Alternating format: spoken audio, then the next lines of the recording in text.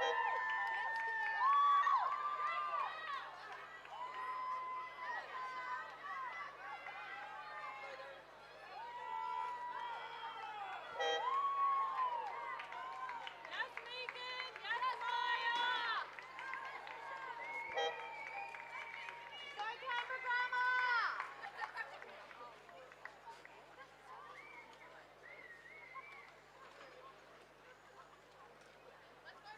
Let's go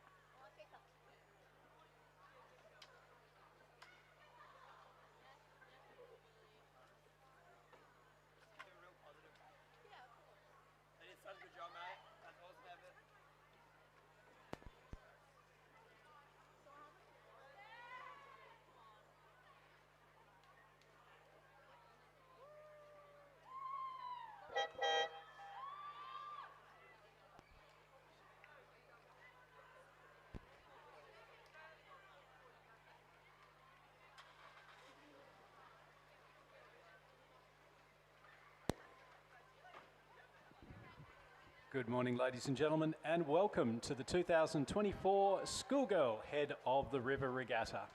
We've had a first couple of heats go through already in the Schoolgirl Year 9 double sculls. Our third heat now just coming, or second heat has been through. We're now up to our race number 3, which is the Year 8 Schoolgirl Cox Quad Division 3. So first 4 through to the final, along with the next fastest crew. So a couple of heats in this event. Tara School, Darramarlin, Queenwood, Canberra Girls Grammar, Loretto Kirribilli, Loretto Normanhurst and Redlands.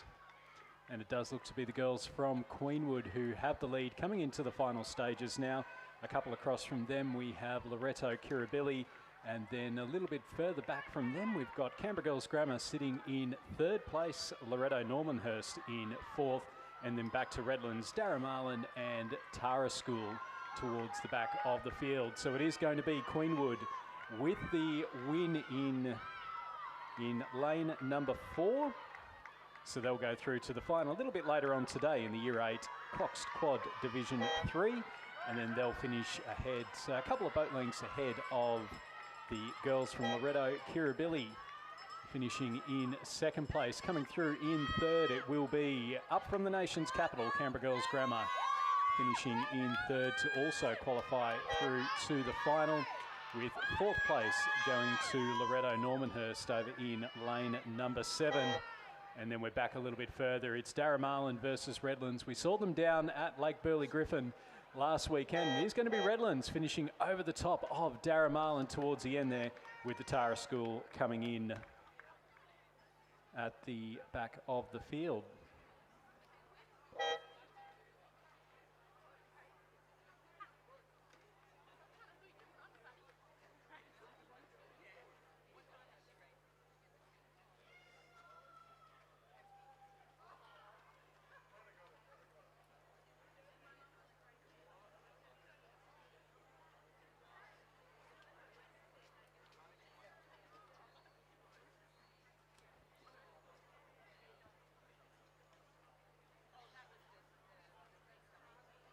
So in our first couple of heats, in heat number 1, race 1, that was the Schoolgirl Year 9 double sculls. It was a win for Loretto Normanhurst. And then Hunter Valley Grammar, MLC School, Askham, the Armidale School, Canberra Grammar, Barker College and Newcastle Grammar. And in heat number 2 of the Schoolgirl Year 9 double sculls, it was Askham, Canberra Girls Grammar, Loretto Normanhurst, Tara School, Pymble Ladies, Radford College, Redlands and Loretto Kirribilli. And we are now underway in race number 4. It's the second heat of the Schoolgirl Year 8 Quad Sculls. Again, first 4 through to the final, along with the next fastest crew from this race and the one before. In lane number 3, we have Roseville, lane 4, Pymble Ladies, lane 5, St Catharines, lane 6, PLC Sydney, lane 7, Canberra Grammar, and lane 8, Sydney Girls. As we just see there, the view from the BRO boats, the conditions very pleasant at the moment. We are expecting potentially some showers and a little bit of wind coming up a little bit later on today, but certainly looking very nice conditions here at the moment, as can be seen. Lane number 3 from Roseville, we have Steph Atkinson, Noni Wilson, Libby Atkinson, Vienna Spear, Carmen Gao, coached by Samir Chara. In lane 4 from Pymble Ladies, Diana Palahawadana, Ava Costa, Rose Bennett, Grace Akers, Phoebe Toynton, coached by Lucy Miller. Lane 5 from St Catharines, Olivia Steed, Olivia Brill, Georgia Smurl, Saskia Vanel and Isabel Varahus, and coached by Sophie Castellas. Lane 6 from PLC Sydney, Vanessa Feltus, Mila Duritz, Amy Dew, Annabelle Cameron and Molly Ammett. In lane 7 from Canberra Grammar, Charlotte Roche, Claudia Koenig, Eloise McFarlane, Hannah O'Donnell and Anna Scanlon. And lane 8 from Sydney Girls, we have Savini Padiban, Ella Wang, Ishana Singh, Molly Chen and Sana Sharma is their coxswain.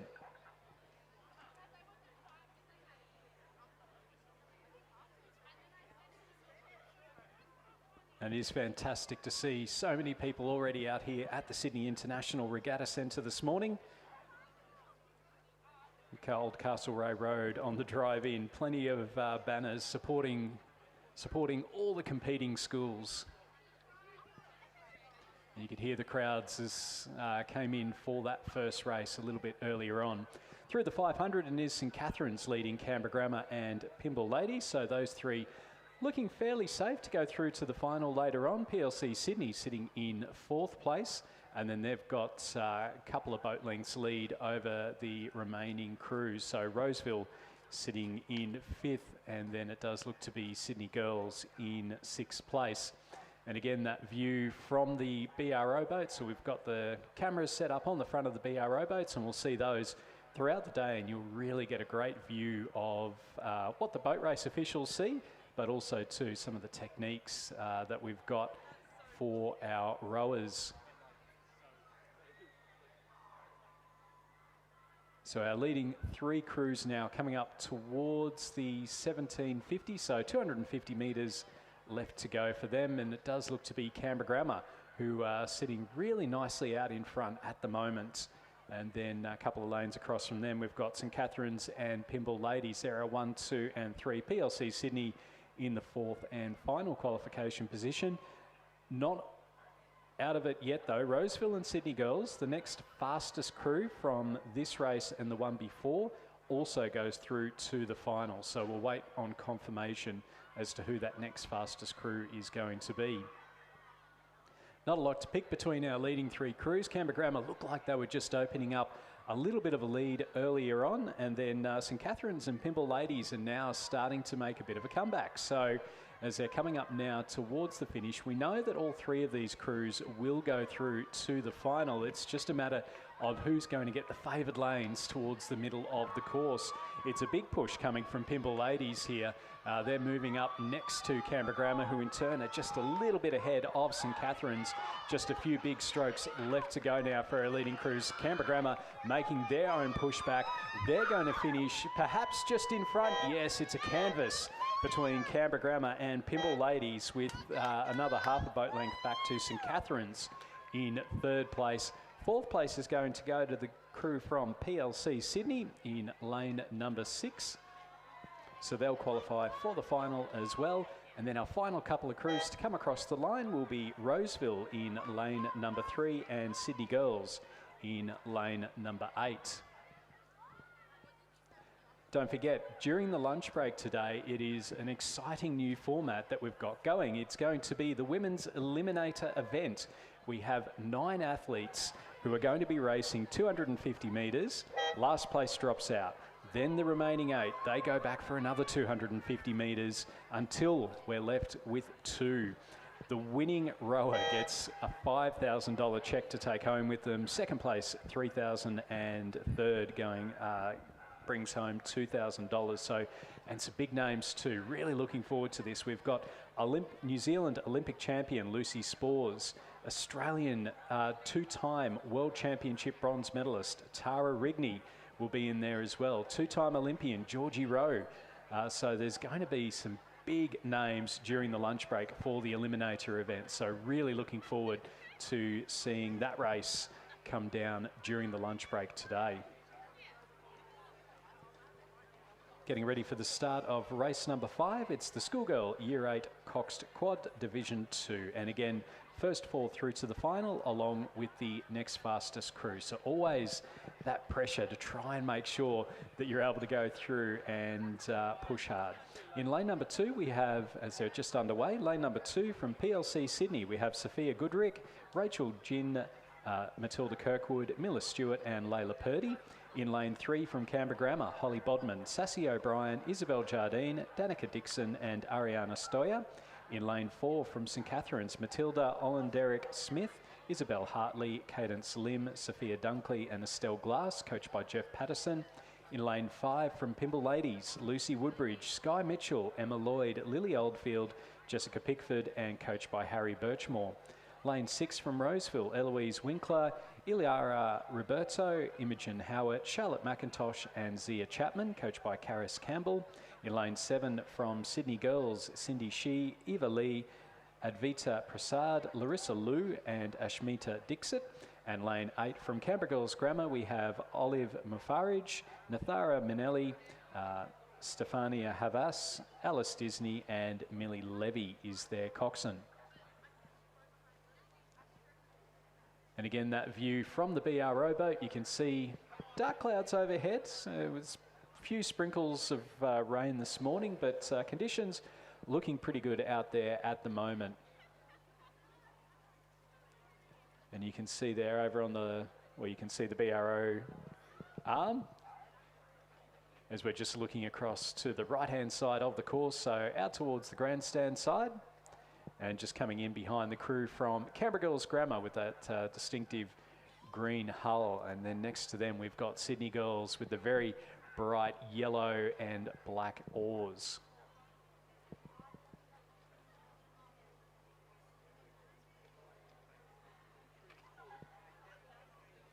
So our leading crew at the moment is the crew from Canberra Grammar. They're leading St Catharines and Roseville in third place. And then a little bit behind them, we've got, well, it says the second Roseville crew, but I don't know that that's correct. And then Canberra Girls Grammar and then Sydney Girls. So we'll just wait on confirmation of those ones.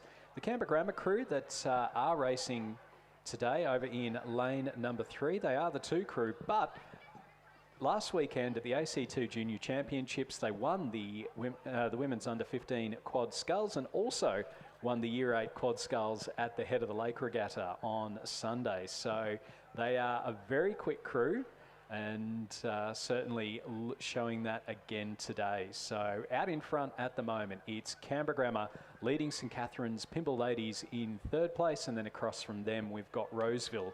It looks to be in fourth. Canberra Girls Grammar making a little bit of a move. They've got a little bit of momentum, and remembering that it's not just the first 4, it's also the next fastest that will go through to the final a little bit later on today in the Schoolgirl Year 8 Quad Sculls Division number 2. Canberra Grammar now with a boat length lead over the crew from St Catharines, and then another boat length back to Pymble Ladies. So that's our 1, 2 and 3. Roseville are sitting in fourth place at the moment. They've got guaranteed qualification with about 250 metres to go. It's a boat length between them and Canberra Girls Grammar in lane number 8. So they are going to have to really push if they're to make it to that automatic qualification position. But the girls who've made the trek up the Hume Highway are the ones out in front at the moment. It's Canberra Grammar with the lead. They've only got about 20 or so metres left to go, a couple of big strokes, and they will get confirmation that they will qualify in first place. So a heat win there for Canberra Grammar School. Second place going to St Catharines in lane number 4, and then back a little bit further to Pymble Ladies in lane number 3, going through to the final. Joining them in the final, it will be Roseville in lane number 6. And then we go a couple across from them. Canberra Girls Grammar will finish in 5th place. And they're ahead of Sydney Girls in lane number 7 in 6th, and then PLC Sydney in lane number 2 in 7th.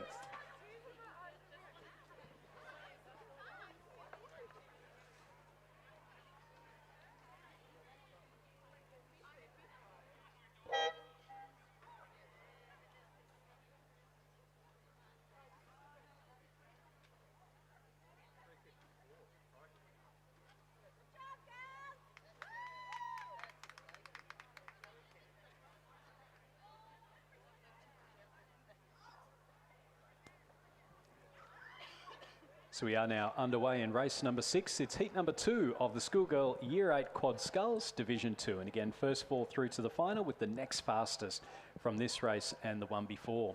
In lane number 3 from Radford College, we have Matilda Hunt, Hannah Bettison, Ria Niranjane, Sanvi Yelamathi and Shannon Clues. In lane 4 from Loreto Kirribilli, Allegra Johnson, Zoe Knowles, Molly Roberts, Juliet Cortez and Francesca Fleming.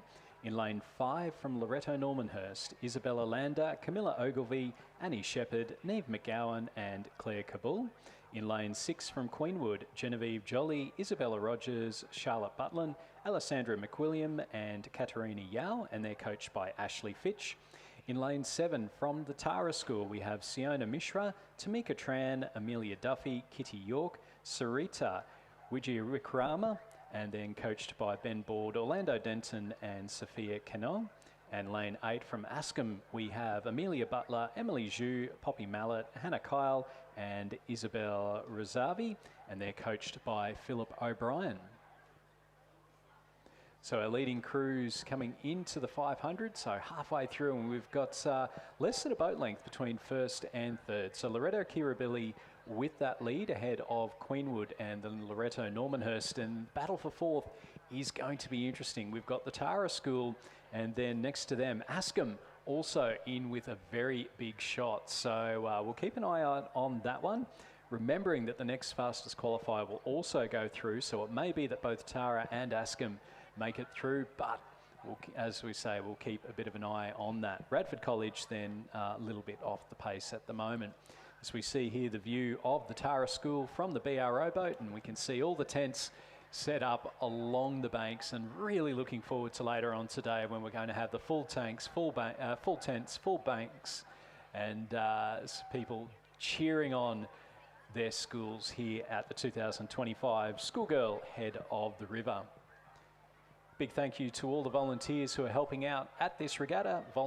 Regattas do not happen without volunteer help. So as with any Rowing New South Wales regatta, if you are able to help, make sure you contact the team at Rowing New South Wales. They're always looking for volunteers. As we see Askham through the 250 metres to go, it's still an interesting battle going on between them and the Tara School for that final qualification position.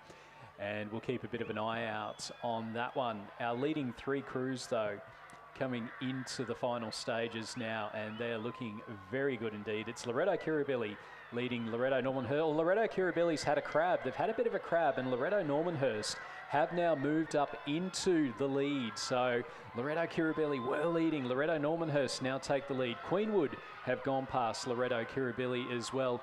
Kirribilli, they're back rowing again, but unfortunately it is going to cost them the heat win.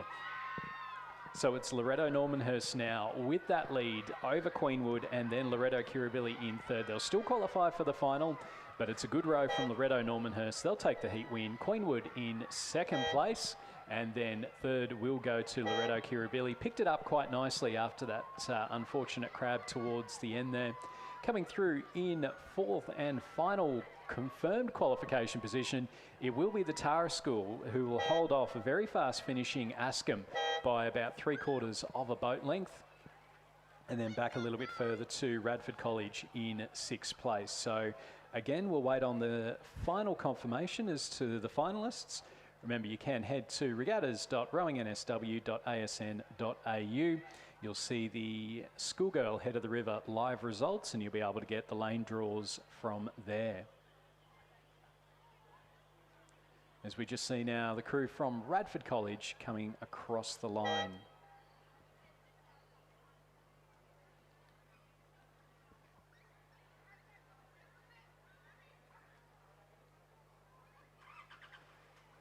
So we're just getting ready for the start of our next race.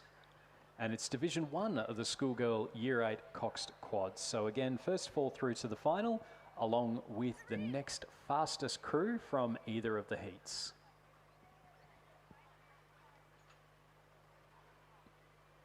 So in lane number 2 from Loretto Kirribilli, we have Charlie Orth, Addie Bartlett, Lulu Chidchi, Harriet Fallon and Audrey Lonigan. In lane 3 from Newcastle Grammar, Ella Windybank, Matilda Hutton, Sienna Myers, Paris Myers and Brooklyn Nauer. In lane 4 from PLC Sydney, Anna Prokhorov, Zara Rutherford, Lara Sangster, Maya Burnett and Eleanor Short. So we just see our crews getting ready for the start. So no held boats over 1,000 metres.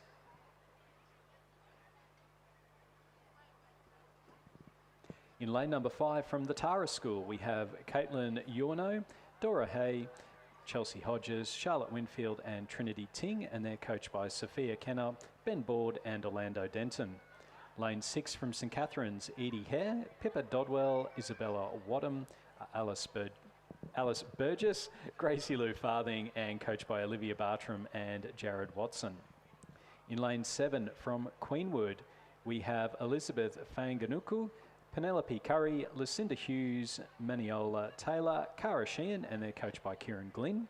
In lane 8 from Redlands, we have Despina Cornelli, Sammy Halliday, Annalise Beattie, Pearl Brown, and Kyra Benoliel, and they're coached by Beth McClellan. And lane 9 from MLC School, we have Janani Catharthis, Danielle Zhu, Kiara Ferguson, Claire Way, Sophia Ronan, and they're coached by Amelia Fink and Ashley Brooking.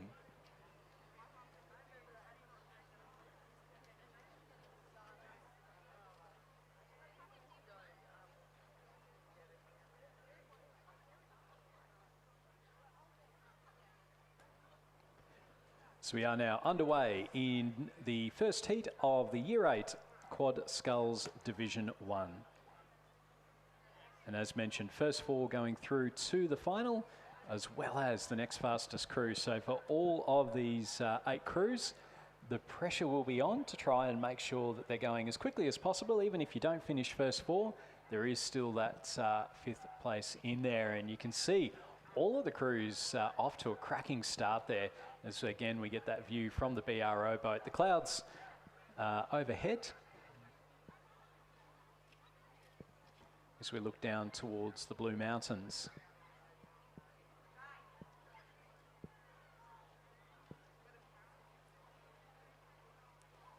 But conditions at the moment, just about perfect. It's about 20 degrees. There is a light breeze going through at the moment. The wind forecast has dropped down a little bit, and it looks like we might actually get some really nice conditions throughout the day on what is International Women's Day as well. So the weather gods bringing it on for the girls.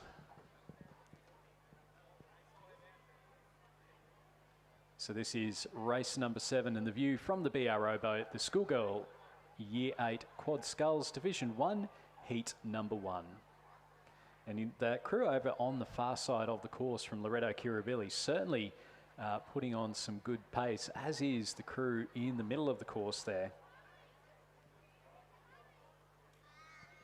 So as they come up towards the 500 metres, get a bit of an idea as to our leading crews. But certainly St Catherine's and Queenwood looking very strong out in front. Queenwood with that lead early, but it's only about the width of the bow number ahead of St Catherine's. And then Redlands and Loreto Kirribilli, all of those boats within about a boat length of each other. So they're our first 4. 5th place PLC Sydney, and they're leading by a boat length over the crew from Newcastle Grammar, and then back a little bit further to MLC School, Tara School in 8th place. But not a lot to pick between certainly our first 4 crews, with those first 4 going through to the final. And then the challenge for PLC Sydney will be to get a little bit of speed up and try and qualify as that next fastest crew for the final.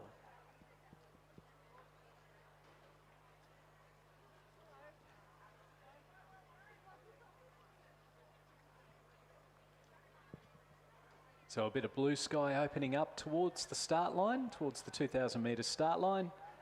A little bit overcast towards here at the finish.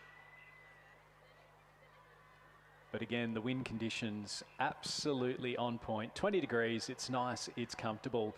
It's going to make for a great day of racing here at the Schoolgirl head of the river. St Catherine's with the lead just ahead of Queenwood now. And then back again to Redlands. And then over on the far side, it looks like Loreto Kirribilli might just be dropping off the pace a little bit. But it's been a big push from St Catherine's in this second 500 metres. They're into the red buoys. They've only got about 175 metres or so left to go. And all of our crews now really starting to put on the big strokes. So it's St Catherine's leading Queenwood, Redlands and Loreto Kirribilli. They're our 1, 2, 3 and 4. PLC Sydney still sitting in 5th place, trying to qualify as the next fastest. As we come up towards the finish line, it's been a great row from St Catherine's. They'll finish a boat length ahead of Queenwood and Redlands in 2nd place. It is just going to be Queenwood holding off Redlands by about the width of a bow number. And then coming through in 4th place will be Loreto Kirribilli over in lane number 2. So they'll qualify through to the final. It'll be the next fastest from this race and the next one. And the crew that have put themselves in that spot will be PLC Sydney, who'll finish in 5th place. And then they'll finish ahead of Newcastle Grammar in 6th. Coming through in 7th will be the Tara School, with MLC coming through in 8th place.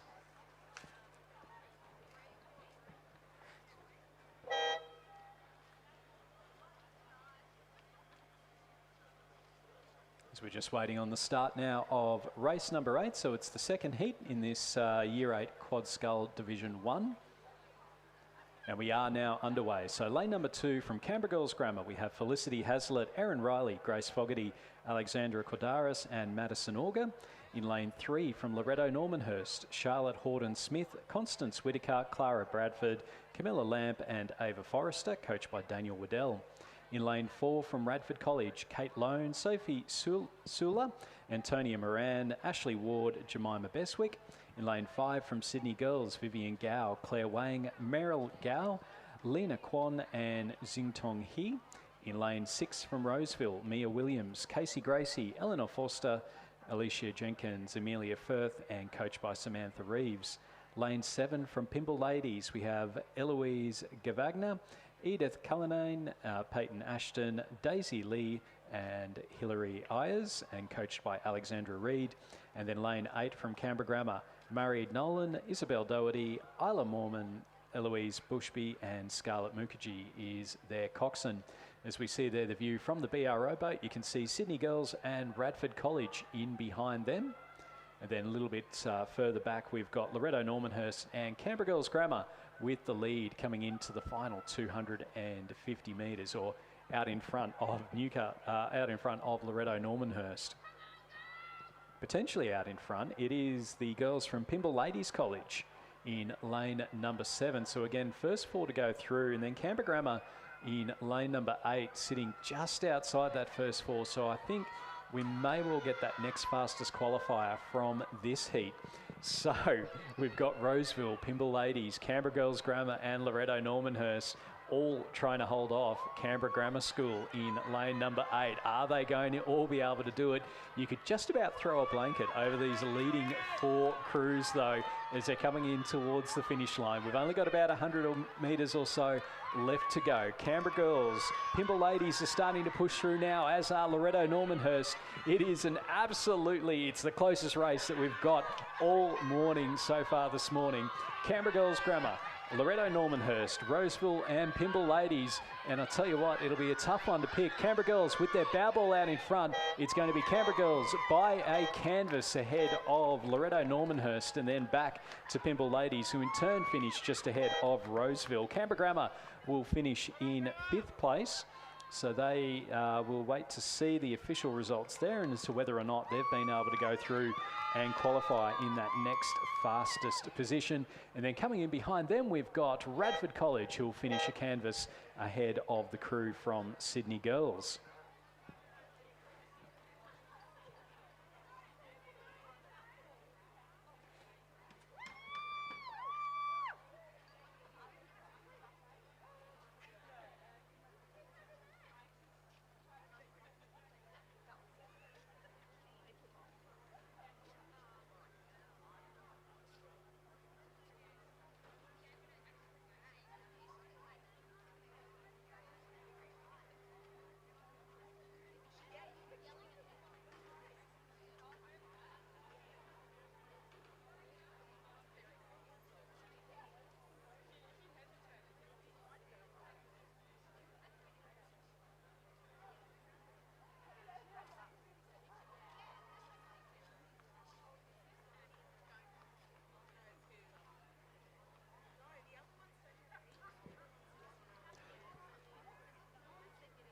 So that was our last 1,000-metre race for a little while. We're going to go now to the 2K starts, and you can see there down at the start lines, we are getting ready for the first heat of the Schoolgirl double sculls. First 4 through to the final, as well as the next fastest. So our crews lining up there at the start for an 8:10 beginning.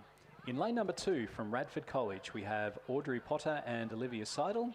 In lane 3 from Newcastle Grammar, Sadie Smart and Roxana Brown.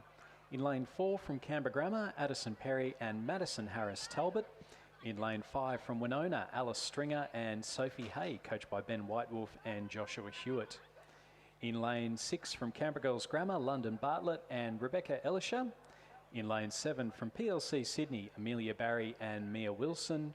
And lane 8 from MLC School, we have Clementine Hendricks and Ashley Denton, and they're coached by Rafe Stanford Meisel and Ashley Brooking. And then a scratching from Canberra Grammar in lane number 9.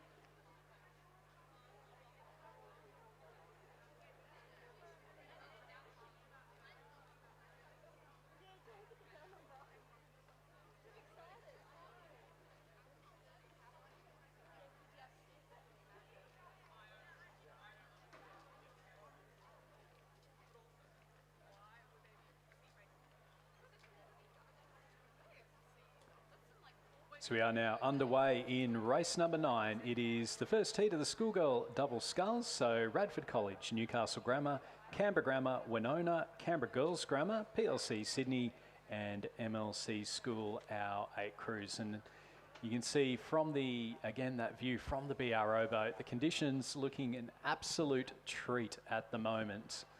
It's the wind forecast has definitely come down over the last couple of days, and if that holds true, then we will be in for some very nice racing conditions throughout today. Don't forget, during the lunch break, we do have the Eliminator event. 9 athletes, 8 races, 250 metres a sprint, and some serious prize money up for grabs at the end as well. So that'll be coming up during the lunch break a little bit later on today.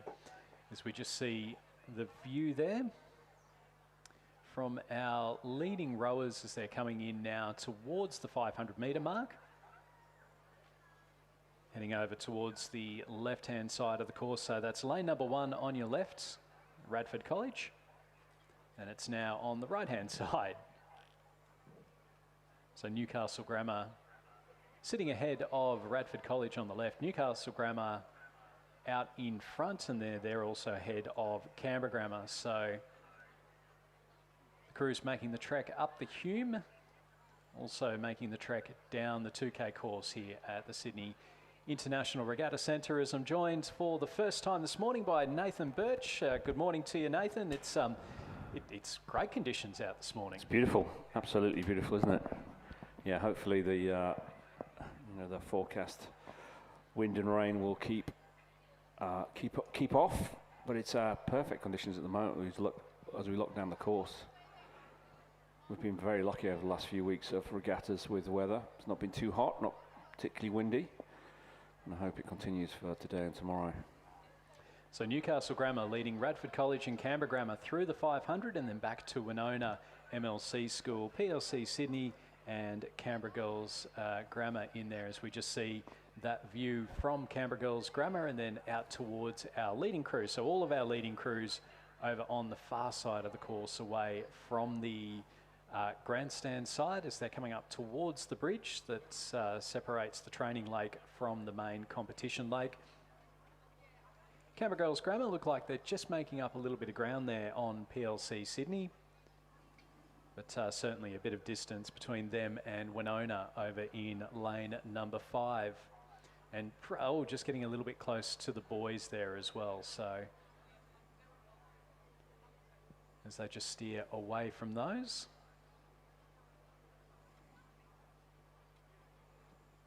And plenty of great racing coming up a little bit later on today, Nathan. Are there any particular races that you're looking forward to seeing? Yes, my daughter is in the Year 9 quad, which I'm quite looking forward to. Heat's going off in about an hour. And then obviously the big one this afternoon, the Schoolgirl 8s, which I think everybody's been anticipating. It's going to be, I'm hoping it's a good race, a good competitive race. Having followed some of the results over the last few weeks in regattas, I think there's some obvious clear favourites there, but I know the girls from a number of schools that I see training out in Middle Harbour, where I row myself, will give them something to think about, I'm sure, today. And it's good to see that the 8s is becoming a bit more competitive, I think. You know, St Catherine's have been dominant over the last couple of years. I still think they're in with a great chance of winning again today. But particularly Loreto, both Loreto, Kirribilli and Normanhurst, and Pymble and PLC and Queenwood are all going to duke it out, I'm sure, for those medal places this afternoon around about 3 o'clock, 3:15. So yeah, I'm looking forward to that. It's going to be a very exciting 8th race. And not forgetting the favourites, particularly after their performance at New South Wales Championships, Kinross coming down. Of course, yeah, Kinross, yeah, of course, yeah. I keep on forgetting that. Yeah, I should have said Kinross there as well. Yeah, so yeah, I think it's going to be. I think it's going to be a ding-dong battle. Yeah. So through the 1,000 metres in this first heat of the Schoolgirl double sculls, it was Sadie Smart and Roxana Brown from Newcastle Grammar, leading Audrey Potter and Olivia Seidel from Radford College, and then Addison Perry and Madison Harris Talbot from Canberra Grammar in 3rd place. Clementine Hendricks and Ashley Denton from MLC School were in the 4th and final guaranteed qualification position, ahead of Alice Stringer and Sophie Hay from Winona, Amelia Barry and Mia Wilson from PLC Sydney, and then London Bartlett and Rebecca Elisha from Canberra Girls Grammar in 7th place. So our leading crews now coming up towards the, well, they're just past the 1250 metre mark. And it's still Newcastle Grammar with that lead at the moment. So first four to go through to the final, with the next fastest from this and the second heat also going through to the final a little bit later on today. Following our double sculls, we're going to have the single scull heats. So a few heats in those ones to get through. So Newcastle Grammar looking comfortable out in front. It's very composed, it's very controlled. And through the 1500 metres, they are very much in the lead. So it's a comfortable lead there for Sadie Smart and Roxana Brown. Only 500 metres to go, and they've got a nice bit of clear water between themselves and Audrey Potter and Olivia Seidel from Radford College. Canberra Grammar sitting in third, so some comfortable margins in with all of those, and some very comfortable rowing going on as well. MLC School sitting in fourth, and then the question for Winona will be, are they going to be the next fastest qualifier? So they're sitting in fifth place, and although the first four can certainly ease up a little bit towards the last part of the race, Winona, the challenge will be to try and push through as much as possible to see if they can get that final qualification position. PLC Sydney and then Canberra Girls Grammar a bit towards the back of the field. So a very spaced out set of crews at the moment, but Newcastle Grammar, Nathan, very comfortable out in front and looking very controlled. Yeah, they look good, don't they, Stuart? They're very controlled there. Coming into the last 250. Just looking at the stroke rate. The trailing crews in second and third start to up their rating on the far side. I think it looks like the crew from, is that Roseville? No, I can't see who it is exactly, but second and third place, just lifting their rating up slightly, but yeah, looking to be well in control. Sadie Smart and Roxana Brown from Newcastle Grammar.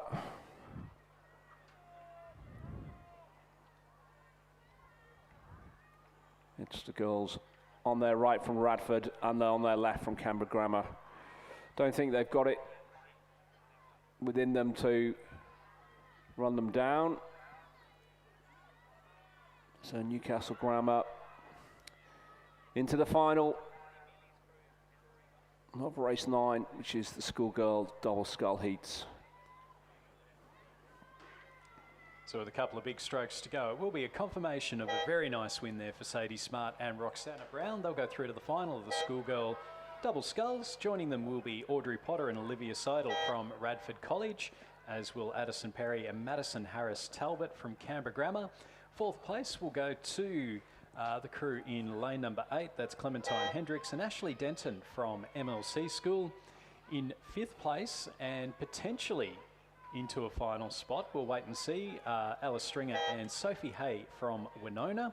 With in behind them, we then have the girls from PLC Sydney, Amelia Barry and Mia Wilson in sixth, and then Canberra Girls Grammar's London Bartlett and Rebecca Elisha in seventh place. We're underway in heat number 2 of the Schoolgirl double sculls, and again first four through to the final. Lane 2 from Winona, Sophia Stevenson and Erica Nutt. In lane 3 from Newcastle Grammar, Heidi McKenzie and Kensington Steele. In lane 4 from Arana, Maya Skasilis and Manon Castro, coached by Mike Brady. In lane 5 from Blaxland High, Sophia Whitelaw and Vitti Young, coached by Daniel Waddell and Hugh Harold and Miles Harold. Lane 6 from the Armidale School, Heidi Cannington, Pollyanna Tybalt and coached by Emily Stevenson. In lane 7 from North Sydney Girls, Sherry Liu and Sienna Fong, coached by Philip Brown and Pamela Withnell. Lane 8 from Redlands, Holly Davies and Kiana Lowe. And lane 9 from Barker College, Taylor Grayson and Meg Anderson, coached by Alexandra Wenyon and Paige Critchlow and Sarah Ellis. So through the 1,000 metres, it was Winona, Sophia Stevenson and Erica Nutt leading out Newcastle Grammar, and then Blaxland High, the Armidale School, Barker College, Arana and North Sydney Girls.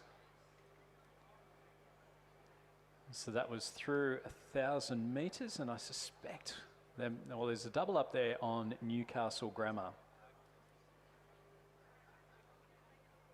So it does look like perhaps the Redlands girls in there, but we'll wait wait on confirmation of that one. So Winona, Newcastle Grammar, Blaxland High, the Armidale School, Barker College, Arana, North Sydney Girls and Redlands. So our first four are Winona, Newcastle Grammar, Blaxland and the Armidale School. And then we've got the Barker College sitting just in 5th place. So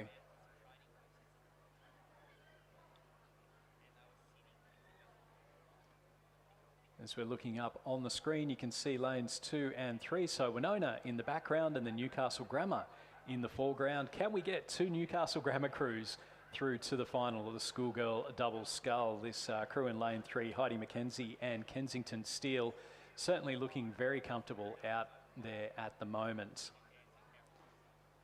And again, the name of the game is to try and conserve that energy as much as possible, so as that you're ready to go for the finals and for any other races. So it's Newcastle Grammar with the lead. They've moved up into 1st place. 2nd place is Winona. And then back from them, we've got the crew from, it looked to be from Blaxland High. So that's Sophia Whitelaw and Vitty Young, who might actually have been in 2nd place ahead of Winona. Then the Armidale School, Barker College, Arana, and then back a little bit further again to, it looks to be Redlands, who are a ways off the pace at the moment.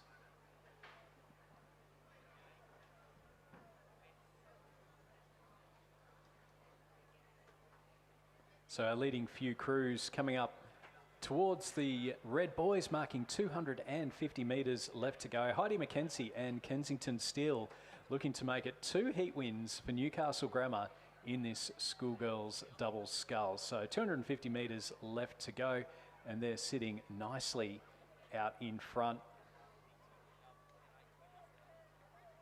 And then a couple of lanes across from them, we've got the Armidale School also sitting quite nicely. Blaxland High, sorry, Sophia Whitelaw and Vitty Young,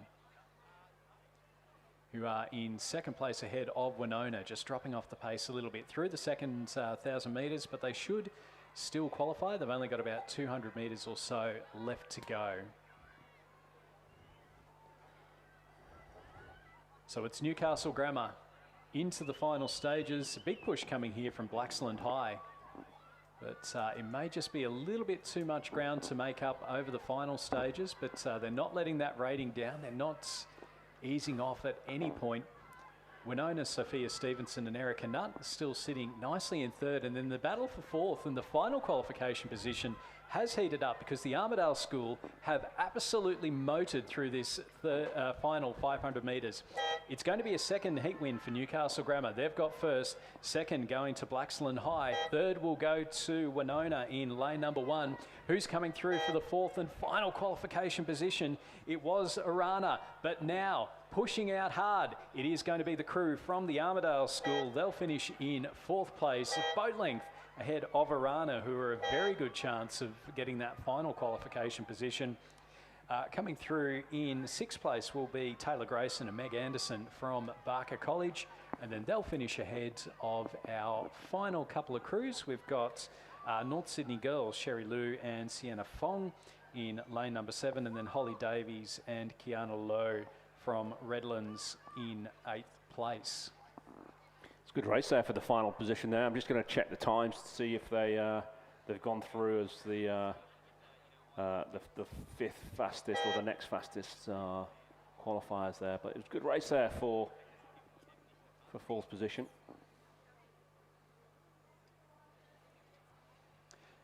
So just as we wait for the confirmation, heat number 1 of the Schoolgirl Single Sculls is underway. First 2 through to the final, as well as the next fastest crew. In lane 2 from MLC School, we have Charlotte Penny, coached by Ashley Brooking and Rafael Stanford-Meisel. In lane 3 from Monty Sant'Angelo, we have Catherine Walsh, coached by Joshua Hewitt and Ben Whitewolf. Lane 4 from Radford College, Sophie Fremantle. Lane 5 from Blaxland High, Zoe McLeod, coached by Daniel Waddell and Angus George. Lane 6 from Barker College, Lucy Watkins, coached by Alexandra Wenyon, Paige Critchlow and Sarah Ellis. In lane 7 from North Sydney Girls, we have Hao Shuang Ding, coached by Philip Brown and Pamela Withnell. In lane 8 from Darramarlin, Ronya Starker-Ashby, coached by Renee Domishen. And lane 9 from Canberra Grammar, Nicole McLean, coached by Kendall Brody. Through 1,000 metres, it was Ronya Starker-Ashby from Darramarlin, leading Catherine Walsh from Mont St Angelo. Then Charlotte Penny from MLC in third place. She was 3.5 seconds back from second, so a little ways off the pace at the moment and just out of a qualification position through 1,000, but we know in the single sculls absolutely anything can happen. Sophie Fremantle from Radford College in fourth, then Lucy Watkins from Barker in fifth, Nicole McLean from Canberra Grammar in sixth, Zoe McLeod from Blaxland High in seventh, and then Hao Shuang Ding from North Sydney Girls in eighth place. Yes, you're just going back to that results of the double sculls. It does look like Arana will go through to the final in the as the fastest fifth finisher. They did beat the Winona crew by some 15 seconds in their heat, so it looks like they'll go through to the final, which is good news for those guys. It's always that when you've got that little bit of extra pressure on and you're trying to go through and get that fourth position, it sets you up nicely for that next fastest crew. It does, yeah, it does. Obviously, it kind of drags you along. If you're in that situation where there are a few boats out in front and they're comfortable in those qualifying positions, then it's always great to race for that final position. If it's competitive, it will give you that extra impetus to keep the pressure on to the final stroke, so you know you've got it in with the chance of making that final slot in the final. So our leading crews here in the first heat of the Schoolgirl single sculls coming up towards the finish. There have got about 250 metres or so left to go, and it's Ronya Starker-Ashby, coached by Renee Domishen. She's with Darramarlin College. She's got the lead at the moment, but over on the right-hand side, we're seeing the big push come here from Charlotte Penny from MLC School and Catherine Walsh from Monte St Angelo, also pushing hard as well. It's only the first two through to the final, with the next fastest also going through. So with the big gap between lanes 8, 2 and 3, then Ronya will need to just keep an eye out over on the right-hand side to make sure that she's able to qualify. There's no easing off because there is a big push coming here from Penny and Walsh. And then back a little bit further, it's Sophie Fremantle from Radford College, a couple across from her, Lucy Watkins from Barker College, then Nicole McLean from Canberra Grammar, a little ways off the pace at the moment. But out in front, Ronya Starker-Ashby from Darramarlin. She's led from the start. She's just starting to up her right now because there is a real threat coming over on the right-hand side. Charlotte Penny from MLC School, Catherine Walsh from Monte St Angelo. They're into the final stages now. It's still Starker-Ashby with that lead ahead of Penny and Walsh. Who's going to qualify out of those two? Or who's going to guarantee a qualification? It's going to be a boat length win for Ronya Starker-Ashby from Darramarlin. Second place, it's just lane number 1, Charlotte Penny beating Catherine Walsh by about the width of the bow number. Not a lot in that, but Catherine Walsh in a really good position there to qualify as the next fastest qualifier. Fourth place will go to Sophie Fremantle from Radford College. She's finishing ahead of the Barker College sculler Lucy Watkins in lane number 6. Sixth place will go to Canberra Grammar's Nicole McLean in lane number 9. And then we go back a little bit further to Zoe McLeod from Blaxland High, and then Hao Shuang Ding from North Sydney Girls. We're already underway on the next heat of the Schoolgirl single scull. It's heat 2. They're well on their way through. Some familiar names here, and it comes as probably no surprise that actually as they come through the first, actually 1,500 metres, it's Isabel Henderson from the Armadale School in lane 8, nearest us. In lane 8, there would be 9 sculls in this, so nearest the grandstand. Second is Lucy Yabsley from Askham. And third from Sydney Girls was Zena Palmer, and then there was some way those 3 scullers out in front to the rest of the pack. Stella Langan, Amelia Branley, Charlotte Lee and Arabella Turner-Smith, who are trailing these first 3. Obviously the first 2 go through to the final and the next fastest finisher. So 4 heats in this, a 2,000 metre race. This is race 12 As just crossing the line is the North Sydney girls Sculler in the final competitor for race 11. But on the lake, on the far side from Askham, Lucy Yabsley. She was probably a length and a half behind Isabella Henderson, the Armadale Sculler, who's in lane 8. And she was being pushed by Zena Palmer from Sydney Girls in lane 7. So first two to go through. Does look like Lucy on the far side and Isabella are aware that they've got these 2 qualifying positions in the bag. A very, very leisurely stroke rate from Lucy on the far side. Isabella feeling a bit more pressure as she looks over her shoulder on the right. Under pressure is Zena Palmer, who will be in a great position to go through as fastest qualifier. It's Lucy Yabsley who goes through first. Isabella Henderson from Armadale goes through second.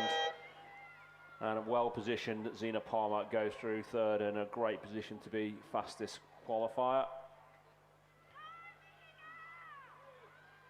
And there is some way it will give you an idea of the class of those 3 competitors.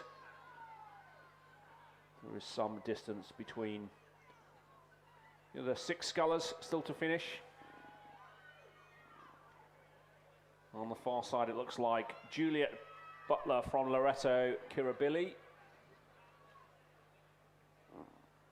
Actually, that might be Stella Langan from Alexandria Park Community School.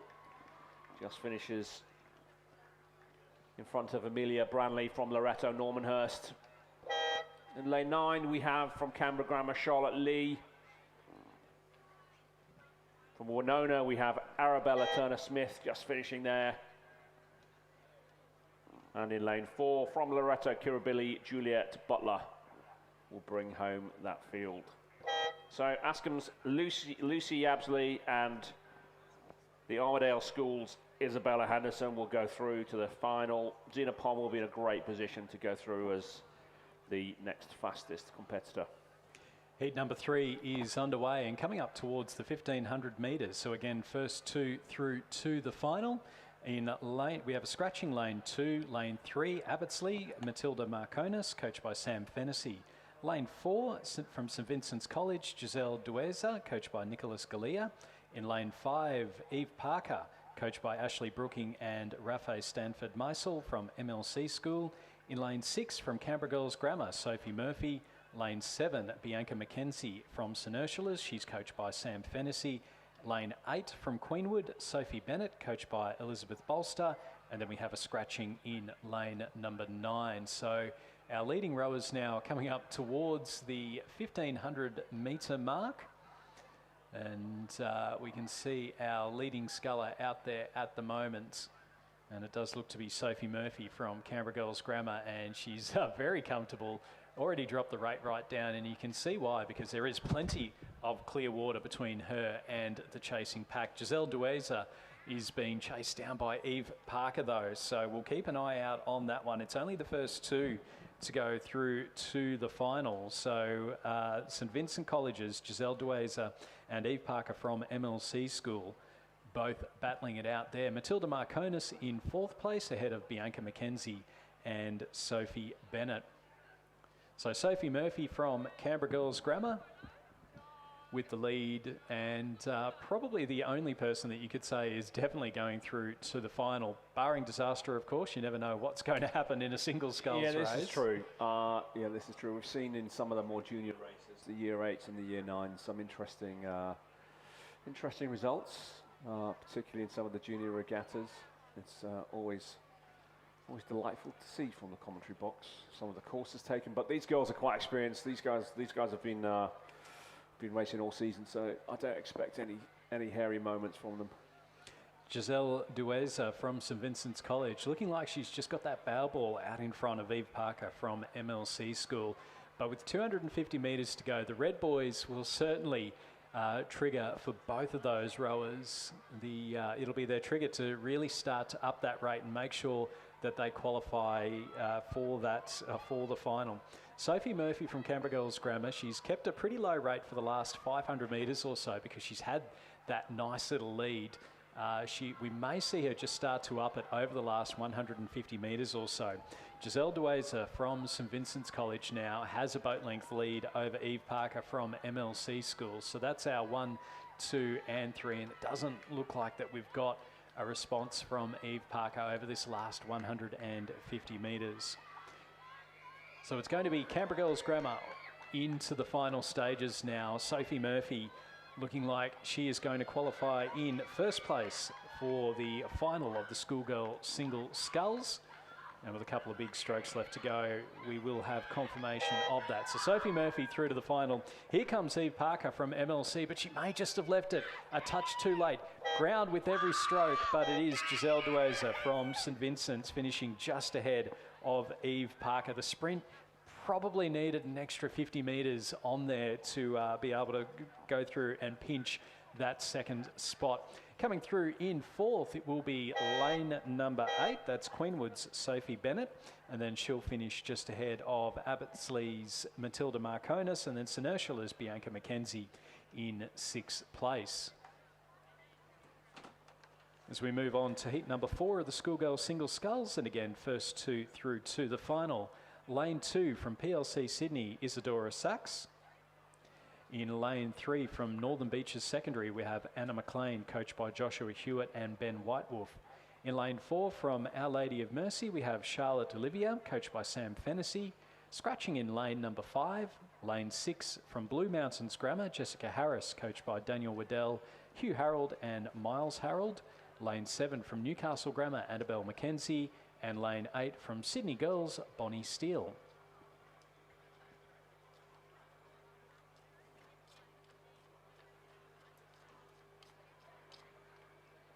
So they are through the first 1,000 now. We just don't have timings on them at the moment, but this is the final heat of the Schoolgirl single sculls before we move on to the Schoolgirl Year 10 Division 2 quad scull. So a couple of heats in there. So we'll back onto the crew boats after this one.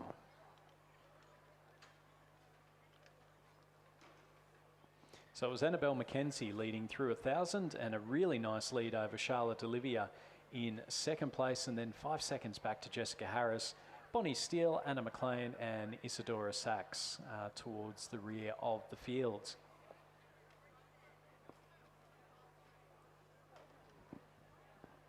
Yeah, as soon as this race is finished, we should get a view of who's going to take that final next fastest finisher.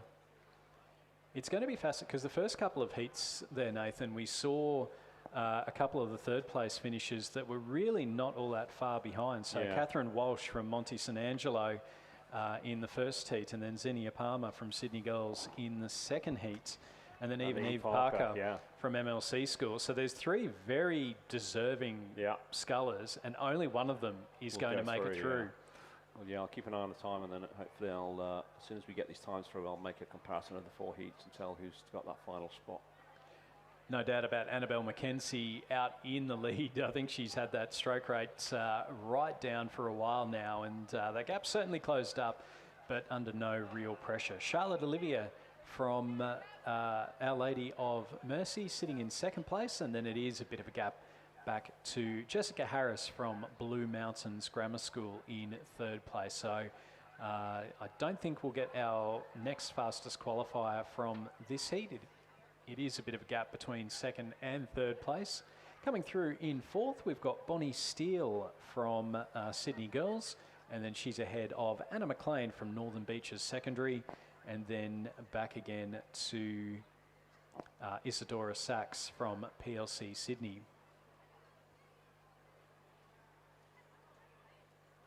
So this is the final heat of the Schoolgirl single sculls. It's our first 2 going through, and then the next fastest from all 4 of the heats. So Nathan will keep an eye out on that one, and as soon as we know the results, we'll be able to pass those ones on. But it is a reminder that even if you are sitting just outside the qualification positions, a number of these events do have it where it is the next fastest crew to go through. So keeping that pressure on may well see you end up in the finals. No doubt about Annabelle McKenzie from Newcastle Grammar. We've already seen 2 Newcastle Grammar crews go through in the heats of the double sculls. And Annabelle McKenzie now in a great position to go through to the final of the single scull. So some serious talent in this schoolgirl single sculls. We saw Lucy Yabsley win for Ascombe School. She was an Australian junior representative last year in the quad sculls. And again, our leading scullers in the last few heats have certainly been doing it very comfortably. So really looking forward to seeing the finals a little bit later on today. So Annabelle McKenzie from Newcastle Grammar into the final few strokes now. She's going to go through and qualify in what is a very, very comfortable first place. So a win for Newcastle Grammar. Annabelle McKenzie. Second place going to Our Lady of Mercy's Charlotte Olivia. She'll qualify through to the final. It was a big finish there from lane number 6, Jessica Harris from Blue Mountains Grammar. And then coming through in, looks to be in 4th place, will be Bonnie Steele from Sydney Girls. She's got a bit over a boat length lead over Anna McLean from Northern Beaches Secondary in 5th. And then Isadora Sachs from PLC Sydney in 6th place.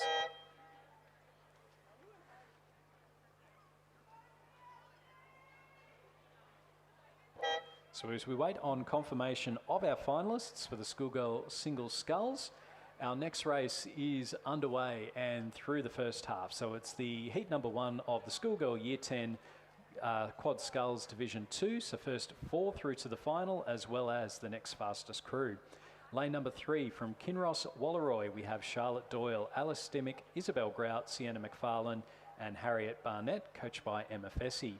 In lane 4 from PLC Sydney, Vicky Russell, Isabel Wadland, Carla Rasika, Willow Swift and Holly Angwin. In lane 5 from Darramarlin, Scarlett Mansfield, Francesca Quigley, Jessica Newham, Anna Lipinski, Phoebe Needham and coached by Emily Olive. In lane 6 from the Tara School, we have Caitlin Lelive, Piper Walker, Sydney McCartney, Victoria Eaton, Mackenzie Track, and they're coached by Lily Feeks and Orlando Denton. And lane 7 from North Sydney Girls, Andrea Deng, Sarah Wang, Loya Tang, Felicity Moy and Daisy Meng, and they're coached by Philip Brown and Pamela Whitnell. And yeah, just confirming those results of those 4 heats of the single scull. It looks like Zina Palmer from Sydney Girls is going to go through to the final of those single scull for the schoolgirls. She's considerably quicker than the other 3 third place finishers in the heats. So yes, it will be a tight race given the times so far for that final, which will be this afternoon. It's the single scull final for the schoolgirls. So Xenia Palmer, congratulations, you'll go through to the final. as we just see our leading rowers going through, getting up towards the 1500 metres, and it's our first Kinross boat of the day, and in no surprise, it is Kinross with the lead. So Kinross Walleroy with a very comfortable Clearwater lead over the remaining crews. They look so good there on the screen as they're just tapping the boat along so nicely, letting the boat run under no pressure. Great timing. It's great, great view there as we've got from the commentator tower and also the camera work. But yeah, very nice, very relaxed sculling there from Kinross Wall. I don't know what they're feeding them up there, but it seems to be working. They're doing very well in sculls this year. I think they just do very well in all sports. Yeah. I mean, you've seen Phoebe Litchfield play cricket for Australia straight out of Kinross. Is that right? I'm not a cricket fan, but yeah, okay. So Being an Englishman, I'm definitely not a cricket fan. That's all I can say. Yeah. Probably not of women's cricket at the moment. Women's cricket, women's rugby league. Yeah, let's just not talk about any of that, really. Kinross with that lead. Coming through in second place, we've got PLC Sydney And then across lane number 7, North Sydney Girls. And then it's between the Tara School and Darramarlin. And it looks like the girls from the ACT with a couple of boat lengths lead over Tara School. We've got the 10 crews in this event, and one of them will drop out. So it's still on for the Tara School. They'll still need to push through to try and make it through to the final. Remember, first 4 from this heat go through to the final, and then it's the quickest out of the 5th place finishers.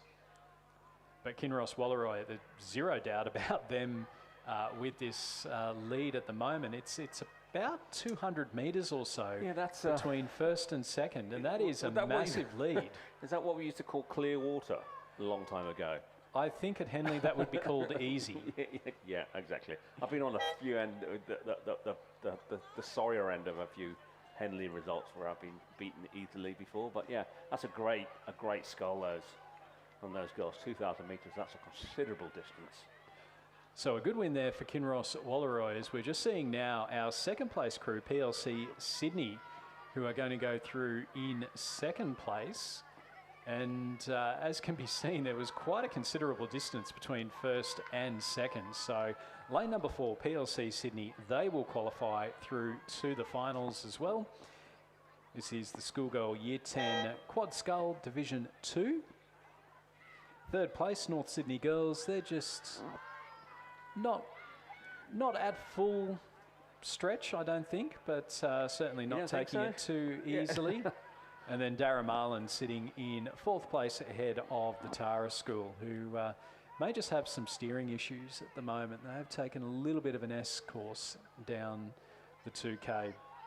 So North Sydney Girls in 3rd place, they'll qualify through to the final, as will the crew from Darramarlin in lane number 5, with the Tara School finishing in 5th place. Well, let's keep a time on that Tara School, because they still have a chance to go through to the final. So I'll keep an eye out. Moving on to heat number 2 of the Schoolgirl Year 10 Quad Scull Division 2. In lane number 3 from Radford College, we have Millie Mann, Isabel Pragasam, Natalia Costanzo, Catherine Austin and Pippa Harmon. Lane 4 from Canberra Girls Grammar, Chloe Ryan, Hannah Watch, Olivia McBride, Abby Barlow and Elizabeth Tarver. In lane 5 from the Armidale School, Elsie Caulfield, Matilda Gordon, Bridie Hicks, Matilda Butcher and Felicity Henderson, coached by Patrick Swanson. In lane 6 from Sydney Girls, we have Amy Dew, Karina Lee, Dana Ewan, Alice Gow and Anna Gandhi. And lane 7 from Redlands, Zoe Trevina, Aurora Crennan, Grace Ford, Isabella Solgard and Kyra Benoliel is their coxswain. And then again, we'll just see as they're coming into the 1,500 metres, it does look to be the Redlands crew who have a nice lead at the moment. And then they're ahead of Canberra Girls Grammar in 2nd place.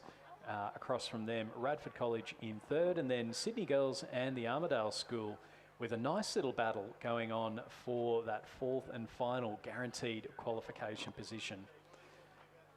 So our leading Redlands crew coming in now through 1,500. And just confirmation there of a nice little lead at the moment ahead of Canberra Girls Grammar and Radford College. Our leading 3 crews were down in Canberra last weekend for both the ACT Junior Championships and the ACT Head of the Lake. So a nice little warm-up for them on the shores of Lake Burley Griffin before heading out here for the head of the Schoolgirl Regatta. So Redlands, Canberra Girls Grammar and Radford with our leading 3 crews, and then the Armidale School and Sydney Girls battling it for that 4th and final guarantee position. Sydney Girls looking like they're just in front. Yeah, that's the interesting piece I'm focusing on. Whoever finishes in 5th position, they've got to beat a time of 9 minutes 20 to take that final slot.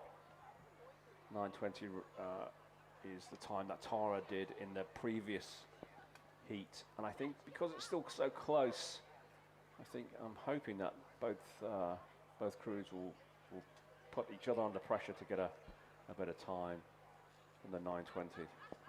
Who knows? There's a bit of a wiggle there in the Armidale School, I think there.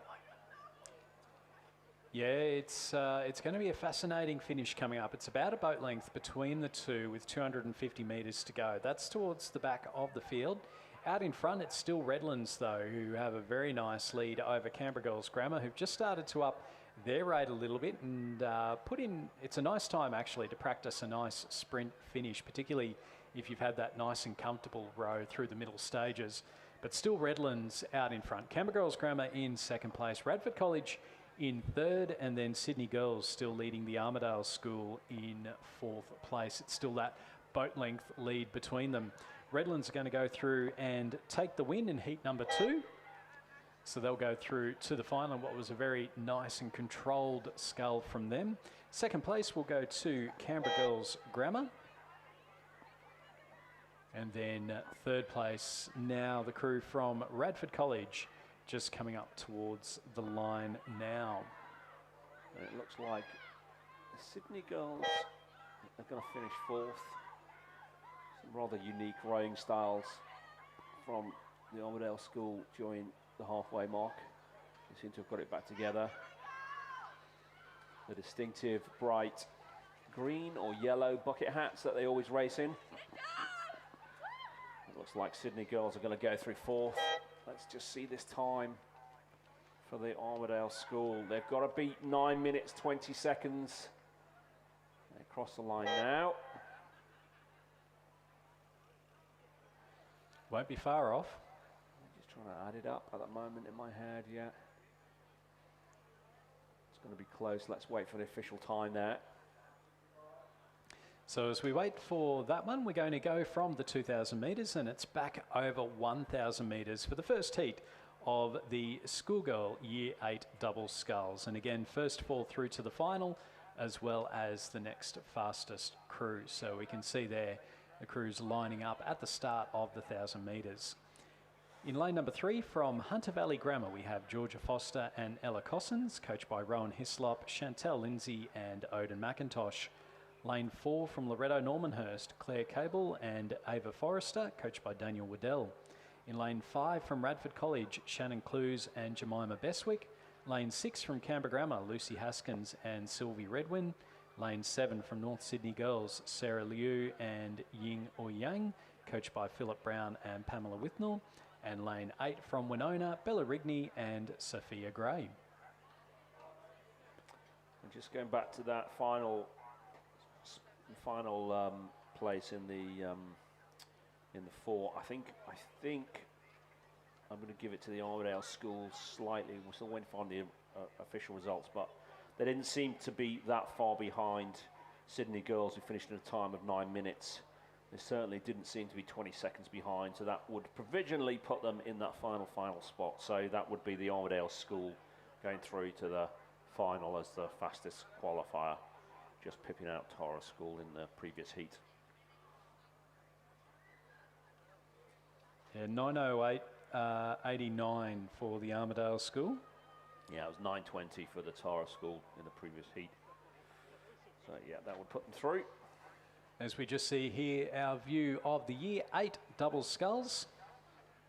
And again, first 4 and the next fastest to go through. So our leading crews through the first quarter of the race, so the first 250 metres. And again, they really are fascinating views that we get from the BRO boats, because it's a completely different perspective to what you normally get from a rowing race. So normally we get to see our crews from side on, and with this view from the front, well, number one, you can see how close some of the crews can get to the buoy line. And I know from personal experience, if you hit one of those buoys, it can be very off-putting, and then trying to steer the boat away from that. So we're looking out there towards the crews from Winona and North Sydney Girls. So North Sydney Girls on the left-hand side and Winona on the right. As they hit a buoy, as you say there, Stuart, they've just corrected their steering, but they clunked a buoy there. The umpire's giving them some friendly advice to get back into the middle of the lane. Look at the wind, it's not significantly picked up really. The flags are fluttering slightly, but there's nothing really that would suggest that the steering is a bit awry, other than the fact you're going backwards and have no idea where the finish line is, which is unique in the world of sport, I think. So it's quite difficult when you're in the middle of a race to just judge the equal distances between each end of your blade on this relatively narrow lanes as they row down. So it is hard because obviously you don't see where you're going. You don't have that perspective of heading in the right direction other than facing backwards. So it is a unique skill. It's more difficult than it probably seems if you're a spectator. And also with the foot steering, it's making sure it's the subtle movements and not the big twitch to the left or a twitch to the right. Absolutely, yeah. It can be quite dramatic if you're in a boat and rudder is not only kind of put full on, but acts as a bit of a handbrake in terms of your speed, but actually throws the balance out, throws the direction of the boat out quite significantly. And you can see some of these doubles as they are kind of making their way down the course. They are moving from left to right within their own lanes, just overcompensating. It's quite a subtle movement. You see the girls from North Sydney. There's that North Sydney girls there, yeah. You know, taking the slightly longer route, I'd say, than some of their colleagues. Our leading crew at the moment is from Hunter Valley Grammar, and they've got a nice Clearwater lead over Canberra Grammar in second place and Radford College in third. So that's 1, 2 and 3. It's first 4 to go through to the final. That fourth place looks to be Winona over in lane number 8, and then they're ahead of Loretto Normanhurst and North Sydney Girls. But certainly those final 2 crews not completely out of it, remembering that we've got the first next fastest crew from the 2 heats to go through to the final as well. Hunter Valley Grammar won't need to worry about that though. Georgia Foster and Ella Cossins have been leading right from the start. It's a very controlled scull from them as they come up towards the finish line in the first heat of the Schoolgirl Year 8 double sculls. Second place will go through to Canberra Grammar's Lucy Haskins and Sylvie Redwin, and then they'll finish just over a boat length ahead of Radford College's Shannon Clues and Jemima Beswick. Coming through in the fourth and final qualification position will be Winona's Bella Rigney and Sophia Gray. And they've got a nice lead over Claire Cable and Ava Forrester from Loretto Normanhurst, and then Sarah Liu and Ying or Yang from North Sydney Girls. In fact, they're pushing really hard towards the end there. They've really picked it up nicely towards the final stages and almost managing to row through Loretto Normanhurst there. We'll keep an eye on their time again. And they finished really strongly there, didn't they, the girls from North Sydney? Absolutely. It was a fantastic little finish there. Remembering that all of our crews in these 2 events would have only been rowing for the past 6 months or so. Yeah. So very inexperienced there, particularly when we talk about the foot steering. Heat number 2 is underway, and in lane 3 from MLC School we have Hannah Lee and Kiara Ferguson, coached by Ashley Brooking, Amelia Fink and Rafael Stanford Meisel. In lane 4 from Loretto Kirribilli, Eloise McConan and Francesca Fleming. In lane 5 from PLC Sydney, Grace Clausing and Asta Ewing. In lane 6 from Ascombe, Jess Brown and Jess Robilliard, coached by Philip O'Brien. And lane 7 from North Sydney Girls, we have Lillian Yang and Isabel Vacafi, and coached by Philip Brown and Pamela Withnell. It is Ascombe who have the lead through the early stages ahead of MLC School. Look like they're in second, and then it's between North Sydney Girls and Loretto Kirribilli, and then back to PLC Sydney in 5th place. So 4 crews guaranteed to go through to the final of this one, and then it's a matter of whether or not 5th place is the next fastest. Yep, and whoever finishes 5th in this has got to beat a time of around about 4 minutes 56 to go through to the final. At the moment, that's the North Sydney Girls of Sarah Louis and Ling Yu Yang, who finished in 5th. We'll just have to wait and see.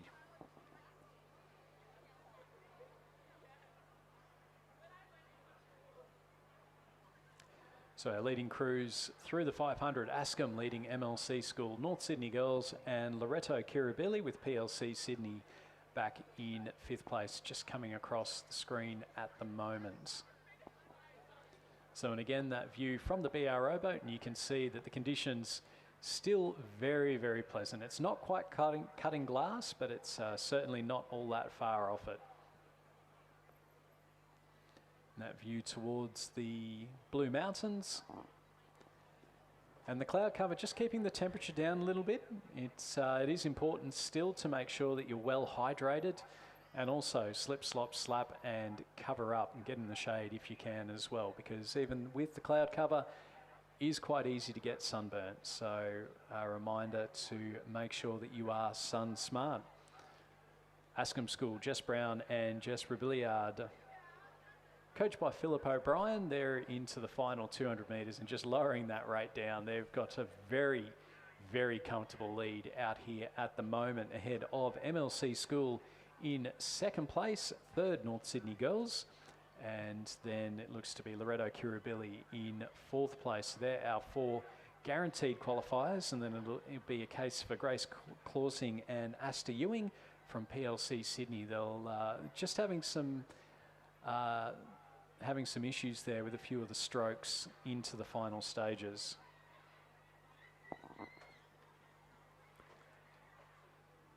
So it's going to be another heat win for Ascombe. The 2 Jesses, Brown and Rebillard, coming out towards the finish line now, and a very strong win for them in the second heat of the Schoolgirl Year 8 double sculls.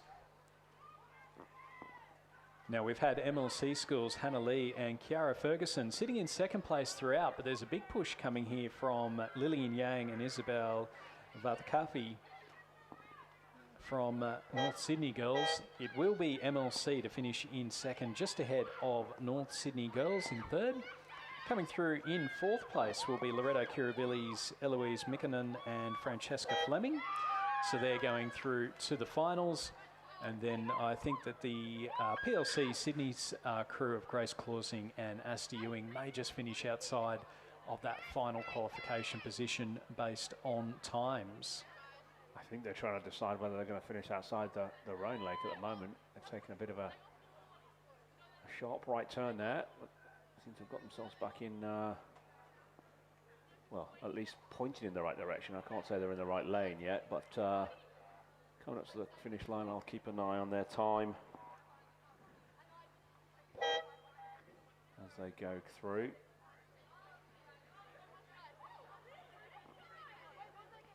I suspect unofficially they're going to be not in the final. I think they're just a couple of seconds short there of the girls from Loretto Normanhurst who finished in a roundabout time of 4:55 in the previous heat. So as we just wait on confirmation of the results there, we'll move on to race number 19, and it's the first heat of the Schoolgirl Year 9 Coxed Quads Division 4. And again, first 4 through to the final, along with the next fastest from the 2 heats. In lane, as we just see the crews lining up at the 1,000.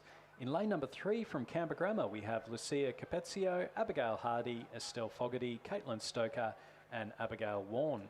In lane 4 from Pimble Ladies, Isla Pilates, Bethany Carruthers, Alexandra Ritchie, Stacey Sharp, and Margot Marseille, coached by Sophie Graham and Harry Birchmore. Lane 5 from Loretto Kirribilli's, we just see our crews underway now. Lane 5 from Loretto Kirribilli, Heidi Betzer, Gabrielle Westerway, Georgia Woodward, Claudia McCloskey and Maya Robertson. In lane 6 from Canberra Girls Grammar, Sienna Pappas, Layla Mason, Caitlin Burney, Cordelia Valentine and Isabella Rose. In lane 7 from Queenwood, Caroline Sun, Aishwarya Sharp, Claire Pullinger, Annie Deng and Lara Verheyen. And lane 8 from Roseville, Christina Chan, Zoe Waterhouse, Kalila Liao, Chloe Zhang, Eleanor Ao Young, and they're coached by Sophie Brady and Lucy Thompson.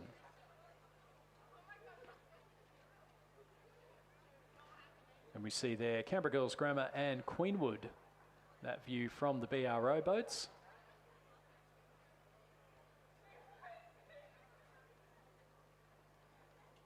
Thousand-metre race this. So they've all lined up, off they go. I know for at least a few of them, the Pasta Nights, they had the river celebrations pre-race carb loading.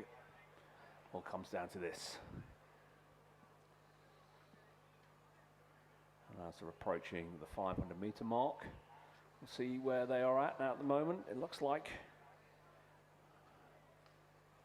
it could be the Loretto Kirribilli boat, which might just have their noses out in front of Pimble Ladies on their right. As they go through, we'll see how the Canberra Girls Grammar and the Queenwood boats are faring as well.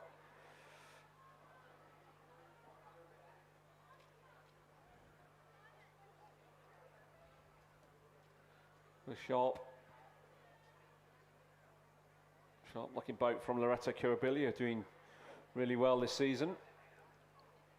As they go through with about a boat and a quarter length over Pimble Ladies.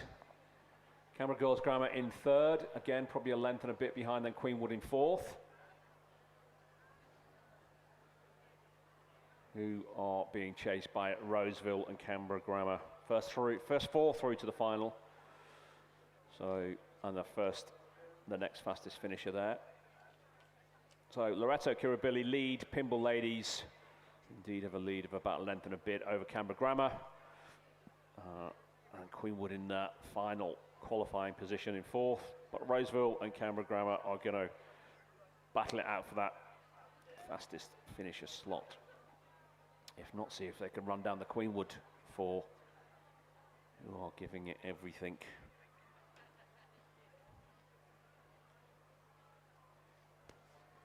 So Loretto Kirribilli with the lead into the last 250 metres, and then they're sitting nicely ahead of Pimble Ladies and Canberra Girls Grammar, with Queenwood just looking like they're trying to get a bit of ground there on Canberra Girls Grammar. They're first four through to the final, along with the next fastest. So that's our 1, 2, 3 and 4. Roseville and Canberra Grammar having a nice little battle over in lanes 3 and 8. So the arrow formation down the course. It's been a great row here from Loretto Kirribilli. And they've got a nice clear water lead over Pimble Ladies and Canberra Girls Grammar. So into the final stages now, and plenty of power coming through from that Loretto Kirribilli crew.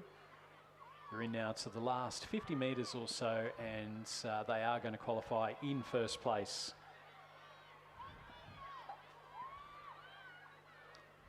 So strong wind coming up here for Loretto Kirribilli, and they'll go through to the final of the Schoolgirl Year 9 Coxed Quad Division 4. Joining them in the final will be the crew from Pimble Ladies in lane number 4. They'll finish in second place, ahead of Canberra Girls Grammar in third place. Then in fourth it will be Queenwood in lane number 7. So those four crews guaranteed to go through to the final. Now the question is, who's going to be joining them as the next fastest qualifier? Canberra Grammar School leading out Roseville into the final stages now. They've only got a couple of big strokes left to go. We'll keep an eye out on the time from Canberra Grammar. They'll finish ahead of Roseville in 6th place. So one of those crews, potentially Canberra Grammar, going through. We'll wait for the second heat of the Schoolgirl Year 9 Coxed Quads Division number 4. As we get ready for the start, we are at the start of the second heat. So again, first four guaranteed, with the next fastest crew going to the final. Lane 3 from North Sydney Girls, we have Yu Yi Wang, Chloe Macri, Erica Cui, Sarah Newton and Maggie Gould, coached by Philip Brown and Pamela Withnell. In lane 4 from Loretto Normanhurst, Jazz Burgoyne, Ella Jones, Ella Freeman, Eloise Moore and Eloise Leve, coached by Arabella Barr. Lane 5 from St Catherine's, Matilda Jack, Coralie Harris, Harriet Hathorn Jarman, Ellie Avery and Lucy Brown, coached by Layla Gaston. Lane 6 from the Armidale School, Ruby Menkins, Mila Wright, Harriet Coupland, Momoka Williams and Poppy Post, coached by Stephen Cotter and Ben McDougall. And lane 7 from PLC Sydney, Lily Burrows, Amanda McCarthy, Eve Boyle, Camille Brown and Eva Lazarus Hall. Yeah, it looks like the boat from St Catherine's got an absolute flyer from the start. Off very, very quickly. And they've maintained that as they go through the 500 metres mark. Time of 2:01. And then almost all the other competitors in the field are actually crossing the line very, very closely. So North Sydney cross just a nose in front of Loretto Normanhurst, who again have just got a canvas on the Armadale School. PLC Sydney have got to make up almost a boat and a half length if they want to be in these final 4 positions. But yeah, St. Catherine's well out in the lead, a great start, really flew away from the rest of the pack there in the first kind of 20 strokes. But North Sydney, Loretto and the Armadale School are going to have a ding-dong battle now. Yeah, it's a fascinating race, this one. It's very much bunch. It's only St. Catherine's with that lead, and I don't know that you could actually say that any of these other crews are completely out of it yet there, Nathan. Yeah, that's right. Yeah, you can throw a blanket over the next 4 boats. I think the girls from St. Catherine's will be probably watching this, maybe a bit nervous, because it always kind of worries you if you're out in front and you're comfortable and you see all the field coming back at you. You do have that kind of moment of hesitation to say whether you've blown or you're going too slow, or why does everybody other crew? There's usually a crew that's lagging behind, but not in this case. Everybody's giving it all the beans to the finish, I hope.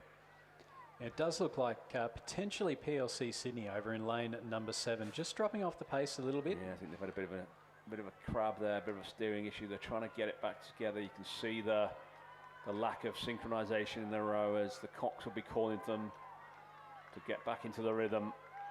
Might just have scuppered their chances. The St. Catherine's are still quite comfortable out in the lead. They're going to take first place. It's going to be the Armadale School, Loretto Normanhurst. On either side of them, they're going to finish 2nd and 3rd, and then it looks like the North Sydney girls are going to finish in 4th. So it's a win there for St. Catherine's. Now they'll finish. Who's going to finish 2nd? Loretto Normanhurst or the Armadale School? Big push coming here from the Armadale School, and it is going to be the crew from the north of New South Wales who finish in 2nd place ahead of Loretto Normanhurst. North Sydney girls will finish in 4th place, and then they'll be ahead of PLC Sydney. So we'll get confirmation as to who goes through to the final as the next fastest crew. Next on the race is race 21. It's the actual Division 3 of the Year 9 quad. On the far side from Arana, we have Allegra Macklin, Ava Wheatley, Lindsay Colcliffe and Gaia Zeri.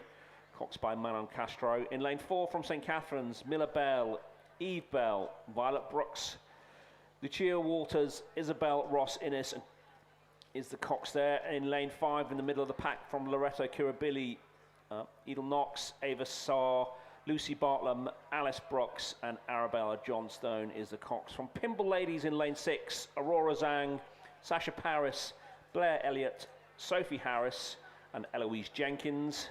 In lane 7 from Sydney Girls, we've got Kelly Tang, Sophia Zeng, Juliette Lefebvre, Erin Chi and Melody Song. And in the 8th lane from MLC School, we have Claire Y, Stella Vincent, Tabitha Lloyd and Catherine Bentley Lamp. Cox by Miranda Hudson. And just confirmation there of our last race. So we had Division 4, and it was the next fastest to go through. So PLC Sydney look like they've qualified with a time of 4 minutes 30.59 compared to Canberra Grammar's time of about 4 minutes 34.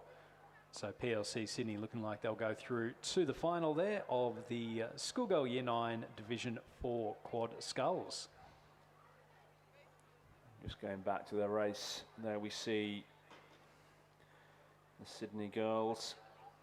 Distinctive, I think there's a beanie there, I think, in stroke. I don't know, maybe it's a beanie, I don't know. There certainly doesn't look like the usual bucket hats from Armadale that they wear. But it's the Loretta Kirribilli boat, which looks to be in front, lane 5. They seem to have a length on St. Catherine's, who are on their right-hand side as they approach the 500-metre mark. But it's actually Pimble Ladies, but looks at as the angle starts to unwind, it's actually Pimble Ladies who look in second. Who've just got their noses in front of St. Catherine's, that's right, by less than a second. So it's Loretto go through the halfway mark in front, Loretto Kirribilli. Then second, it's Pimble Ladies who've just got their noses in front of St. Catherine's. Sydney Girls in 4th and Arana in 5th. With 500 metres to go. Yeah, the nice arrow formation going down the course, headed by Loreto Kirribilli ahead of Pymble Ladies and St Catherine's. So Sydney Girls versus Arana, that's the battle for the fourth and final guaranteed qualification position. This is Division 3 of the Year 9 Quad Sculls. And Arana certainly with it all to do if they are to go through to the final a little bit later on today. But Loreto Kirribilli still with that lead. St Catherine's looking like they may just be getting out in front of Pymble Ladies, but again, yeah, it looks like not a lot between them. No, it's not at all. If anything, both St Cat's boat and the Loreto and the Pymble boat have come back a bit, I think. Maybe. It does look as though, Sydney Girls still with that lead over Arana. 250 metres or so left to go. It will be a bit of a push here for Arana in 5th place ahead of MLC School in 6th. Out in front, Loreto Kirribilli, they've led from the start. They're not quite easing it up because the crew on their right-hand side, St Catherine's, certainly aren't easing up, and neither are the ones on the left, Pymble Ladies. So they're our 1, 2 and 3 at the moment. And then Sydney Girls sitting in that 4th and final guaranteed qualification position. Loreto Kirribilli, though, this crew of Knox, Sayre, Bartlam, Brooks and Johnston have been out in front right from the start. They've been under pressure the entire way, but it is a very comfortable win for the girls from Loreto Kirribilli. 2nd place going to St Catherine's, 3rd to Pymble Ladies. Now in the battle, a disaster there on the far side from Arana. Yeah, Arana look like they've just had a crab with about 100 metres or so left to go. So I would say that is going to put them out of the running for the final. Sydney Girls are going to qualify in 4th place. I'm loving that hat though from Sydney Girls and the stroke there. That's is a very unique one. It looks like I love that hat. I think it looks more like a swim hat from here, but here we go for this final place. MLC versus Arana. MLC just take it. So we'll keep an eye on that time from Arana, who had that noses out in front just till the final 100 metres when they caught an absolute boat stop of a crab. So they'll be disappointed, I'm sure. We'll move on. Not that I've got any skin in the game in this next one. The Year 9 Cox Quad Scull Division 3, Heat 2 on the far side, Canberra Grammar, Tantania Bowen, Ruby Smith, Harriet Digweed and Harper Knottle and Ada Barger as Cox. In Queenwood, from Queenwood in lane 4, we have Piper Sherlock, Ella Hinton, Mirella Gillis, Edie Birch and Nat Allen as Cox. In lane 5, from Kinross Walleroy, Sophie McCall, Millie Haler, Ruby Hilda, Annabella Maslin and Chloe Caro as Cox there. In lane 6, Loreto Normanhurst, Sally Hines, Catherine Stark, Zoe Naden, Beatrix Germain and Amelia Bosotti. And in lane 7 from PLC, we have Lily Zabharwal, Lily Sullivan, Obi Cohen and Madeleine Barrett and it's, I can't pronounce this Irish name, I'm going to butcher it terribly, but I'm going to go Carolyn Navarro Flood, and apologise to Mr. and Mrs. Navarro Flood if I've absolutely killed that name there. Going through the 500 metre mark, it was Kinross Walleroy in the lead. They've probably got a boat and a half length on Loreto Normanhurst, who just are peeping Queenwood into 2nd, and then there's again some boat length behind Queenwood and Canberra Grammar. First 4 through to the final, and I actually only think there may well be 4 boats in this, I think. Am I right, Stuart, in this? Yeah, it does look like we're missing potentially PLC Sydney in lane number 7. So that's, well, what that does do is that it makes that crab from Arana just that little bit worse. So it does mean then it's first 4 to go through to the final. We've only got 4 in this heat that we can see on the course at the moment, which means that all 4 will go through to the final. It also means that MLC crew in lane number 8 in the previous heat will be the next fastest crew. Yeah. So that is not that really... any of these know that at the moment, but hopefully.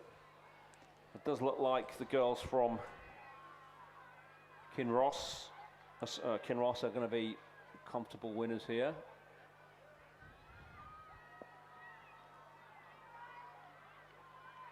They seem to be keeping the stroke rate high. Nice length there from Kinross. Strong finish. Let's see who's going to... Loretto Normanhurst at the moment are in second position. Queenwood under a bit of pressure on their far side from Canberra Grammar, who just have caught an absolute bow stopper again in the last 100 metres. Queenwood coming back though on Kinross Walleroy in the final few strokes.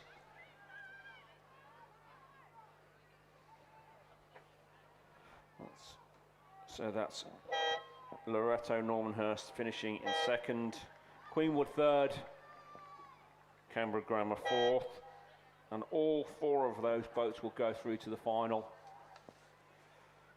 later on this afternoon.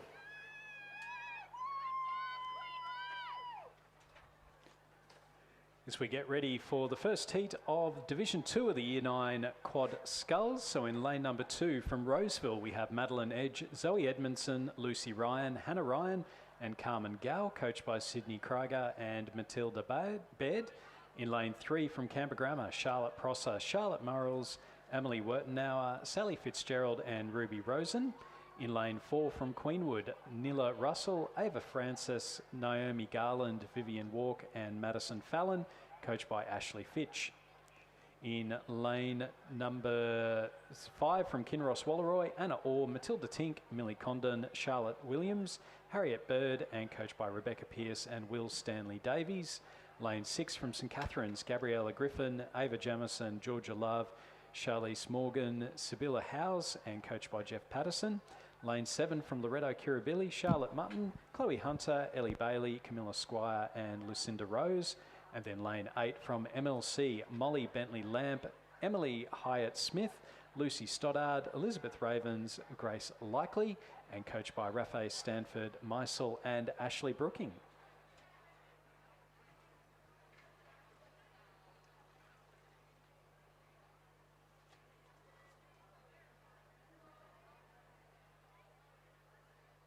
A slight delay in the start.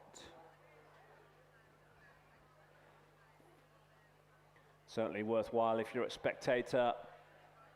Take a walk down to the 1,000-metre mark. You'll be able to see the boats go off. Certainly one of the most exciting parts of the race. You can see the tension in the rowers. The umpire will try her or his best to line them up on the 1,000-metre mark. Shouldn't really be an issue today. It's not very windy at all. Slight crosswind. That should be fine. The umpire's just moving the boats up in a line towards the 1,000-metre mark.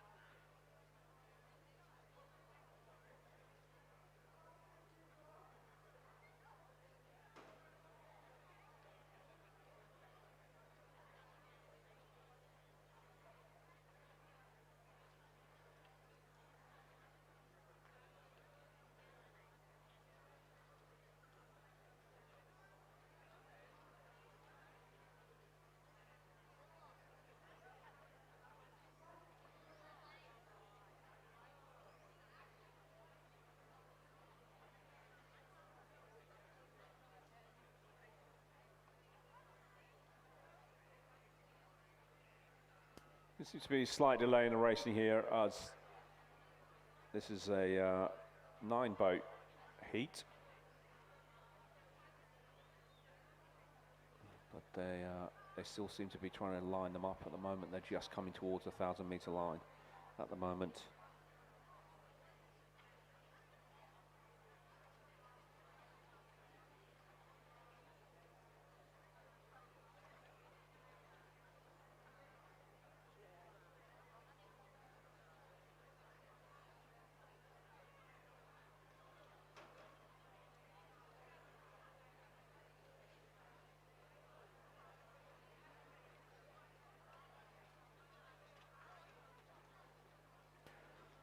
Yeah, it appears that we're just, with the addition, there are nine boats, 8 boats in this race. It looks like the PLC Sydney boat, which was meant to go in the heat before, has maybe started a bit late. And have been included in this heat as well. So Roseville, Canberra Grammar, Queenwood, Kinross Walleroy, St Cat's, Loretto Kirribilli, MLC School and PLC are in the lane nearest the grandstand. It's the slight delay, I think.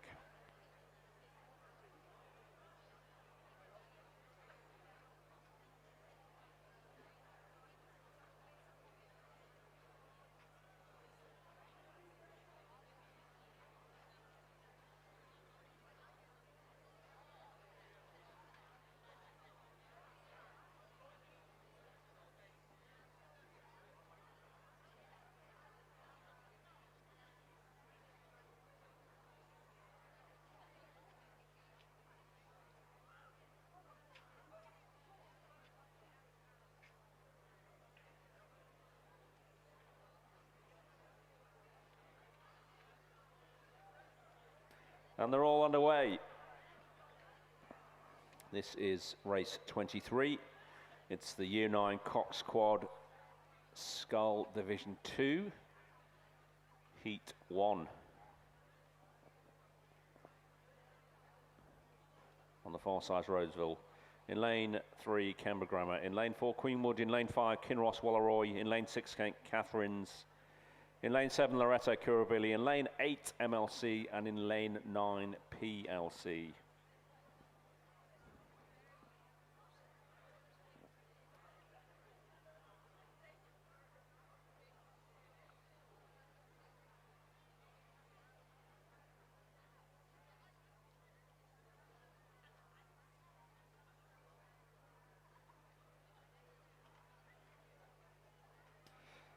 As they approach the halfway line, it just looks like maybe it's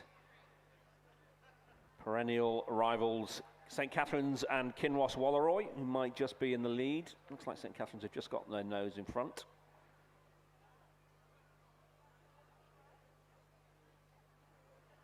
Cox by Scholly's Morgan. St Catherine's boat. It's going to be close. Very close. It's neck and neck between St Catherine's and Kinross Walleroy. Not an awful lot. Now that's also Loretto Kirribilli are in the mix as well.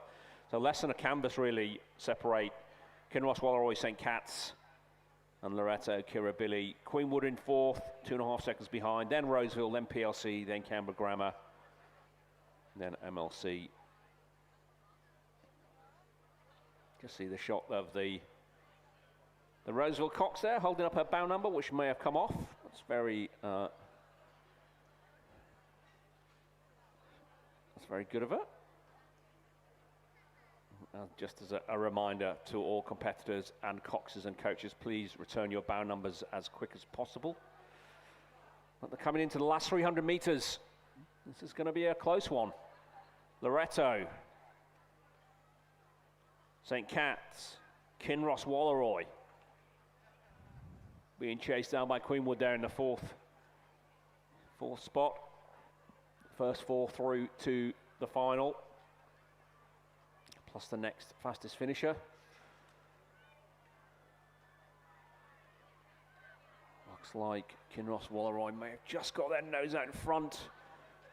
St Cat's may have just dropped off a bit. They're keeping it together more. Really nice tight sculling here from Kinross Walleroy. All these 3 boats here. Loretto Kirribilli have got a bit of a push on here, just raising their stroke rate. Can they row down the crew just on their right shoulders? Looking a bit more raggedy here now from St Catherine's.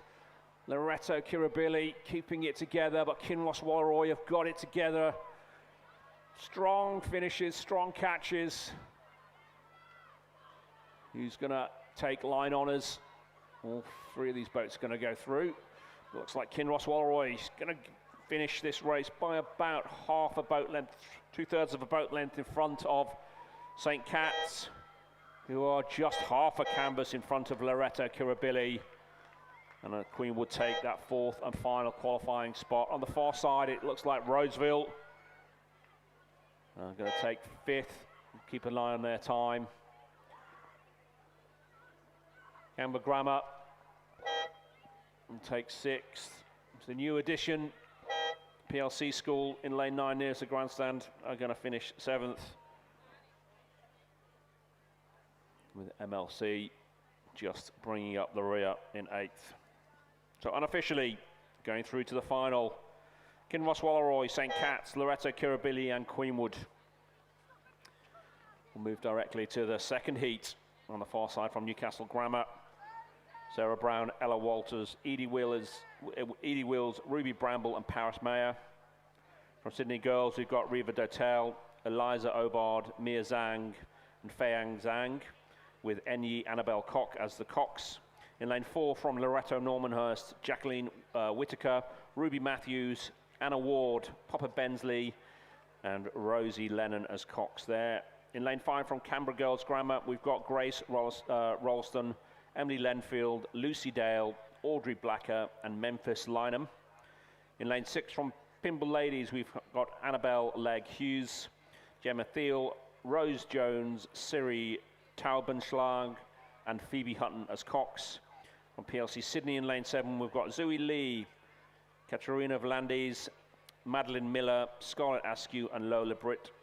And in lane 8 from the Armadale School, we've got Ella Back, Scarlett Donahue, Isabel Glover, Ellie Cullen and Catherine Flynn as Cox.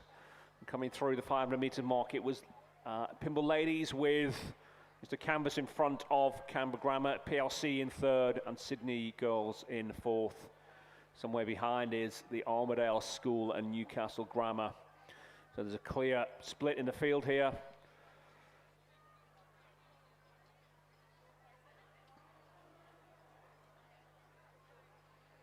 But there are 5 boats going for 4 guaranteed slots in the final.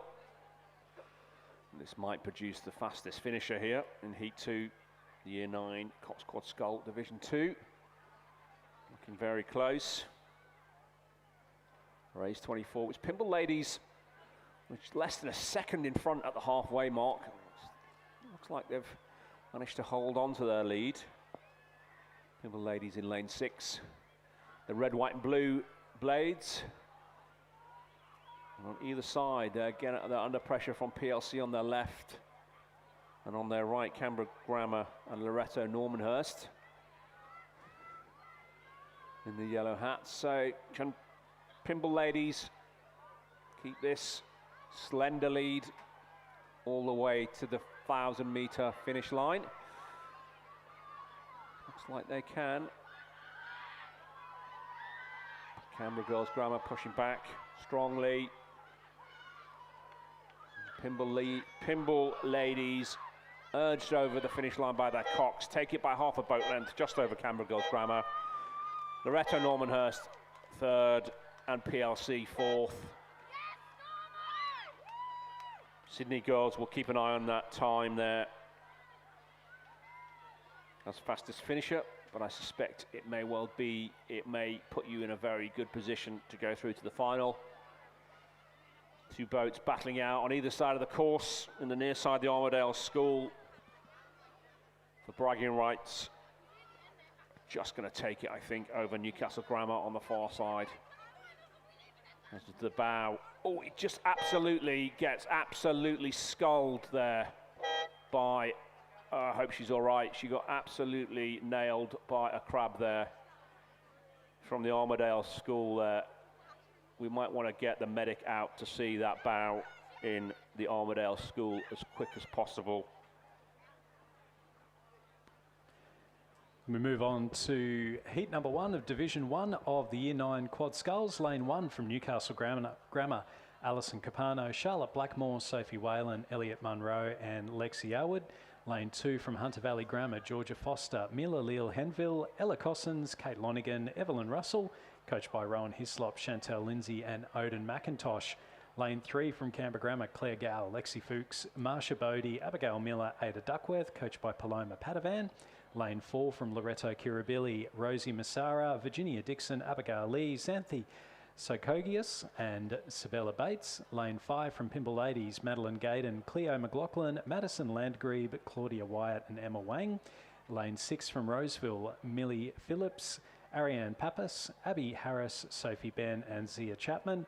Lane 7 from Queenwood, Penelope Rolls, Jasmine Ramsey, Chloe Grimmond, Arabella Lynn and Juliet Yardley. Lane 8 from Darramarlin, Olivia Spirit, Kaylee Deisker, Ava Rathel, Zoe Glover and Emmy Cook. And then lane 9 from Loretto Normanhurst, Amelia Edwards, Sahara Borstein, Alexandra Hare, Ruby Mullins and Charlotte Fagan. And absolutely racing through that.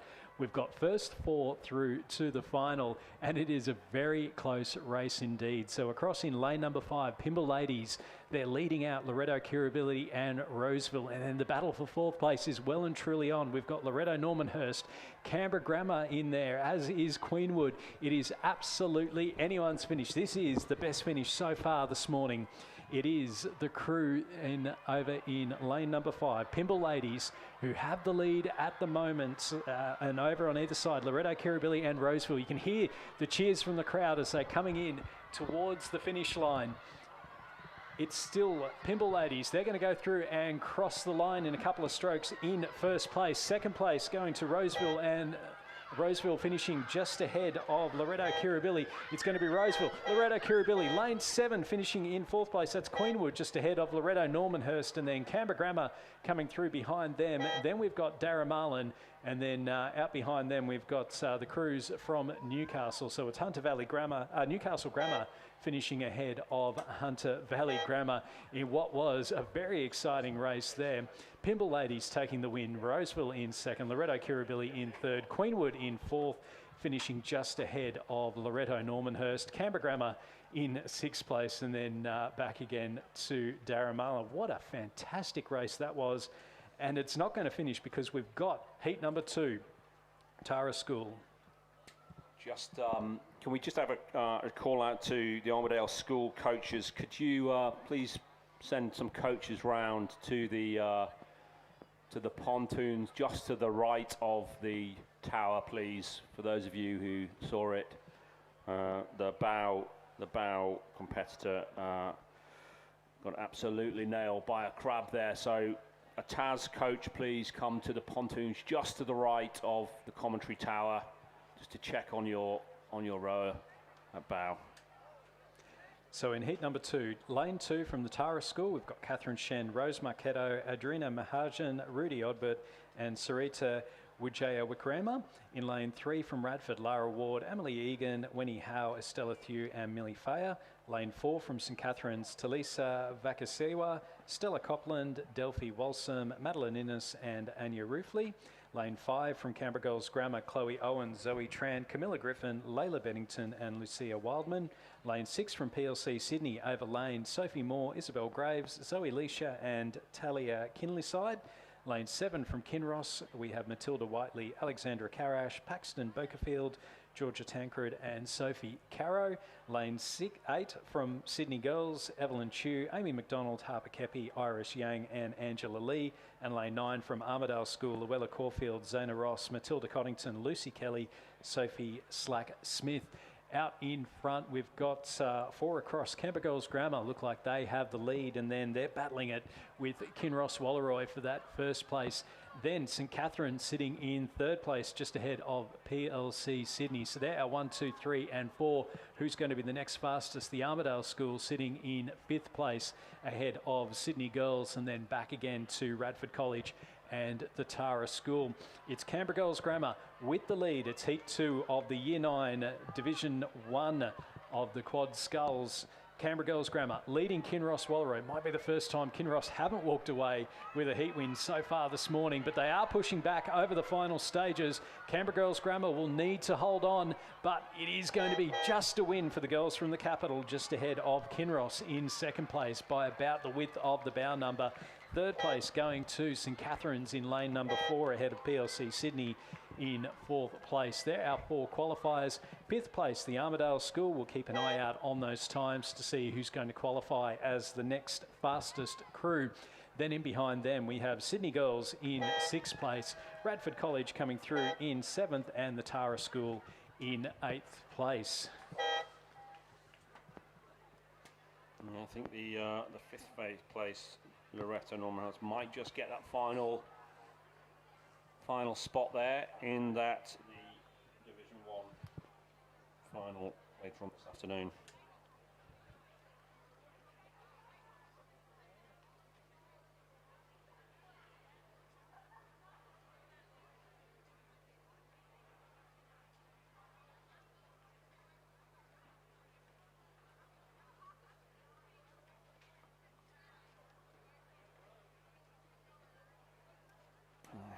So, change of distance and boats now. Next race is race 27, sorry. It's the Heat 1 of the Year 10 double scull. Again, first four will go through to the final, plus the next fastest finisher. On the far side in lane 3, from North Sydney Girls, we've got Zhao Jinglu, Imogen Zabo.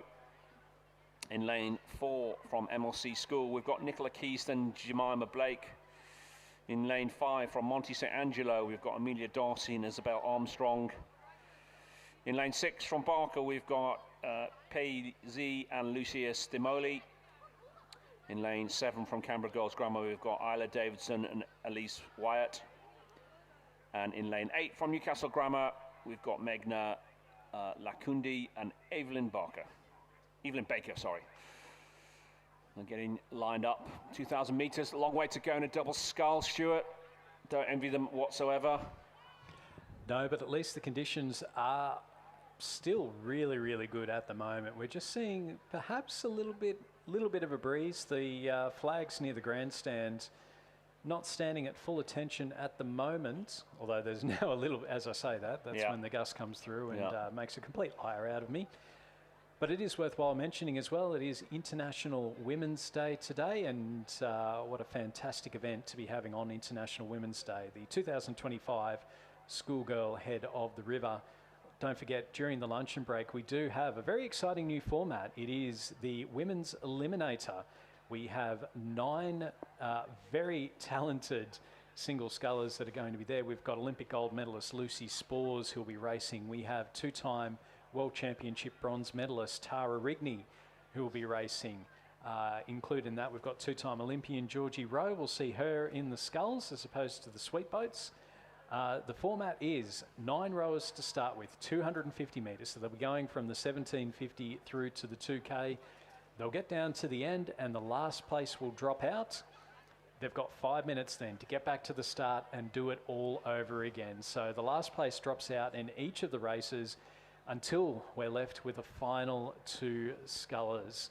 Now, third place in this event will get $2,000. Second place, $3,000. If you make that final race, there's $3,000 straight off the bat and $5,000 for our winners. It should be an absolutely fascinating race. The Women's Eliminator, and don't forget also the Men's Eliminator event during the luncheon break at the Schoolboy Head of the River on tomorrow as well. So some great racing coming up, and then after that the excitement doesn't stop because it's all the big finals, Nathan, later on this afternoon.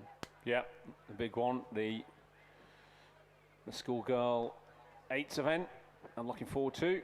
I think I'll be on the pontoon with the mic trying to grab, like Martin Brundle in the pit stop in the F1, trying to grab comments from various people who I can call off for a quick comment. But race 27's off. Year 10 double scull final, 2,000 metres. Going to take them a few minutes to get down this end of the course, but they're all gone off quite seamlessly. On the far side, North Sydney Girls, MLC in lane 4, Monte St. Angelo in lane 5, Barker College in lane 6, Canberra Girls Grammar in lane 7, and in lane 8, nearest grandstand, Newcastle Grammar.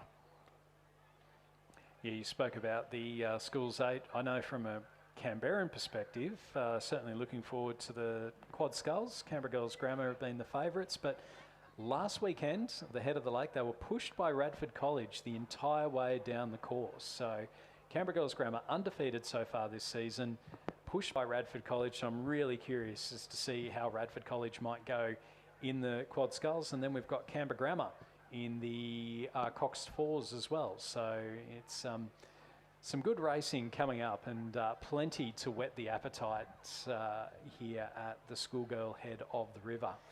Yeah, it's amazing how much commitment they all put in. As you know, obviously the schools programs are relative to other school programs, I think, you know, if not one of the most intensive school sports you could do.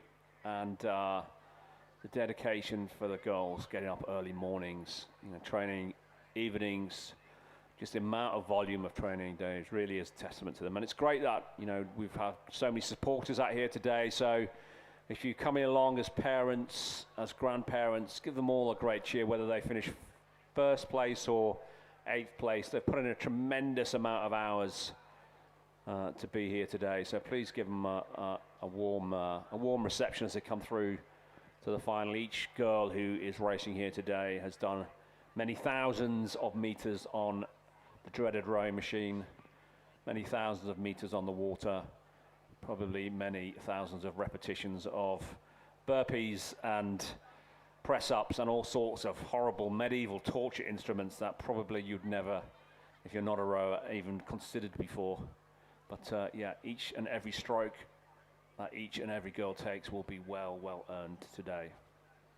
So our leading rowers just coming up towards the 750 metres. Through the 500, it was Mont St Angelo's Amelia Darcy and Isabel Armstrong who had the lead ahead of MLC's Nicola Keast and Jemima Blake.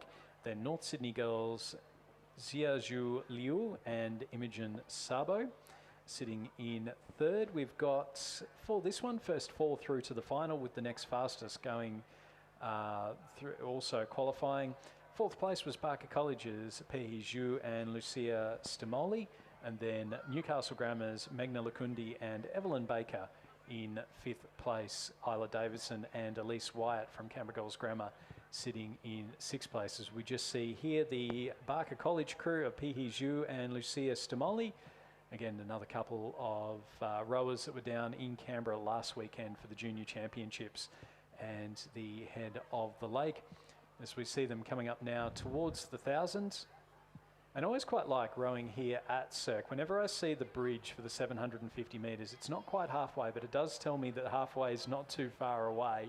And then after that, you know that you're getting towards, you're in the back end of the race. Yeah, I have to say, I am it's been a while since I've rowed 2,000 metres here, but I do, I'm certainly one of the people who keep an eye out for those 500 metre marks. Because even at the 1,500 metres, I just think the pain, you're really entering the pain cave in the last 500 metres. And the legs and the lungs are already starting to burn. It's just a question of hanging on as much as possible for those last 500 metres usually. As they come through the halfway mark, it is the Middle Harbour Scullers who representing Monty, Amelia Darcy and Isabel Armstrong, training out of Mossman Boat Club. They're in the lead. They've just got their nose in front of Nicola Keast and Jemima Blake from MLC. Barker College in 3rd, North Sydney in 4th, in 5th Newcastle Grammar, and 6th Canberra Girls Grammar.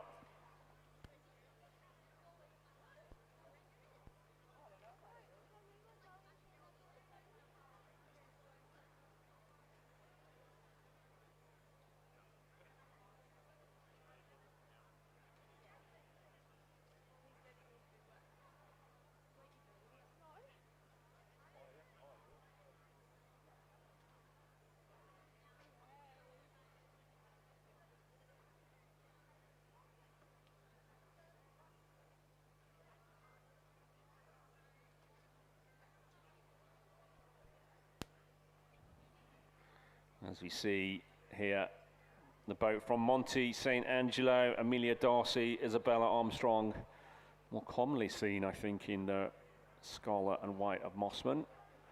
Seem to be very relaxed here. This is the Year 10 double scull. Keeping that boat running really nicely, maintaining that speed, not letting the boat stop. Nice languid stroke. Josh Hewitt and Ben Whitewolf, their coaches there, and doing a great job out of Middle Harbour. They'll be happy with this as they go through the 1,500 metre mark. Some 5 seconds in front of the boat from MLC School, Nicola Keaston, Jemima Blake. We've got a, let's just say, significant gap between them and the third place scullers, who are from Barker, who themselves have somewhat of a clear lead on the girls from North Sydney on the far side. And it is a good reminder that we will see some school names that you wouldn't necessarily see at other regattas, because here at the Schoolgirl Head of the River, you do have to row as your school. So it's not rowing as your club. So that's right, yeah. You will see, particularly in the single sculls, you'll see some school names that may not come up normally. I know down in Canberra we've got the Arana School that are competing here today. They'll normally row as the Black Mountain Rowing Club. And obviously Mont St Angelo with the Mossman Rowing Club. Yeah, and the Northern Beaches, a really strong representation in Mossman from Northern Beaches Secondary School. Monty, obviously, and there's a few left of field entry which we'll get to in due time. So Monty St Angelo, Amelia Darcy, and Isabel Armstrong with the lead at the moment. It's been a very comfortable lead. It's one of those ones when you're in that boat and you know that it's so far ahead of the other crews that it's very comfortable coming into the final stages. They're just starting to up that rate now as they come in towards the finish line, and a good chance to practice, as we mentioned a little bit earlier, it's a good chance to practice a little bit of a sprint work as you're coming towards the finish, just reopening that gap over MLC School. So Amelia Darcy and Isabel Armstrong in now to the final 5-6 strokes or so. They're going to go through and qualify for the final of the Year 10 double sculls. Joining them in the final will be the girls from MLC School, Nicola Keast and Jemima Blake. They'll finish in second place. And then coming through in third, it will be Barker College's Pihi Zhu and Lucia Stimoli. Now they've still got a little bit to go. They're coming up towards the finish line now. North Sydney girls look to be sitting in that fourth and final qualification position, with the pressure on Newcastle Grammar and Canberra Girls Grammar to try and get that next fastest time. Confirmation of Barker College finishing in third. They'll go through to the final later on today. Joining them in the final will be Xiaozhu Liu and Imogen Zabo from North Sydney Girls. They'll go through and finish in fourth place. Fifth place, and in the running for the next fastest crew will be Newcastle Grammar's Megna Lakundi and Evelyn Baker. They'll go through and finish in fifth, just over a boat length ahead of Newcastle Grammar's Isla Davidson and Elise Wyatt. And our next heat is underway and coming up towards the 1500 actually. So we've got lane number 3 from North Sydney Girls, Ari Williams and Ziyang Tang, coached by Pamela Withnell and Philip Brown. Lane 4 from the Armidale School, Isabel Coddington and Georgia Henderson, coached by Martin Inglis. Lane 5 from Canberra Girls Grammar, Elizabeth Tarver and Isabella Collins. Lane 6 from Kinross Walleroy, Livy Taylor and Georgia Clunas, coached by Emma Fessy. And lane 7 from St Catherine's, Florence Vinnell and Emily Fletcher, coached by Jeff Patterson.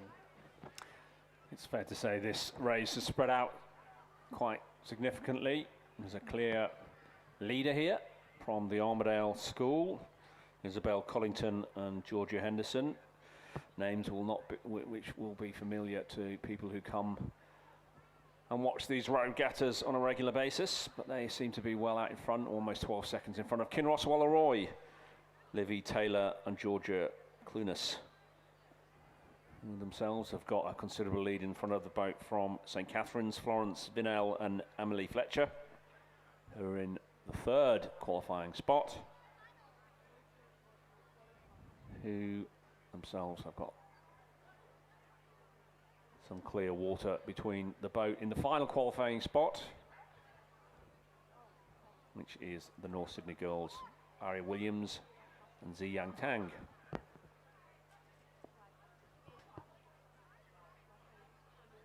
And just coming in is Canberra Girls Grammar School, who are in 5th position.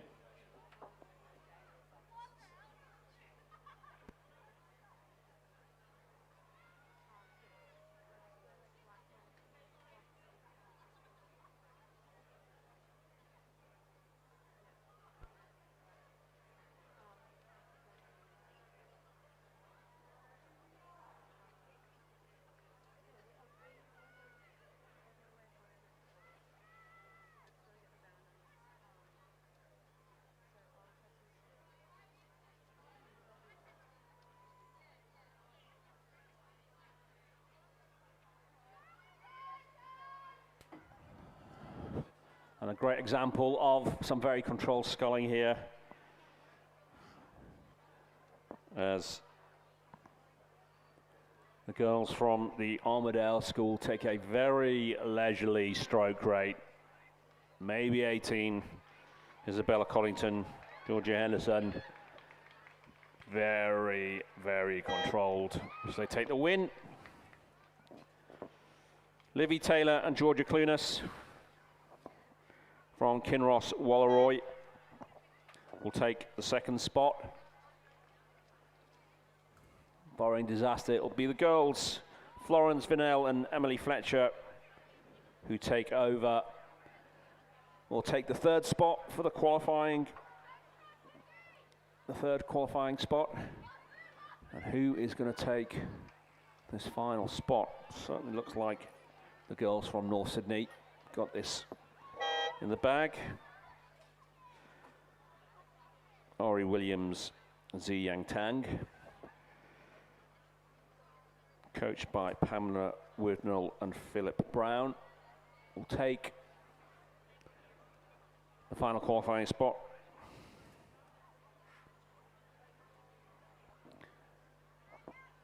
And it's the Canberra Girls Grammar School will take the fifth, maybe the next fastest finisher spot, but we don't know. Elizabeth Tarver and Isabella Collins. And I'll hand over the commentary duties to Claire and Clem, Team C. Thank you. Yes, it's Team C on the block. We're ready to go for the Schoolgirl Year 10 Single Scull, Heat 1. And it looks like they are on the way. In lane 2, we have from Tara School, Adele Toya, coached by Ben Board. In lane 3 is Northern Beaches Secondary, Emily Kemper-Massey coaches Joshua Hewitt and Ben Whitewolf. In lane 4, Monty St. Angelo 2, Amelia Reid, coached by, again, Ben Whitewolf and Josh Hewitt. In lane 5, PLC Sydney, Chloe Lau. Lane 6, Radford College, Pippa Harmon. Lane 7, Loretta Kirribilli, Julia Kearney. Lane 8, PLC Sydney 2, Grace Logan. And in lane 9, Hunter Valley Grammar, Georgia Jones, coached by Rowan Hislop, Chantel Lindsay and Odin McIntosh.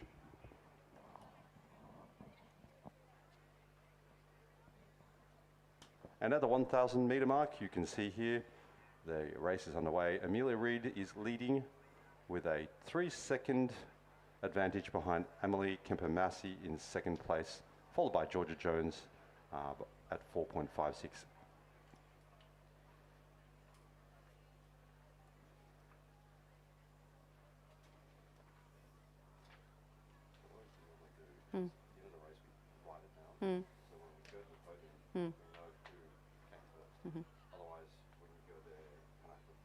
Okay. I think I am as well. So I'm joined here today in the commentary with a recent export or an import that has come from Kinross to Askham. Why don't you introduce yourself with a few words there? You've outed me, Clem. So this is my first time in the box. Thank you very much for my warm welcome. Just looking at the first heat of the Year 10s, as you can see, the Amelia Reid from Monty St. Angelo still coming through first. Second, Amelia Kemper-Massey. And third, Georgie Jones. So not much change there in the split between Amelia Reid and Emily Kemper-Massey, holding at about a 3.8 second difference between first and second. And again, first, second, and third proceed into the final, which is race 64. The rest are eliminated. So the question then is the difference between Pippa at fourth and third. Can that difference be made up, or is first, second, and third already pretty much decided? And with coming up to the 1750 mark, with 250 meters left to go, unless that rating goes up, it may be already decided.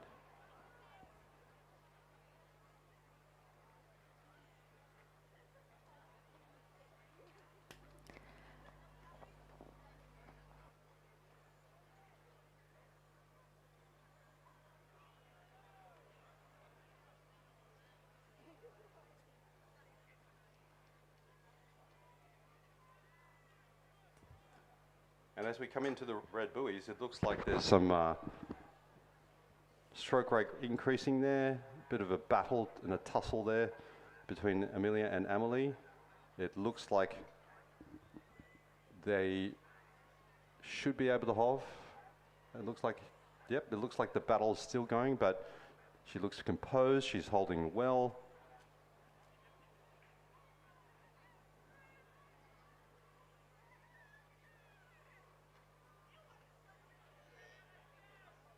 It's incredible, isn't it, Clem, when I was walking out this morning, walking this 2K and seeing the distances these girls have got to do, and this is a heat, they're doing it again later. That's right, so the question is, do you hold off on your energy, do you hammer it through to make sure you get a good timing there? But it looks like we have a very clear first place there. In lane 4, Amelia Reid from Monte San Angelo, followed by Amelie Kemper-Massey, and then Georgia Jones, I think, because we've got a bit of an issue here with the timing here, from Hunter Valley in lane 9. I'm glad you said that, because I was a little confused about how we had two in the same in the same numbers. But yes, I think that's a missed time on the first. And again, that's unofficial, so the times will come in. We've got Chloe Lau now coming in what would be the 4th place from PLC Sydney.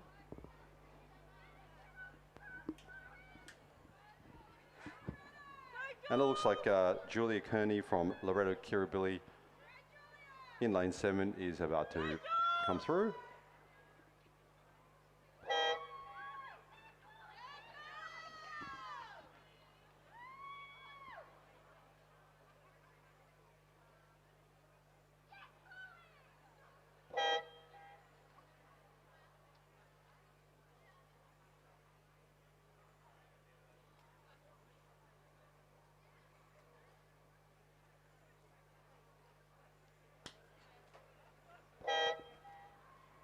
And coming through is Grace Logan from PLC Sydney 2.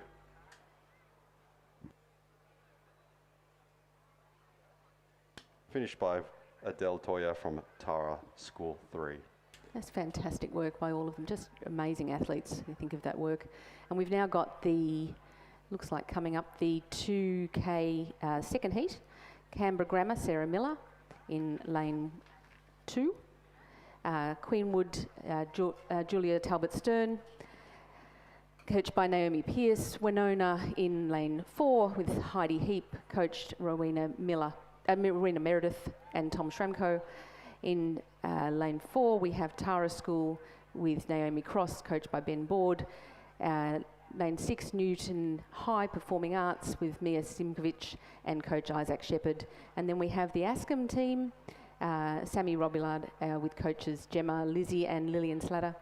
And lane 8, St Columbus Catholic with Ellie Taylor, coached by Daniel Waddell, Hugh Harold and Miles Harold. And Mossman High make up the rest of that heat with Frida Turnbull. There's no surprise there that it looks like Heidi Heap from Winona in lane 4 is leading quite comfortably, quite relaxed. Heidi is doing extremely well, looking very composed. So as Clem said, this is first 3 through to the finals with this race. It's consisting of 3 heats. And lots of work for these girls. Not just, of course, now, but all the work leading up to this day, the entire season, really.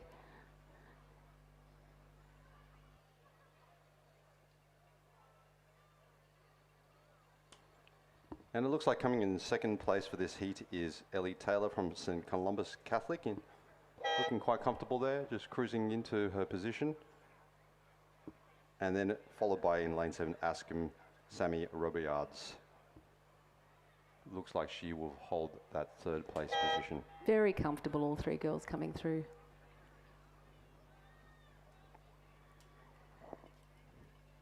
Looking to take 4th will be the Newton High Performing Arts, rower Mia Simkovic.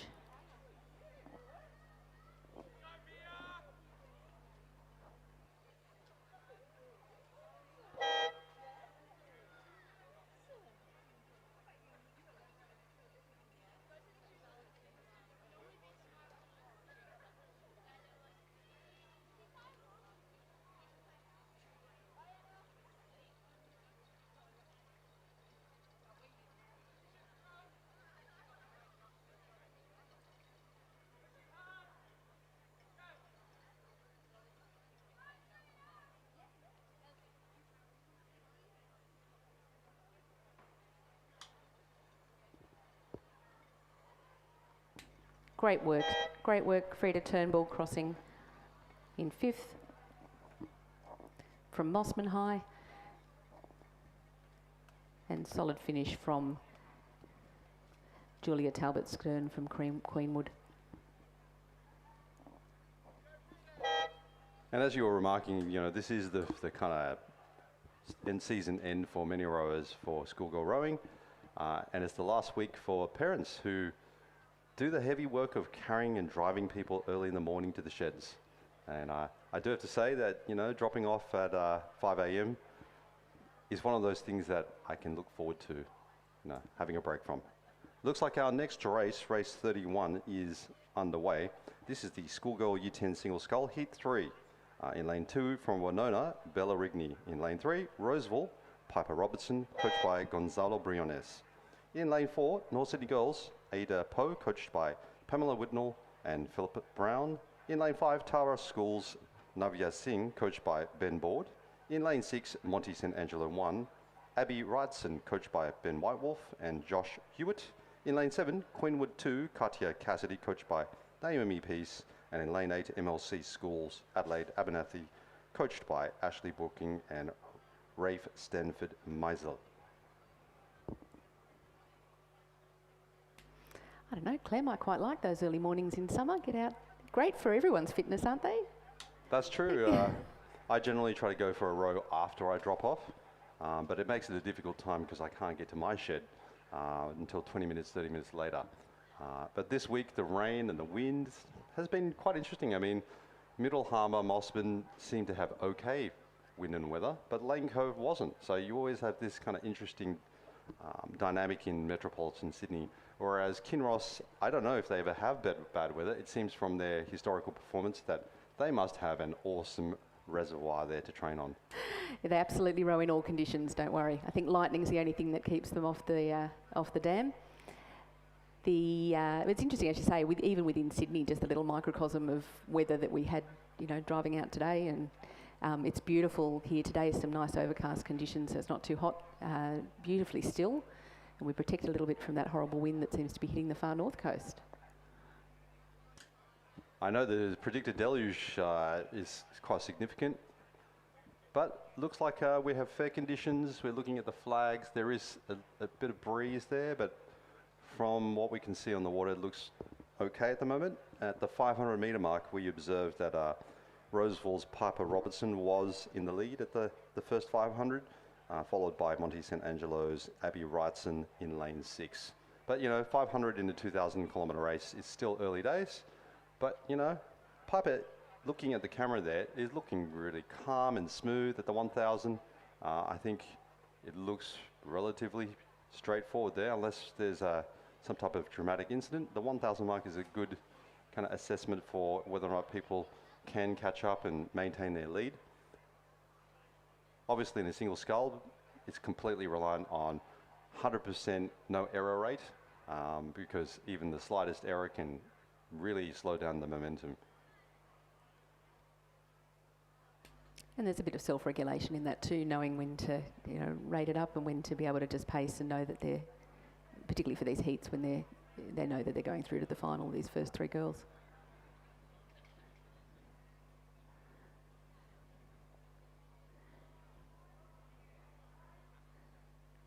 So now you can see the times at the 1,000. Piper still coming in the lead at 4 minutes 30. 12 seconds behind that is Abby Wrightson, and then 4.28 behind that is Adelaide. So fairly wide divide there. Probably not much ground to be made up in between the first, second and third. And then 4, 5 and 6. Very unlikely for the lineup to change across such a long distance. But you never know. The last 500 metres, somebody can kick in a gear and really increase the rating and power it up. So tell me, Clem, do you row because your children do, or do they row because you do? It's one of those virtuous cycles. And that's what I love about rowing, is it tends to be a family-related sport. I think sports in general is virtuous. If the parents like a certain sport, the children will naturally kind of cling to it. I have enjoyed, and I love water, and it's a sport that is very complex because every time you row, it's a different experience. nothing is the same. The water conditions, who you're rowing with, who else is on the water disturbing the water, what's your mental state. All of these things impact what you're trying to do, which is to reach for that perfect stroke and then do it 150 times. So I like to be able to just switch off and try to do that. Other people also enjoy other sports that allow you to do that, but yeah, I am a bit of a rowing nut. People do say that I'm a bit obsessed with rowing, and maybe that's reflected in my daughter also rowing and my son having rowed at school as well. So yeah, I think it is a family affair. How about yourself? I think I was fairly new to knowing anything about rowing really, but I've enjoyed that it is, and on some level, an individual or a double sport, but very much a team sport. So when they're playing, particularly at these school levels, it really is you're supporting your entire team. It's not about individual performance, but it's that individual performance that can make or break how a team goes on any one day. And it's also about setting aside ego, because when you have to synchronize together, you really can't say it's me or it's them. It's just submitting to the idea that you've got to be together, synchronizing. Absolutely, everyone in that boat's important, including our lovely little Coxes, which is where we started our rowing experience when my daughter first expressed an interest. And Coxes plays such a fundamental role. It's so underrated how important that part is. They are the coach in the boat. And I'm a big believer in coach and Cox training. And towards the end of their careers, Coxes sitting inside the boat can feel what's going on, can tell where there might be errors, can motivate the crew to change and to adapt. Coxes are unbelievably important, and we'd love to have more Coxes in the commentary box, because they talk a lot in the boat, and that's exactly what we need here in the commentary box, is more people who enjoy talking a lot and are willing to communicate. I've always been impressed about how well the Coxes know their individual boat members as well. So it's not even about just knowing we have to get this across the line. They know every single pro and the skills, the highs, the lows, where each of them has a is at a disadvantage or tends to run strongly.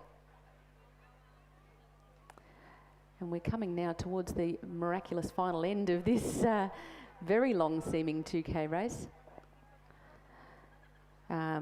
And it's looking like, can we see that bow number from here? 3. Yeah. Yep, so that's lane 3, Roseville, still well and truly taking this heat. So well done to Piper Robertson on that one.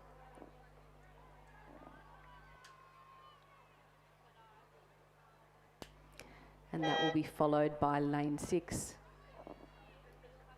Monte St Angelo's Abby Wrightson.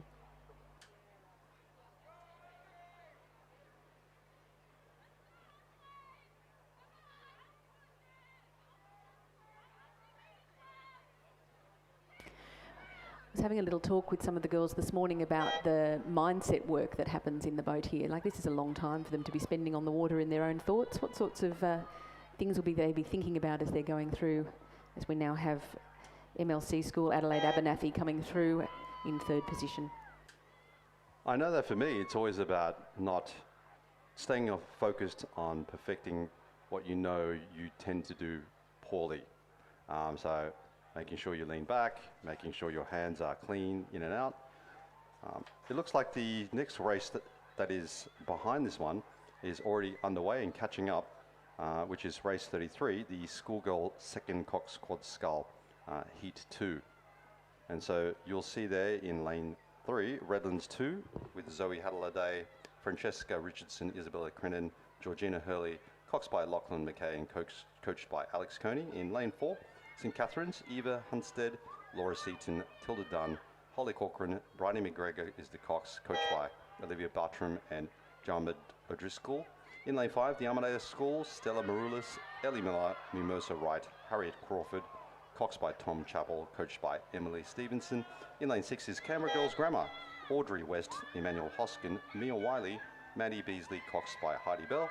And in lane 7, MMLC School 2, Steffi Liang, Isabel Ng, Phoebe Zane, Julia Zanenya, and coxed by Miranda Hudson, coached by Ashley Booking, Rafe Stanford Maisel, and Rob Glendenning. And the results coming in for that Schoolgirl 2nd 4 is coming through the line now.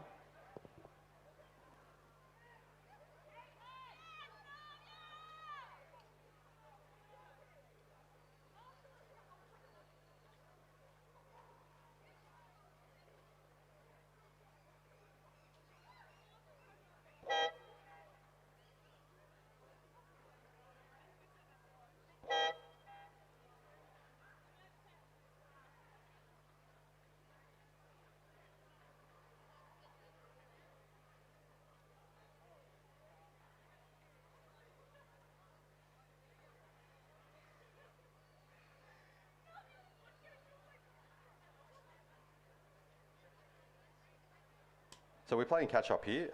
It looks like they've triple stacked. So the races 33, 34 and 35 have all just come through. In the Schoolgirl first Cox Quad Scull, we had in Lane 3 Northern Beaches Secondary, Radford College, Canberra Girls Grammar, MLC School 1 and Roseville. And in race 35 we had the Armadale School, PLC Sydney, Redlands, Askham and Sydney Girls. So given that they were triple stacking, I think they're obviously looking at proceeding the heats as quickly as they can in order to get to the finals. And those results are coming in as we speak. But as we can see, we got partial results from the Schoolgirl second 4X Heat 2, and everything else is come in slowly.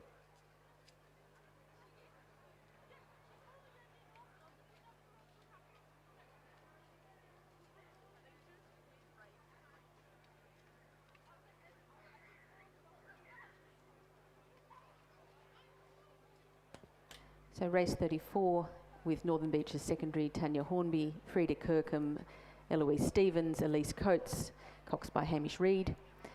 Radford College has Lucy Mikhailovich, Freya Teschendorf, Isabel Egan and Amelia Brennan, with Cox Charles Kendall, and Canberra Girls Grammar, Sophie Frost, Emily Walker, Charlotte Bowen, Isabel King and Eliza Miller coxing. And we have MLC School, Ella Hui, Rebecca Beaton, Eliza Kershaw McDonald, Sophie Winnell and Alana Eng, coached by Rafi Stanford Missel and Robert Glendenning. And Roseville in that final position, we think, in that race. There does seem to be consolidation going on there, or at least putting them together, with Annabelle Eborn, Claudia Berger, Eva Zhang, Alice Bestie, coxed by Grace Thompson.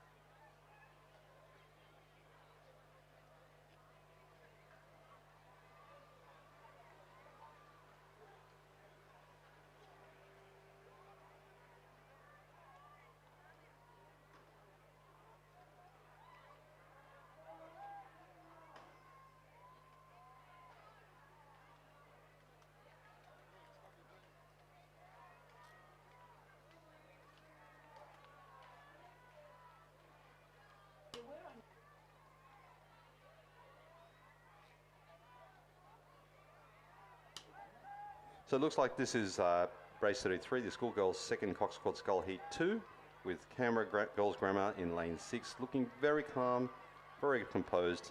Again, remember this is progression. The first 4 proceed to the final, plus the next fastest crew. So if you have the timing, you can actually still qualify for the final. It's not about just dropping out. And then congratulations to Canberra Girls Grammar for proceeding to the finals. A little bit of battle there between... We can hear the crowd swelling. There's obviously some Taz supporters there on the line trying to cheer these girls across in lane 5. They've just got it there over Catherine's, yeah. And then Redlands coming in there. That's really great. It's always nice to have a nice little battle for second and third, I think, particularly when they're vying for a place in the final. So the question will be, is Redlands 2 time fast enough in order to catch up and be listed into the finals of that Schoolgirls Cox Quad Scull?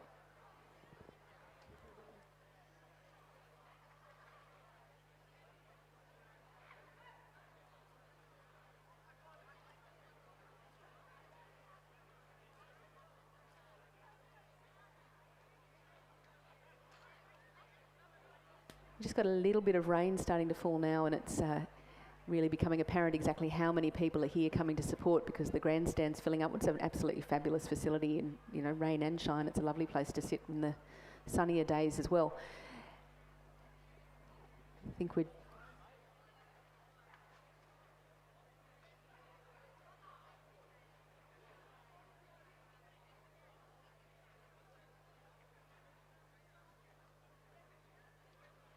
just waiting on the MLC2 boat to cross shortly.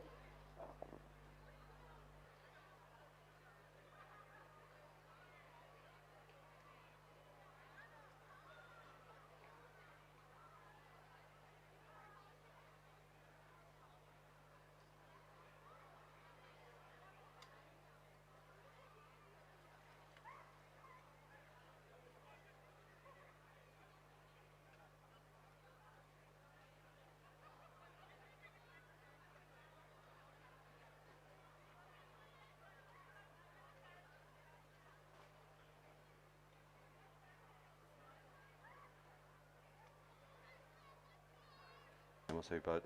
So MLC schools coming in here at the 97. Looks like they've had a malfunction in the boat in the third seat. That's unfortunate, girls. Bad luck. It does happen often. Better luck next time.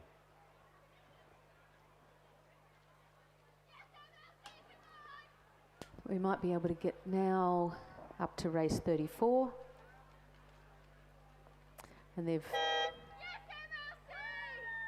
just crossed the 1500 metres mark. In first position at the moment we have Canberra Girls Grammar, followed by Radford College, Roseville and MLC, and it looks like the Northern Beaches Secondary was a late scratching to a draw.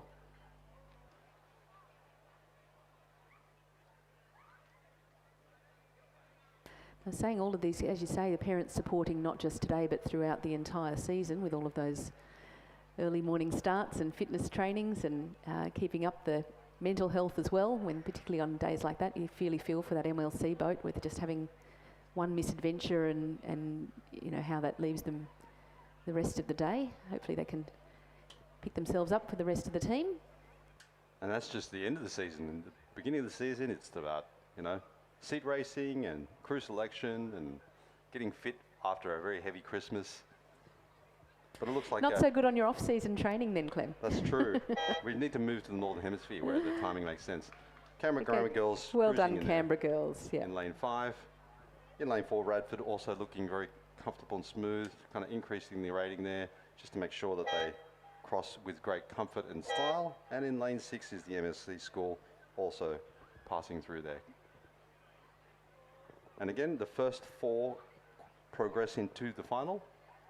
With that scratching, it does mean that Roseville's crew also qualifies in there.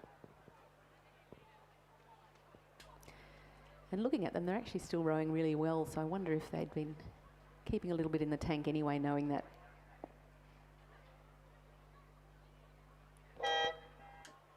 Finishing there with great vigour and enthusiasm.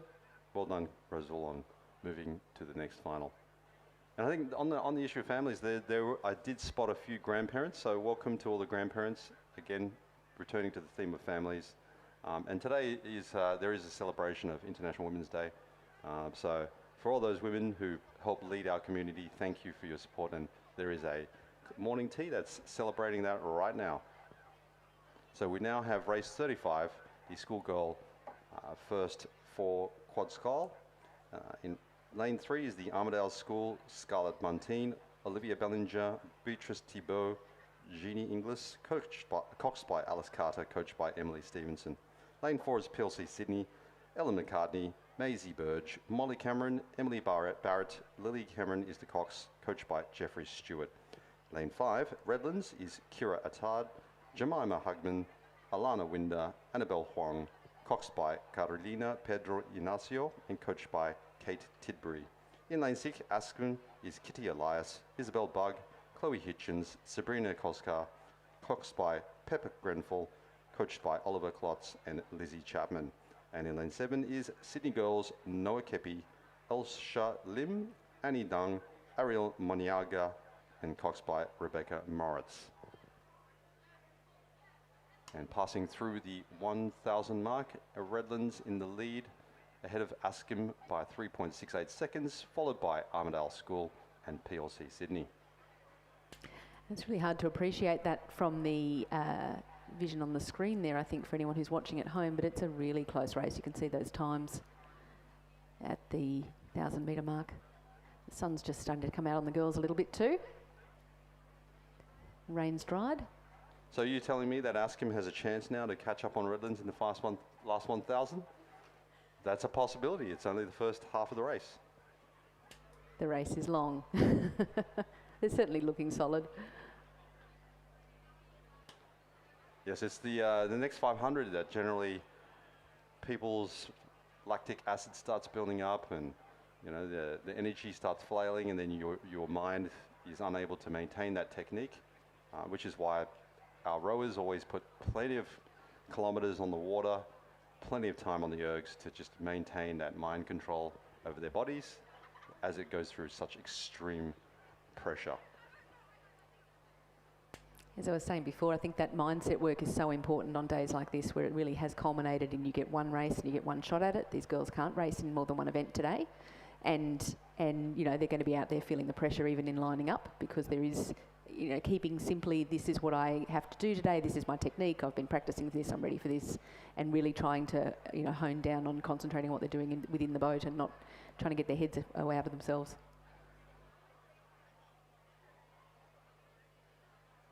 Yeah, and I think sports psychology and high performance psychology plays such a major impact, and a lot of literature has been communicating the value of all of those mental models in improving both recovery and rehabilitation from injury, as well as just general on-day performance.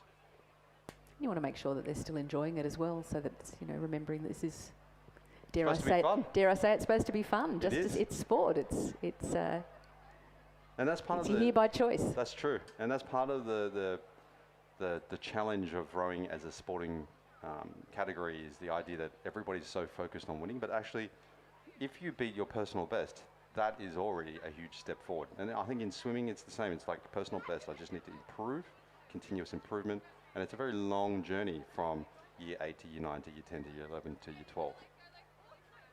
I think the girls really feel that distance increase as well, don't they, when they go from the 1K runs to then having to build up to these longer.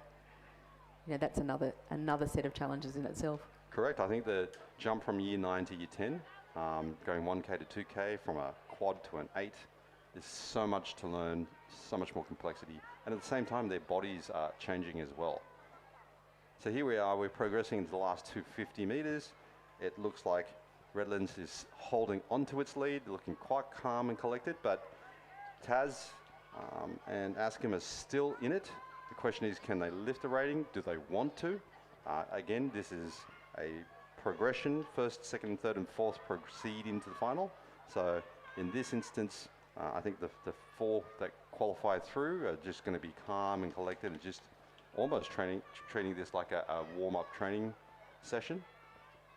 But it also plays a psychological role. It's like, yes, we are comfortable, we're calm, we're leaning back, the boat feels really smooth and balanced. Taz there in lane 3, just increasing the rating to make sure that they pip that second position, with Askham looking very comfortable there in third.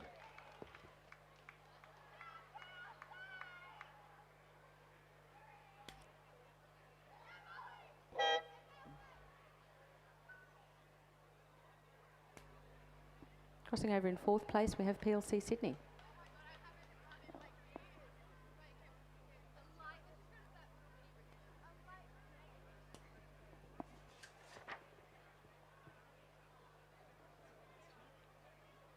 They're coming in now.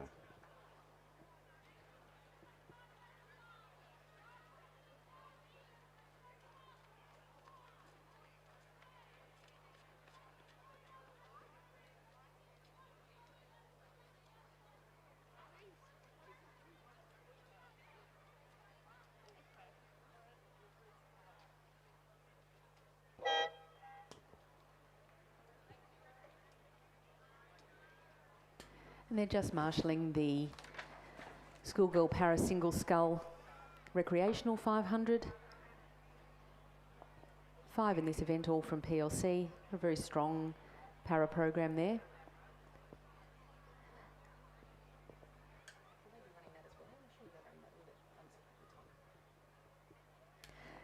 So we've got Rachel Lai, Michelle Lai, Pella Nozen, Sailor Reid and Scarlett Sinclair coming in for this event. Just being marshalled at the 500 metre now.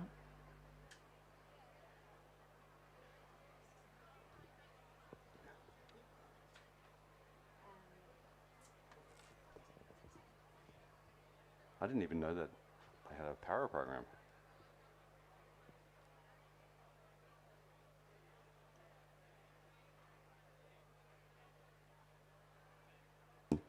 Hello.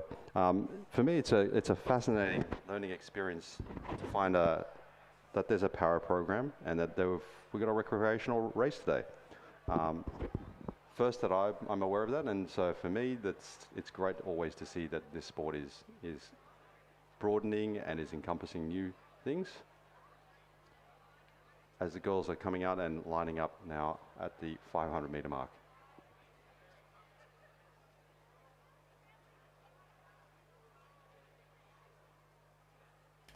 One of the great things to see with these events, and I know that there's been some in previous, they often start the events. It's really nice to see this in the middle of the day. They'll often start the program rather than being in the middle of the day. Really lovely to see not just how PLC school will support these girls that come through, but you know, it's recreational. It absolutely is something that everyone gets behind.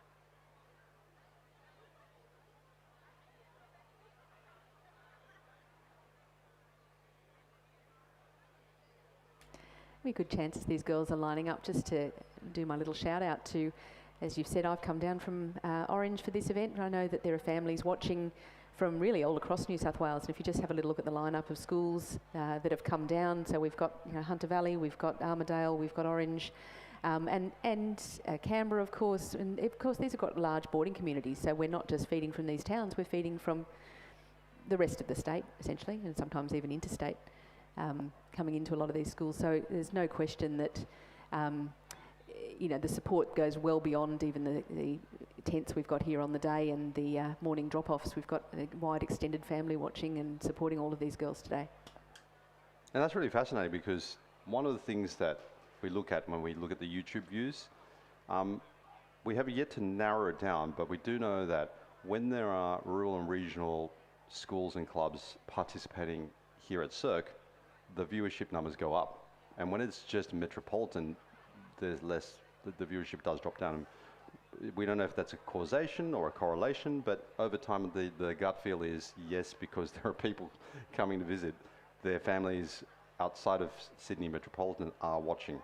The other interesting fact is there is work that we've done in the sport of rowing nationally as well as New South Wales. Is that 50% of the rowing members are from rural and regional Australia. Now, of other sporting codes, you generally don't get a split of 50-50. And there's a lot of perception that, oh, this is a city thing, but actually it is not. And I think that's what you've just spoken to. But there is research from the Australian Sports Commission that is carried on a quarterly basis that surveys people. And I was surprised to learn that fact as well, is that you do have a lot of rural and regional people participating in this wonderful sport. You have a body of water, you can do rowing.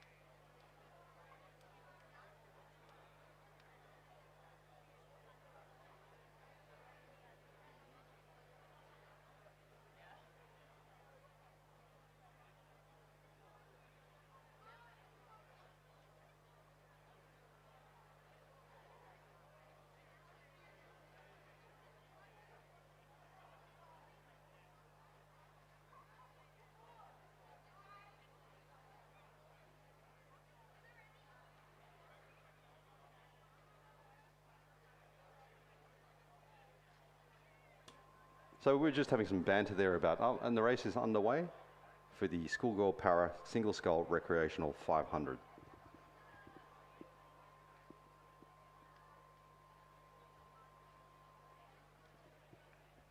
I remember that tentative feeling of stepping into a scull and trying not to fall in and focusing on the technique. And the feeling of success as you pull off a nice stroke. It's like, oh, that felt really good. And again, and you keep doing it until you get really into the idea that you just want to perfect this skill.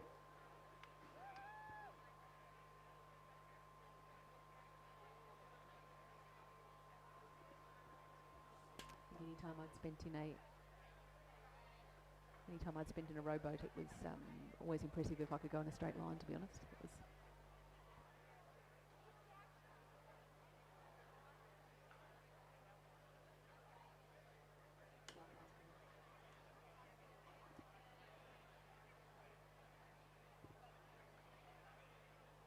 We were just remarking that, you know, rowing in a straight line in a sport where you're going backwards is a very challenging skill to master. And as you can see there, a bit of course correction happening for some of the crews in this recreational race. And that's the important role that our boat regatta officials and safety boats play to ensure that our athletes are always safe on this body of water. No matter where it is, river, harbour, or here at Cirque, those volunteers play an integral role in making sure that our sport is safe and fun for everybody.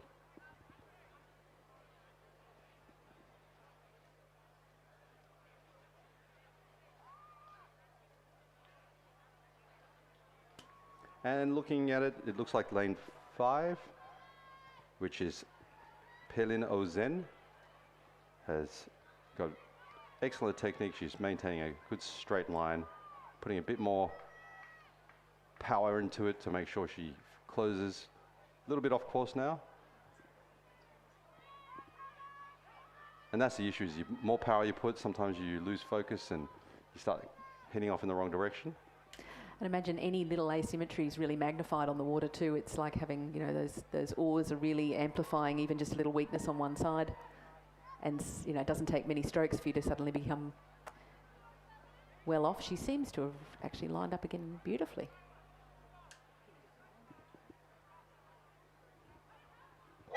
And coming through there in lane 5 is Pelin Ozen.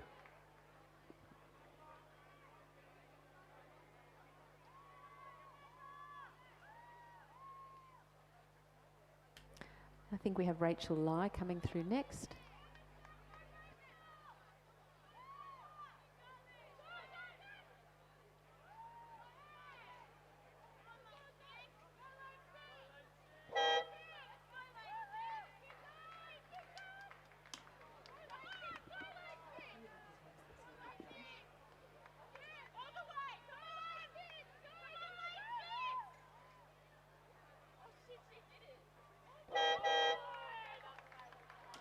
Coming in there is Sailor Reid in third place, followed by Scarlett Sinclair. We can hear the cheers from outside on the grandstand.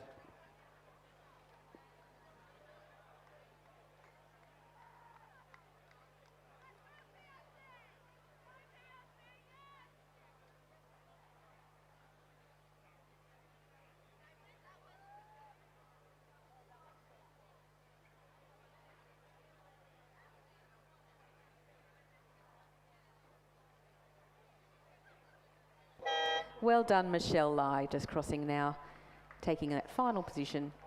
Fantastic effort, these girls.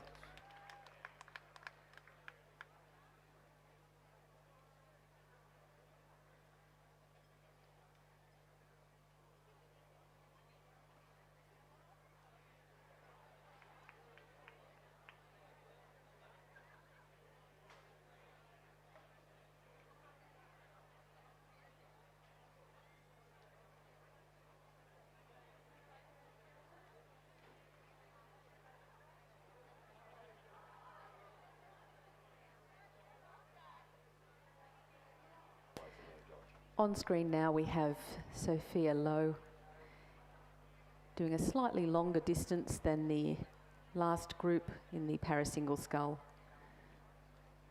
at the 1,000 metres. I'd say it's a gradual progression in terms of distance and skill set as well.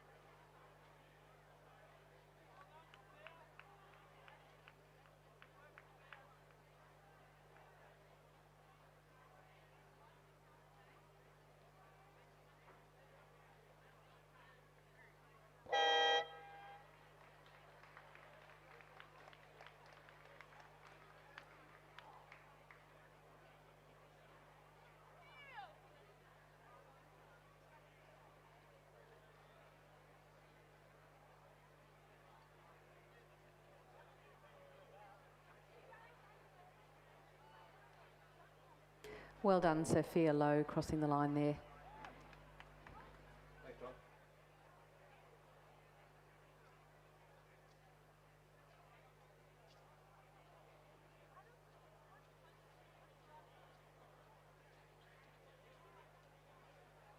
Sure, next we have the 1,000 metres Year 8 Schoolgirl Cox Quad Scull.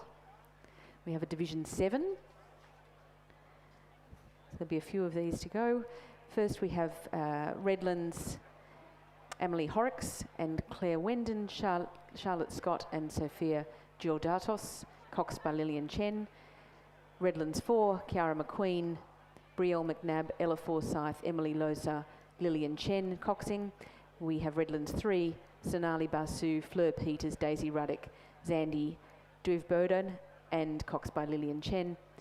Redlands 2, Ella Rose Young, Molly Whiteway, Maddie Barnes, Isabel Wimple and allegedly Lillian Chen. I can't imagine she's in all these boats. And Redlands 1, Clemmy Jetson, Carla Ekberg, Maggie Nassar and Scarlett Coles.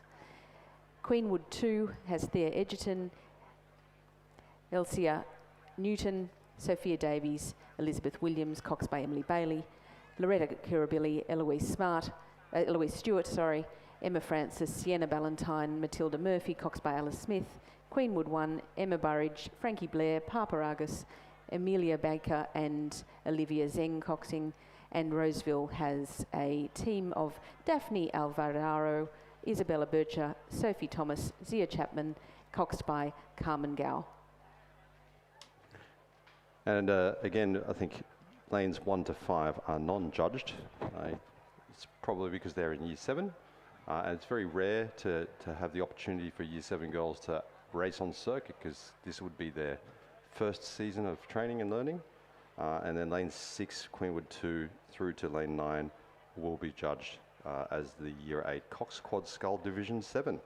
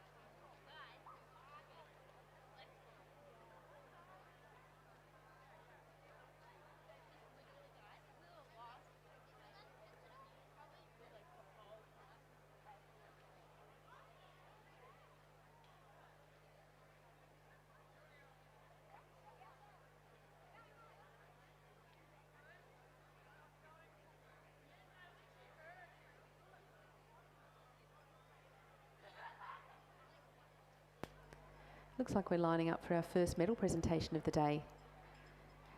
And this will be the Schoolgirl Para Single Scull Recreational, the event we just saw. Paul Burgess, the principal of PLC, presenting the medals today.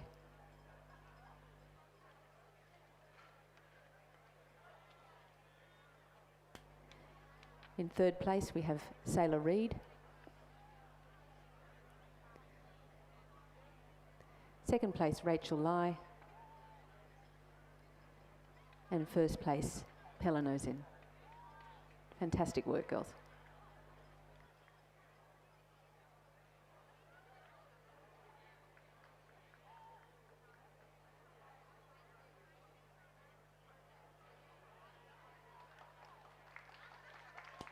And a round of applause there for the 3 girls from PLC Sydney who came first, second and third for the Schoolgirl Para Single Scull Recreational 500. And also recognising Sophia Lowe, winner of the Schoolgirl Para Single Scull from PLC Sydney.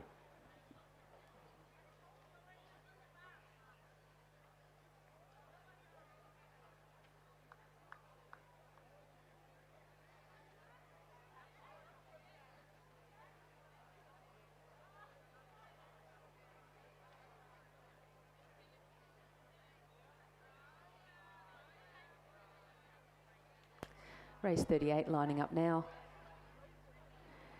These are divisioned events, so they'll be called as finals as well.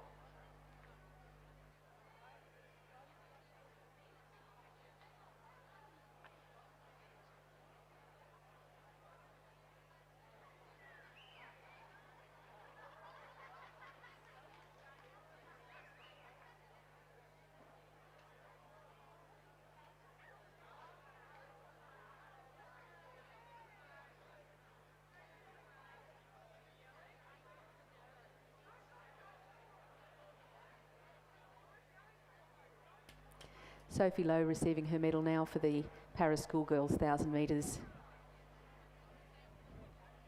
Terrific effort there. Round of applause for Sophie.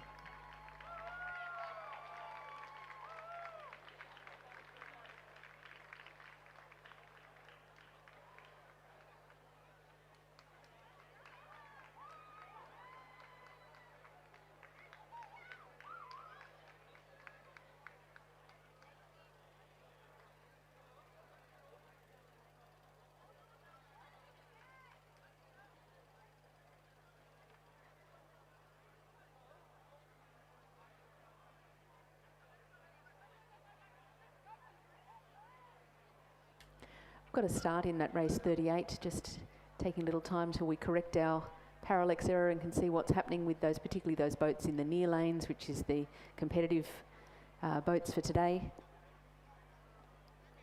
Lanes 6 through 9.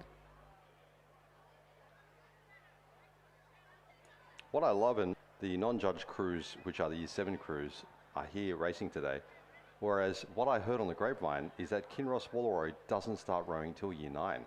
And so you have this interesting kind of dynamic between people who start rowing early to those that start later. Which one works out better, we don't know. But again, it's just great to have more talent coming through and loving this sport. Yeah, you're correct on that one. It's actually Year 8 that they're allowed to start rowing. And they start by doing a rowing program through the normal PE channel. So every child has access to the rowing experience. They're on water testing some of the erg work. And get a bit of a taste for it before finally making a decision as to whether they're going to commit to the rowing program. It's a big commitment, as you know, and I think probably around the popularity of rowing, it's really been a matter of shoring up the numbers to be able to make sure that everyone's got good access to the water throughout the training season. And back to race 38, we're just crossing the 1,500 metre line, and we have Loretta Karabilli in the lead in position 1 there, followed by Queenwood 1, Queenwood 2.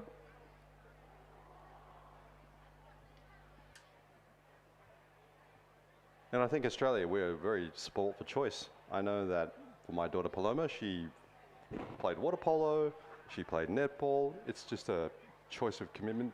Which one do you choose? Winter, summer, all year long. Oh, it's great to be able to be exposed to all of them too. I mean, some of these sports, if you don't get exposed to them, why would you ever think to do it? This is part of why I was asking about when you got into rowing. Was it because you had the exposure through Paloma and your son as well, or was it around you having an interest beforehand? And Roseville's just taking that 4th position now too in race 38.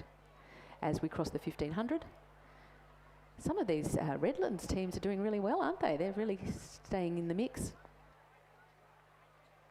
I know, I mean, for rowing for, let's call it 5 months, going from scratch to actually trying to stay in time with each other and trying to maintain balance and be physically fit and then steer the boat in the right direction. I know as a masters rower, it takes us years to do what a teenager would do in a matter of months. So fantastic effort around all of these girls who are racing on the 2000 Olympic course here at Penrith. That in itself is a really great experience, and it's all about having fun and enjoyment. Looks like this Kirribilli crew of Eloise Stewart, Emma Francis, Sienna Ballantyne and Matilda Murphy, coxed by Elise Smith, looking very comfortable there in this Schoolgirl Year 8 Cox Quad Scull Division 7 race 38. Looking very comfortable in sequence, a nice lean back. Looks like a comfortable win there for Loreto Kirribilli 7. There is a tussle though between for second place between the two Queenwood crews of Queenwood 2 and Queenwood 1. Will it be Thea Edgerton, Alicia Newton, Sophie Davies and Elizabeth Williams, coxed by Emily Bailey? Or will it be Emma Budridge, Frankie Blair, Piper Argus, Amelia Baker, coxed by Olivia Zhang, coached by Stephanie Preller? Who's going to pip it? Looks like it's lane 8. I have the privilege of being right on this line, and I can tell you, yeah, Year 8 by about half a boat length. And it looks like Queenwood 1 comes in there. Very, very closely followed by Queenwood 2.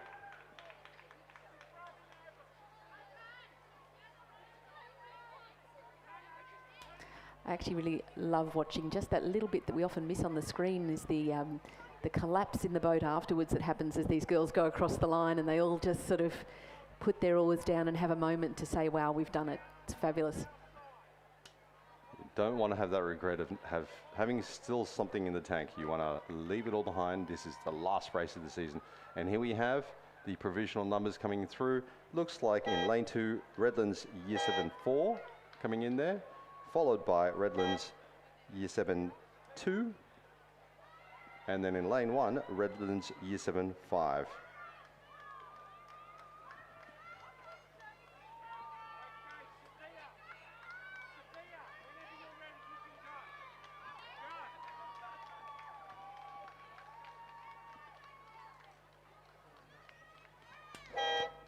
The Roseville boat just rounding out those 4 in the Division 7 of the Year 8 Cox Quad Scull. We've now got Division 6 lining up. St Catherine's in lane 2, Isla McIntosh, Monty Bowers, Matilda Carroll, Asher Dew, coached by coxed by Zara Morrow.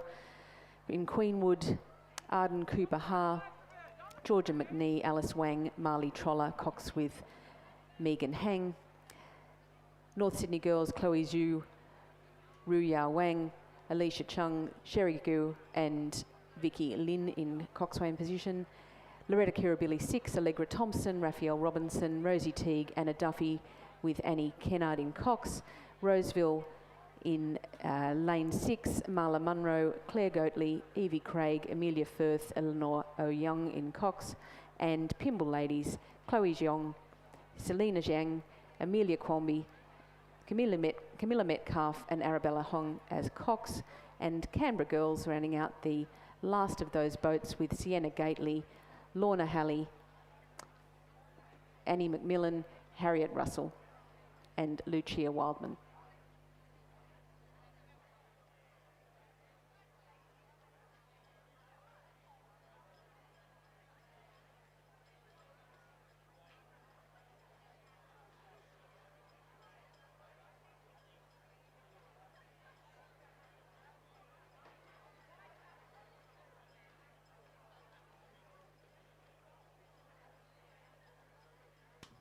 So it looks like race 39 is underway, and lining up on screen is race 40, which is the Schoolgirl Year 8 Cox Quad Scull Division 5.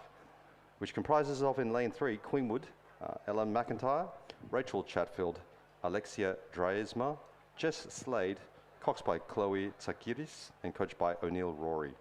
In lane 4, St Catherine's, Adriana Oliver, Amelia Williams, Yala Vadat, Ayla Rose and coxed by Matilda Mills, coached again by Madeline Swain. In lane 5, Canberra Girls Grammar, Emily Doikos, Matilda Bladen, Lucinda Barlow, Lucy Morrow, coxed by Memphis Linham. In lane 6 is Loreto Kirribilli 5 with Molly Maddock, Grace Zuckerman, Lily Heyman, Georgie Ryan, coxed by Pip Kay. In lane 7, Pimble Ladies, Madison Aikman, Athena Wu, Nadia McMahon, Lucy Liu, coxed by Zara Craig, coached by Kelly Stapp. And in lane 8 is Roseville, Evelyn Majunda, Matilda Gifford, Rachel Clemens, Christina Chan, coxed by Chloe Zhang and coached by Sophie Brady and Angelina Bogosian. Back to race 39. We have a Pimble Ladies College boat in the lead. It's all, again, a very close race, this one. Loreto Kirribilli's really right on their tail, and I think even from where we're seeing, we wouldn't be able to see a clear lead of that. Followed by the Queenwood boat, St Catherine's, North Sydney Girls. It does look, though, that PLC has upped their rating at hitting this last 250 mark. Will Kirribilli match it? That is the question. A bit of steering there, a bit of steering Yeah, I issue. think they're going off now, aren't they, a little? They're going to be able to correct and not lose time is the question.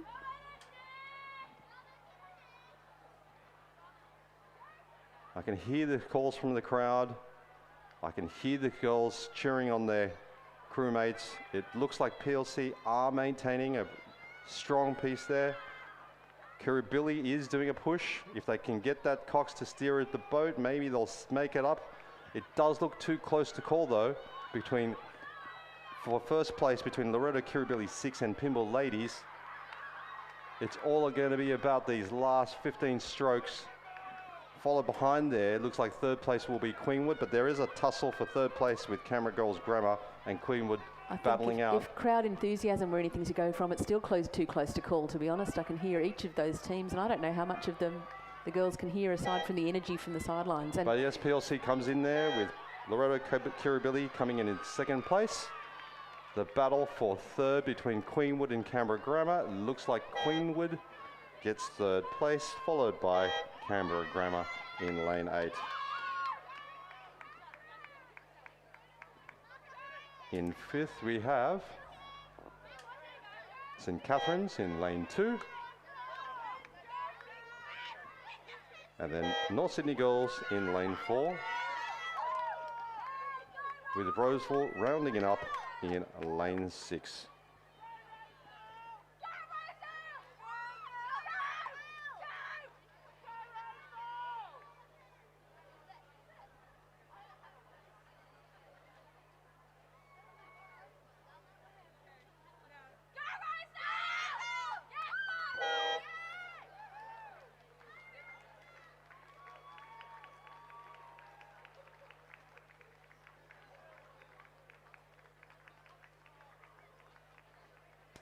And on the podium, we are now ready to present the medals for race 38, the Schoolgirl Year 8 Coxed Quad Scull Division 7, presented by the CEO of Rowing New South Wales, Melissa.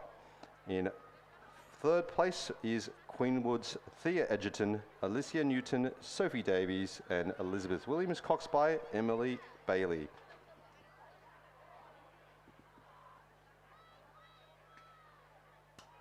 In second place is the Queenwood 1 crew of Emma Burridge, Frankie Blair, Piper Argus, Amelia Baker, coxed by Olivia Zhang, and coached by Stephanie Perella. And we do have an overlap as the race underway is coming across the last 250 metres here. that's race 40, the Division 5 Cox Quad Sculls. Of course, as I say, all of these are finals, so we'll be going straight to medals with each of these as well. And our leader at the moment is Queenwood, the team of Ella McIntyre, Rachel Chatfield, Alexia Dramus and Jess Slade, and Chloe Sirakis. And there is a battle for second place between Loreto Kirribilli and St Catherine's, but it looks like Loreto Kirribilli 5 is going to hit there with half a boat length, followed by St. Catherine's. And back to the podium, the winners of the Schoolgirl Year 8 Cox Quad Scull Division 7, Loretto Kirribilli 7, Eloise Stewart, Emma Francis, Sienna Valentine, Matilda Murphy, Cox by Alice Smith. Congratulations to the winners of that race.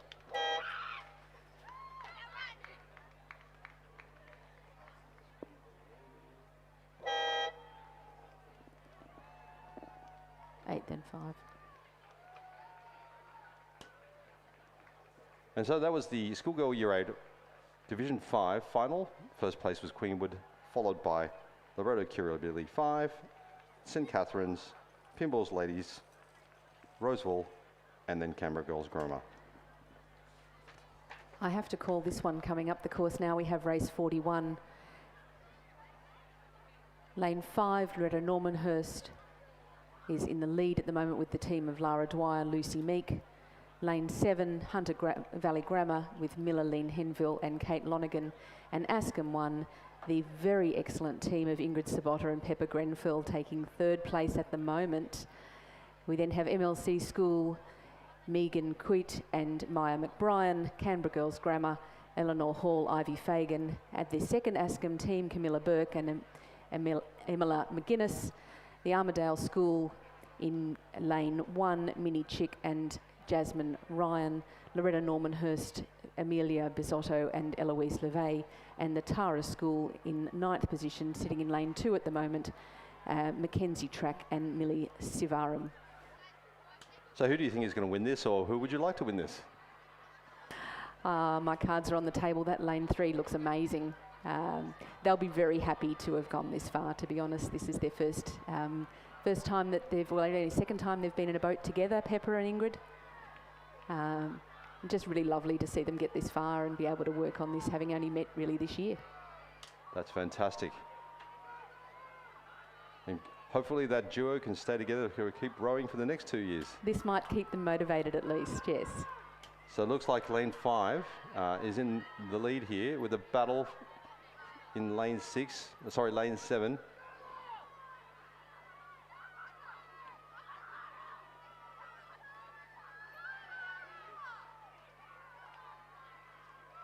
So Loretta Normanhurst has taken the gold in this event with Lara Dwyer, Lucy Meek. Silver will go to Hunter Valley Grammar, Miller, Len Henfield and Kate Lonergan, and Askham 1 with Ingrid Sabotta and Pepper Grenfell have taken the 3rd place in that event. Fantastic effort, girls, followed by lane 3's MLC School with Megan Quit and Maya McBrien, and Canberra Girls Grammar, Eleanor Hall and Ivy Fagan.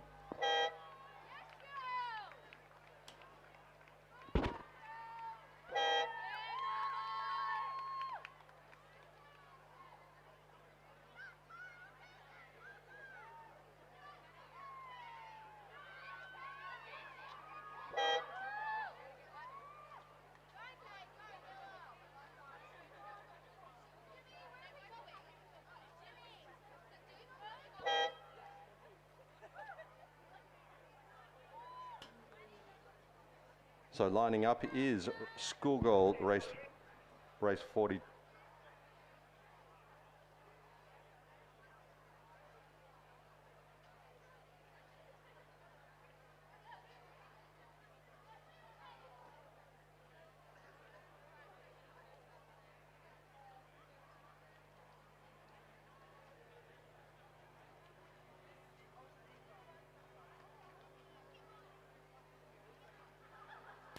We've got another exciting final now, race 42 lining up.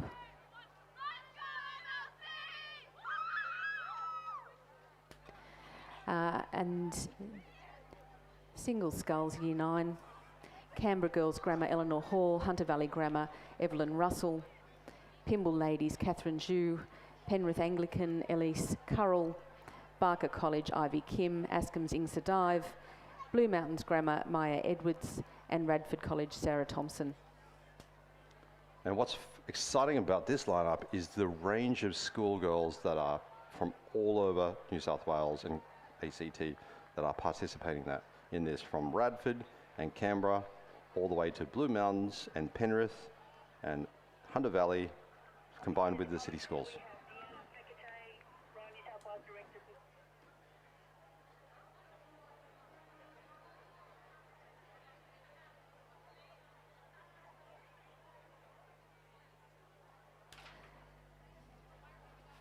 Are we going to it now? I'm going to the medal presentation for the Year 8 Cox Quad Scull Division 6. Presented by Diana Sakate, Director of Rowing New South Wales.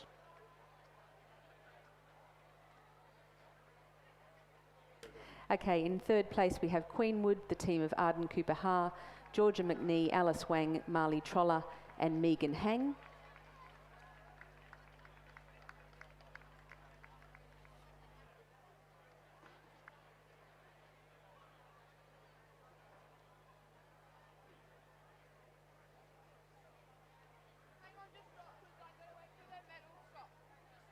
Second place, the Loretta Kirribilli 6 team, Allegra Thompson, Raffaella Robinson, Rosie Teague, Anna Duffy, coxed by Andy Kennard.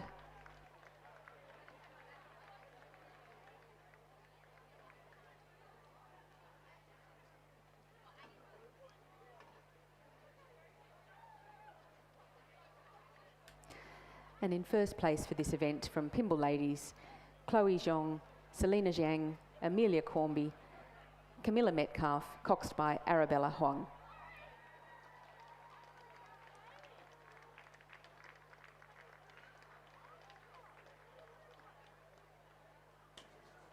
And grandstand, please give a huge round of applause for the winners of the Schoolgirl Year 8 Cox Quad Scull Division 6. Well done, girls. Look forward to seeing you continue rowing for the next 4 years. So no surprise as we turn back to the race of 42, which is the Schoolgirl Year 9 single scull final. Ings Dive, a name that comes up quite often. In the lead there at 2 minutes 6 at the 500 metres. And you can see there on the camera vision, she's looking very calm there. Behind her at 2 seconds 24 is Sarah Thompson. Looks like it's relatively close there with Sarah coming from Radford College. We don't know, we've still got a little bit of space left there. Anything can happen.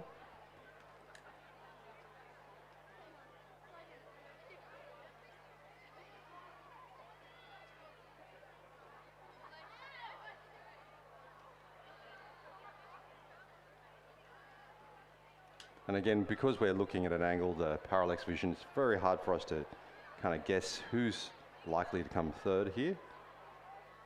But everybody towards the third level, third, fourth and fifth, the stroke rate is somewhat similar there, but it does look like in lane 4, Elise Currell did look like she's increasing her stroke rate there.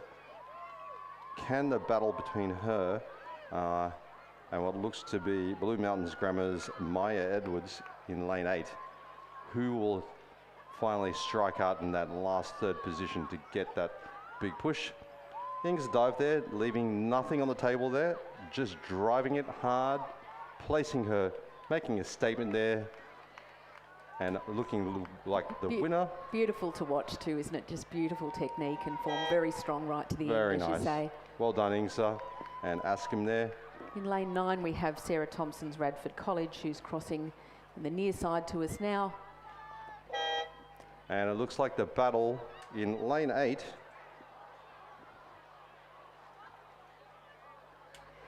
Lane 8's Blue Mountains Grammar, Maya Edwards. And lane 5, and from Barker College, Ivy Kim.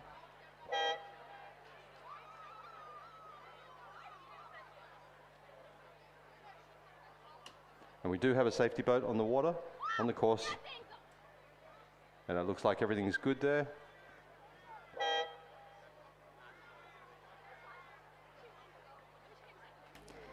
Elise Currell has crossed the line in 5th. Evelyn Russell in 6th and Catherine Zhu.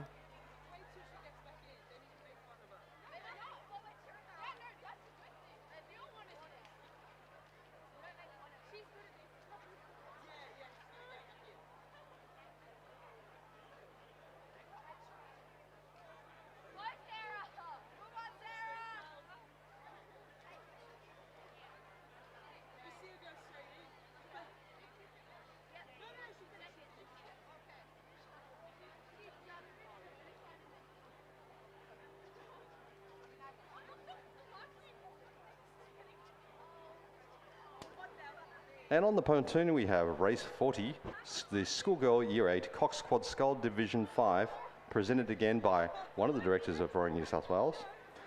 In third place, the crew from St Catherine's, Adriana, Oliver, Amelia Williams, Jala Vadat, Isla Rose, coxed by Matilda Mills and coached by Madeline Swain.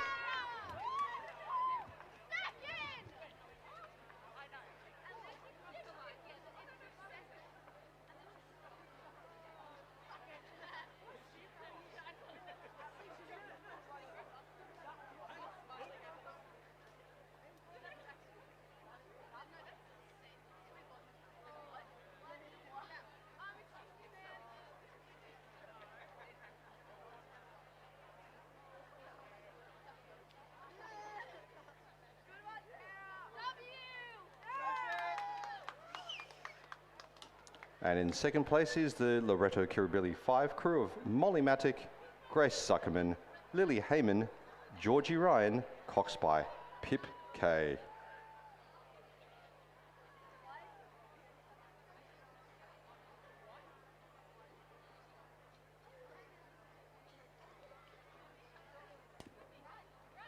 And in first place, the winning crew from Queenwood, Ella McIntyre, Rachel Chatfield, Alexia Drasma, Jess Slade, coxed by Chloe Tsakiris, and coached by O'Neill Rory. Congratulations to the winners of the Schoolgirl Year 8 Cox Quad Scull Division 5.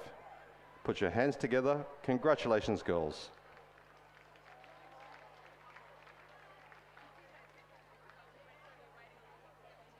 On the course at the moment, we've returned to some 2,000 metre events, this time the Schoolgirl Year 10 Coxed 4. In lane 4 we have Canberra Grammar 1, Alice Allen, Claire Templeton, Abigail Rayner, Edith Warboys, Isla Morgan in Cox, coached by Mike Brady. Canberra Grammar 2, Issy Massey, Madeline Dearlove, Charlotte Lynch, Ailey Webb and coxed by Ada Duckworth, coached by Mike Brady. In lane 6, we have the Queenwood team made up of Zoe Fenwick, Lara Scalina, Bronte Hanna, Eloise Lintveld, Stella Tumbers in Cox and coached by O'Neill Rory.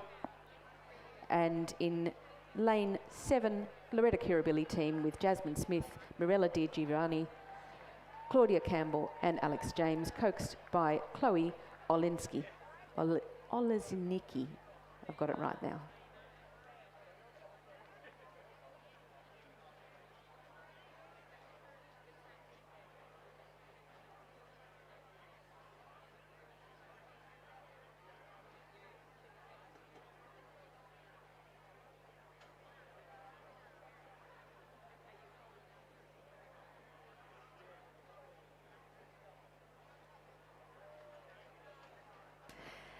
And now we're presenting the medals for the Schoolgirl Year 9 Double Scull, presented by Diana Sekate. In third position, we have Askham 1 with Ingrid Sabota and Pepper Grenfell.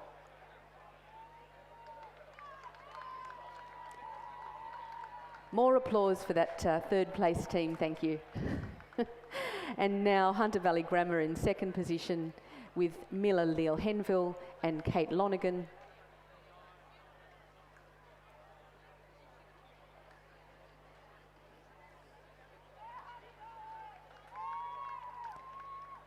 And winners of the Year 9 Schoolgirl Double Scull from Loretta Kirribilli, Lara Dwyer and Lucy Meek. Oh, that's right.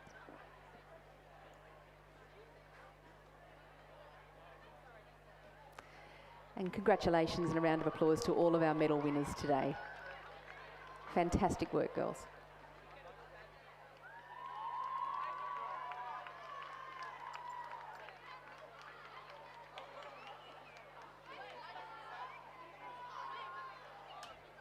And race 43 is currently underway, the Schoolgirl Year 10 for the final. And at the 1,000, Canberra Grammar still in the lead at 4 minutes.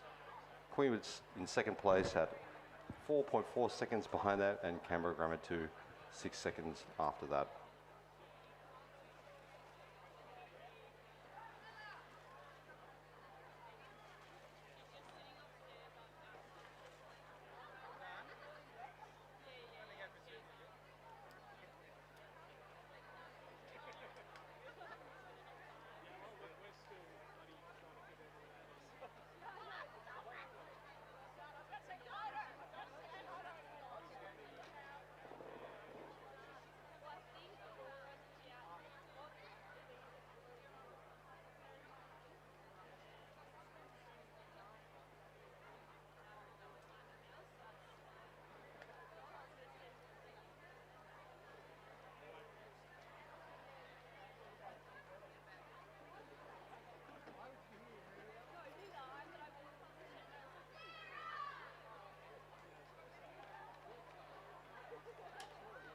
race 43, the Schoolgirl 4, as you can see on screen there.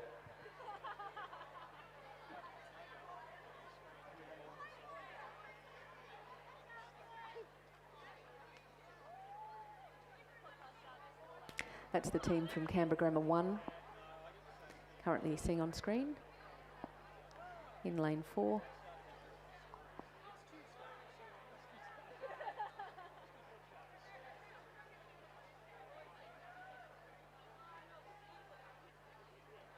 And it's so interesting that, you know, in year 9, you're in a quad scull boat, and then you have to transition. So these girls, I'm not sure exactly when Canberra Grammar girls would start training on the sweep boat style, but here I would suspect from October of last year till now, they've had to master a whole new one.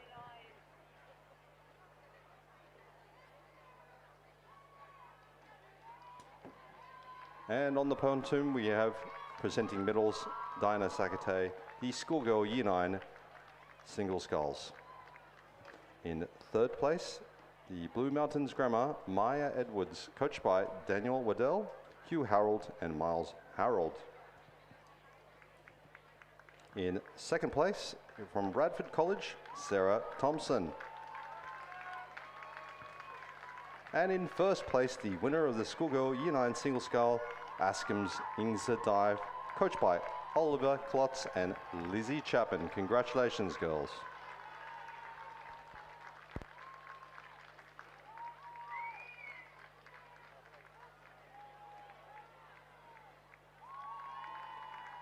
We're reaching the final 250 metres of this Schoolgirls Year 10, Cox 4, race 43. Led at the moment by Canberra Grammar 1, followed by Queenwood, Canberra Grammar 2 and Loretta Kirribilli.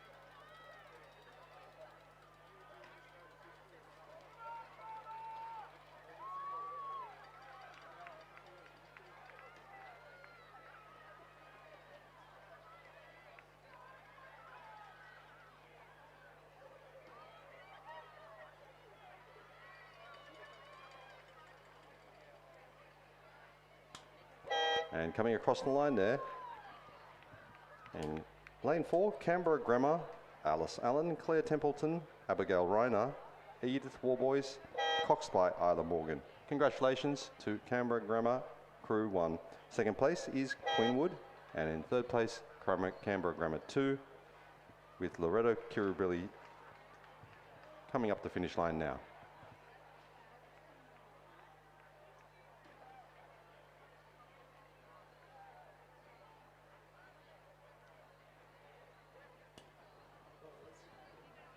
So as the last of the Schoolgirl 4, Cox 4 comes through, we then call out the next lineup, which, as it is 8, is going to be highly competitive, highly interesting, and a lot of names to read through.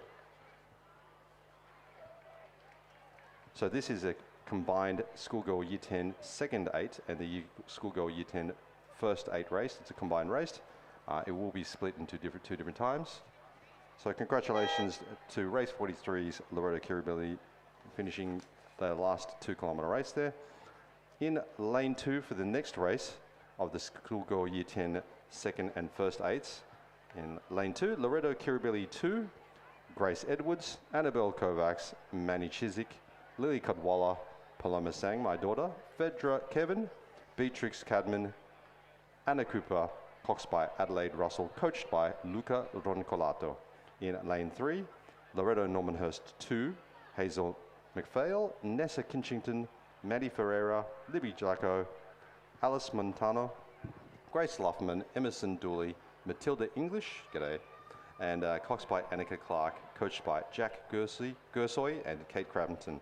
In lane 4, Pimble Ladies 2, Claire Ferreira, Georgia Rai, Genevieve Bazina, Mia Sherry, Kelly Clifton, Edwina Harrington, Amber Eisenhower. Emily England. Sanaya Lakani is the cox, coached by Alex McMillan and Howard Goodall.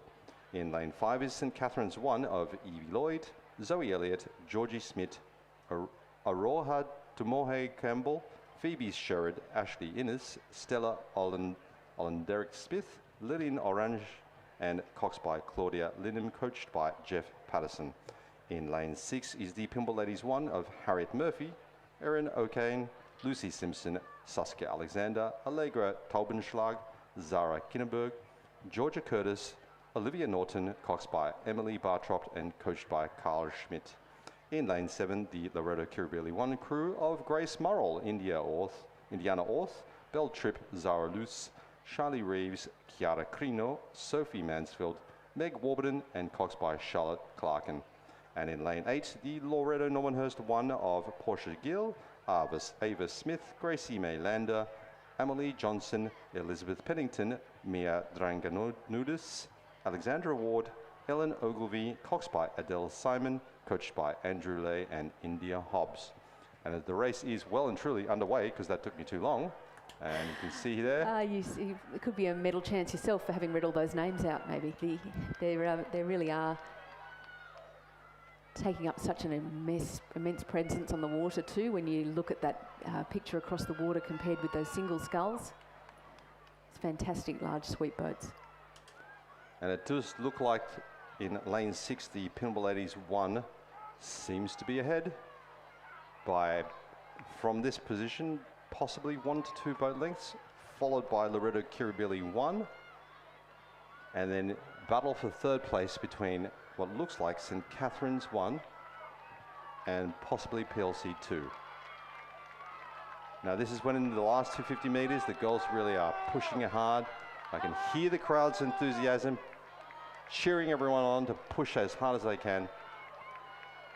The battle will be on for 4th and 5th, but PLC with a commanding lead, looking very calm, crossing the finish line there. Congratulations. In lane 7 is the Loretto Kirribilli crew of LK1, and in lane 5, St Catherine's 1 in 3rd place. In lane 4, Pimble Ladies 2. And a battle now between Loretto Kirribilli 2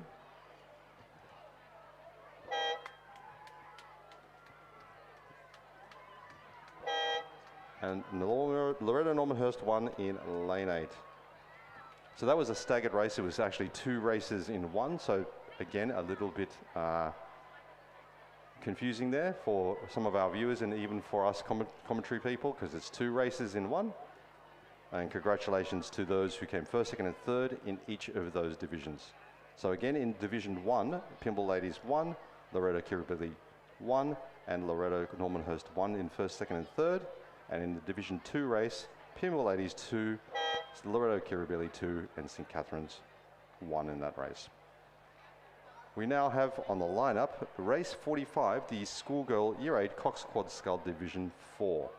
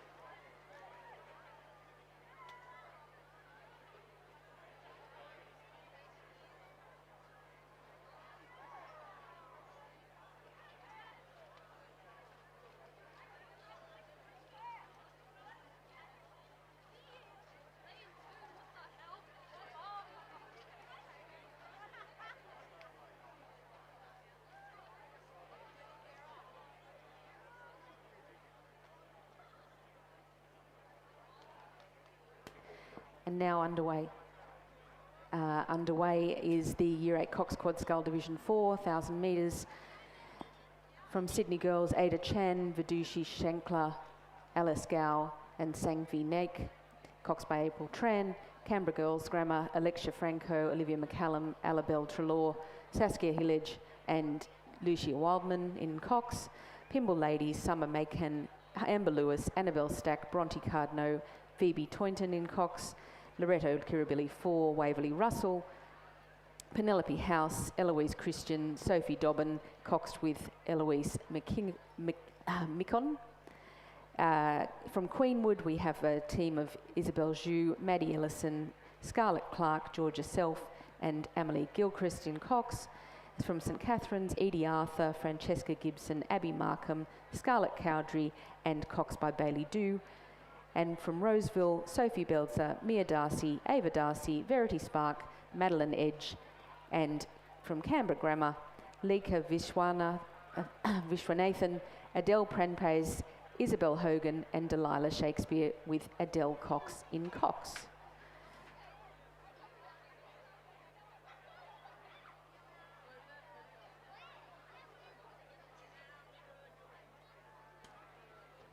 And apologies for that previous call. The combined Schoolgirl Year 10 first and second division of the 8s. The correction is that in Division 1, first place was Pymble Ladies 1, Loretto Kirribilli 1 in second place, and St Catherine's 1 in third place. In Division 2 was Pymble Ladies 2 in first place, Loretto Kirribilli 2 in second place, and Loretto Normanhurst 2 in third place.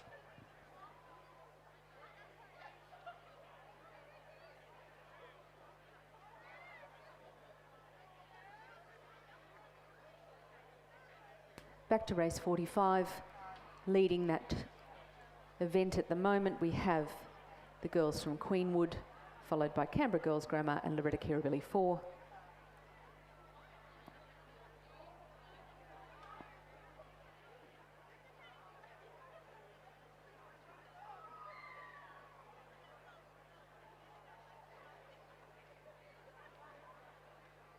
And it looks like on the podium, we're just getting ready to award the medals for race 43, the Schoolgirl Year 10 Coxed 4.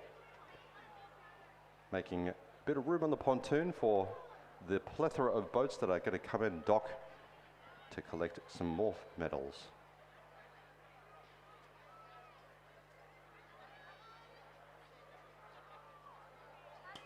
Whilst they get that underway, it does look like the ending of the race 45, the Schoolgirl Year 8 Cox Squad Scull Division 4, and it does seem on our screens here that the Canberra Girls Grammar does have a lead, but the parallax vision might also suggest that in the middle of the pack the Queenwood crew also could be battling it out for first place. And the question is, who's going to hold that long and calm stroke there? Will it be Queenwood? Will it be Canberra? But it does look like there is a further battle between Loretto Kirribilli and Canberra Girls, St Catherine's, also in there for the first, second and third and fourth place. It does look like that Kirribilli is making a push. We don't know if that's going to be enough. St Catherine's also leading back there, but Canberra Girls looking very long and strong there in lane 3. They're leaning back. They look pretty clean. I think Canberra Girls in lane 3 have the first position. Not much out there to knock them back. Queenwood holding on in second place, but St Catherine's making that last minute burst. Will that be enough? Will 20 strokes, 10 strokes? No, it looks like Queenwood beats it by a canvas, followed by St Catherine's in lane 7, and then Loretto Kirribilli in lane 5. What an exciting close on that one.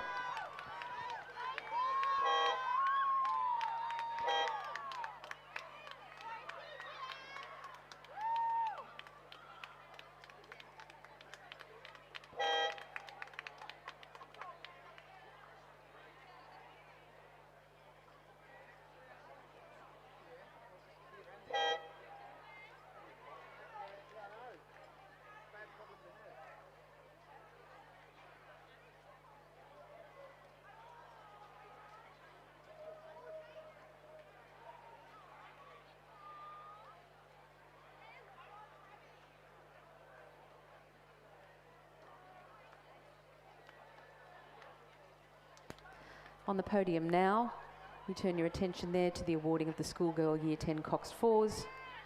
In third place, Canberra Grammar 2. Medals presented today by Kate Hadwin from PLC. Pimble Ladies, sorry.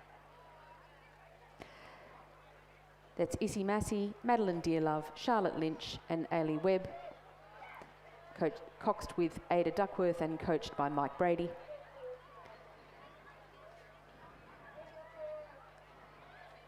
In second place, the team from Queenwood, Zoe Fenwick, Lara Scalina, Bronte Hanna, Eloise Lintfeld and Stella Tumbers, coached by O'Neill Rory.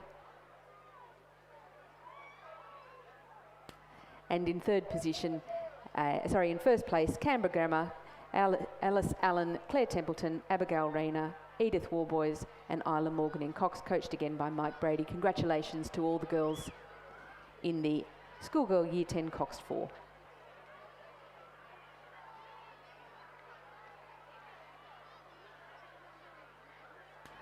On the screen now we have... That's right, the Schoolgirl Year 8 Cox Quad Skull Division 3. Race 46.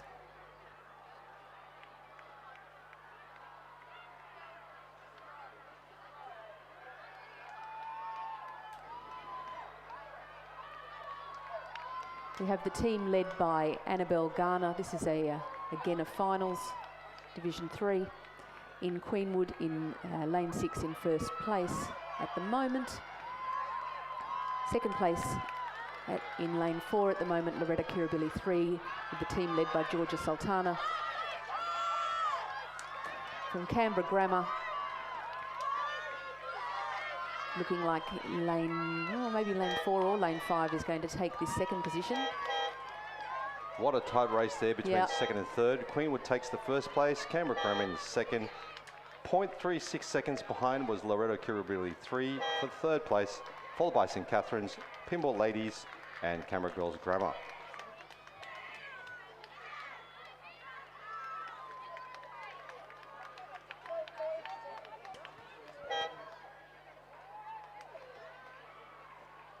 And crossing the finish line in lane 2, then lane 1 is a combination of Redlands in lane 1.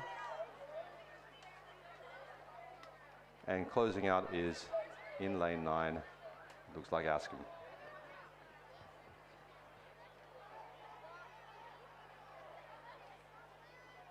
So Schoolgirl Year 8 Second Division, the finals for race 47 is currently underway. We have teams on the course at the moment in race 47 from Canberra Girls Grammar, Roseville, Loretta Kirribilli, St Catherine's, Loretta Normanhurst, Canberra Grammar, Queenwood, Pimble Ladies and Tara School.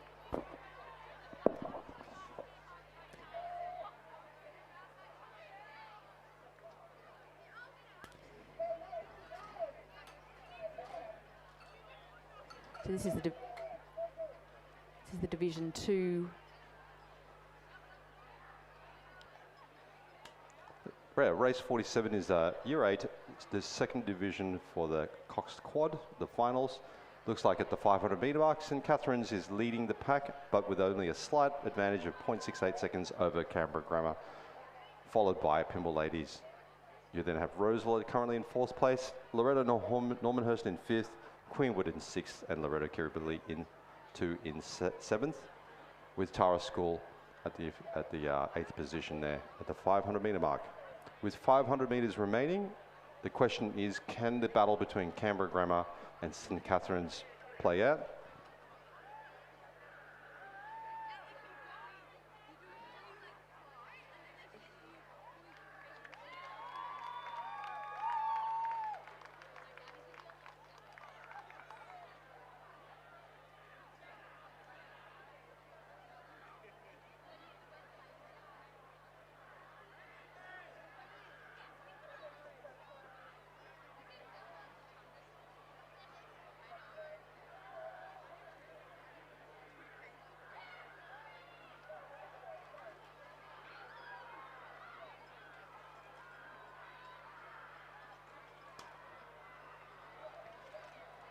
And it looks like from the cheers of the crowd, there's a lot of excitement and emotion here for this race 47 of the Schoolgirl Year 8 Cox Squad Scull Division 2 final. And the battle is between the two lanes here. It looks like it's St. Catherine's by the colour of the yaws. It looks like it possibly could be Tara School here. Increase the rating. The PLC is also increasing the rating. Loreto Normhurst there in lane 5 also increasing the rating. The question is, will it be enough? Yeah, St. Catherine's in the lead at the moment by this angle, followed by the girls from Canberra Grammar. And it looks Pimble like ladies in third at the moment. Look, but that is a really tight St. Cath's call takes for it in 3. lane 4, followed by Canberra Girls in lane 6. The battle for third place looking so tight here. PLC making a last minute push there. PLC takes third place. Well done, girls, on that last minute push, taking it away from Loreto Normhurst, And followed by Roseville. Yeah, really close, that battle for third. And then you have Loreto Kirribilli 2, Canberra Girls in 7th, followed by Queenwood. And the girls from Tara rounding it off. Well done, girls, on your first race here, the final seasonal race in the Schoolgirl Year 8 Second Division.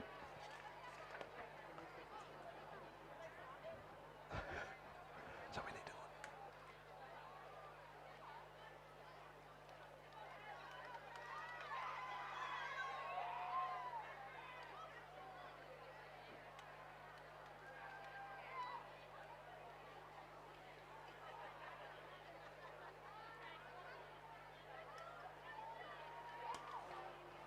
So,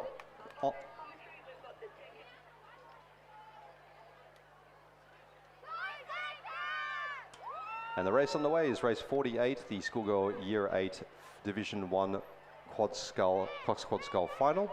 We now turn towards the podium where we're going to announce the winners of the Schoolgirl Year 10 Second Division 8s. And waiting for the other two winning crews, the medalist crews there. Okay, and the winners of the Division 2 of the Schoolgirl Year 10 Second 8, Pinball Ladies 2, the crew of Claire Ferreira, Georgia Rye, Genevieve Bazina. And we're just pausing that announcement there.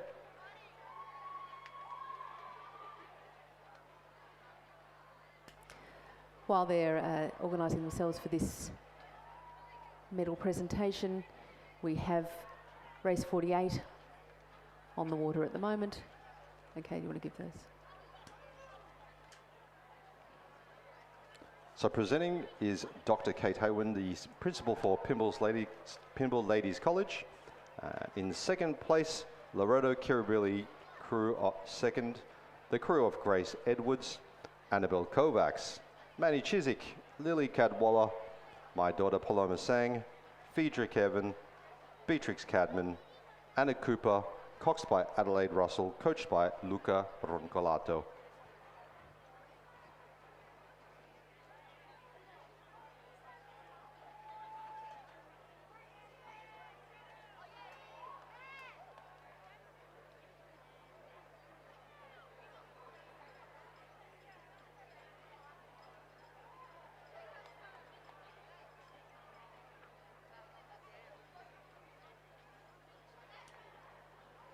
And we do have the race 48 of the Schoolgirl Year 8 First Division Coxed Quad also underway, with St. Catherine's currently in the lead, closely followed by Queenwood at 1.89 seconds.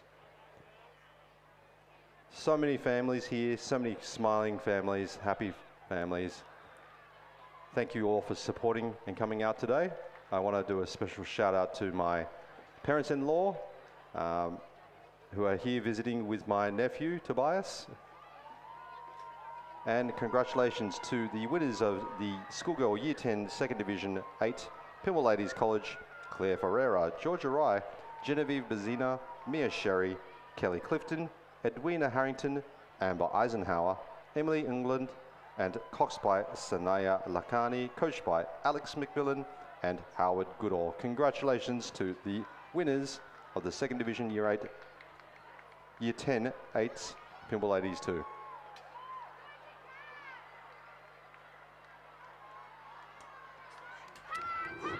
If there's a Sally Terry who's listening, we have a green handbag with some of your personal effects within it that was found on the other side of the regatta centre. If you'd like to come to the finish line tower to pick it up, please. Now we're into the thrilling finish of the Division 1 Year 8 Cox Quads. And it's not often that I get goosebumps in this control tower. This is Maybe incredible. it's the aircon, Yeah, but I yeah. tell you, it's the volume that's coming from this crowd as they scream out to see exactly, is it going to be Redlands in lane 3?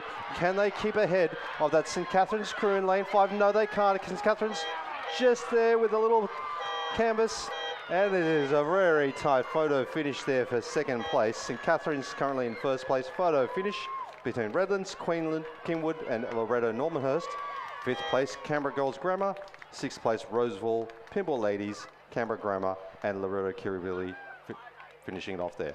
And now you can see on the screen a quick replay to have a look at that photo finish and make that final decision on who comes second and third. What a fascinating race. The Division 1 races in these younger years, always a tight difference between second and third and fourth.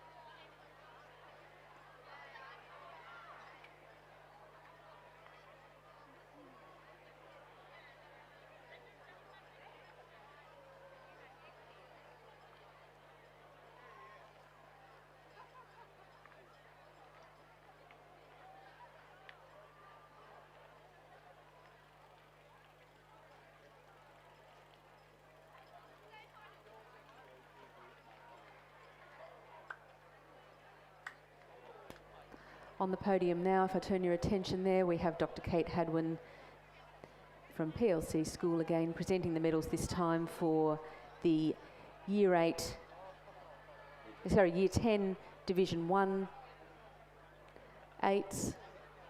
In third place, St Catherine's 1, Evie Lloyd, Zoe Elliott, Georgie Smith, Aroa Tuma Campbell, Phoebe Sherrod, Ashley Innes, Stella Underick Smith, Lillian Orangi and Claudia Lynham, coached by Jeff Patterson.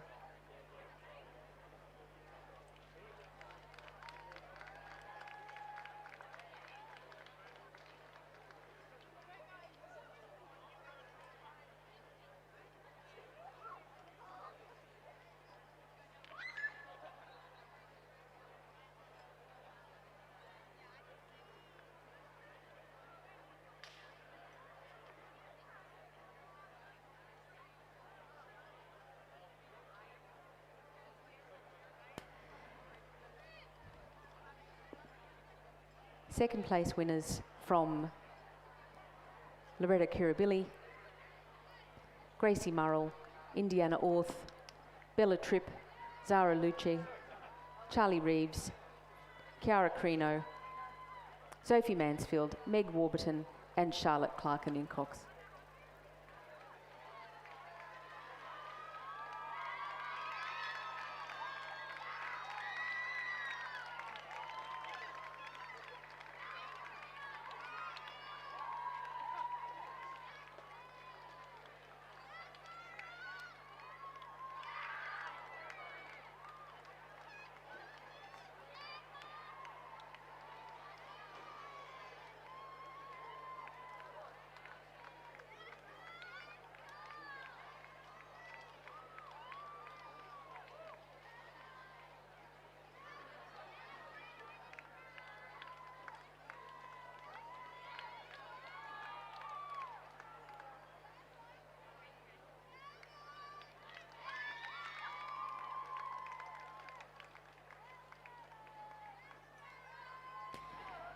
And the winning team, please congratulate Pymble Ladies 1, Harriet Murphy, Erin O'Kane, Lucy Simpson, Saskia Alexander, Allegra Taubenschlag, Zara Kinneberg, Georgina Curtis, Olivia Norton and Emily Bartrop, coached by Carl Schmidt. And winners of the International Women's Day Trophy, Loretta Pymble Ladies.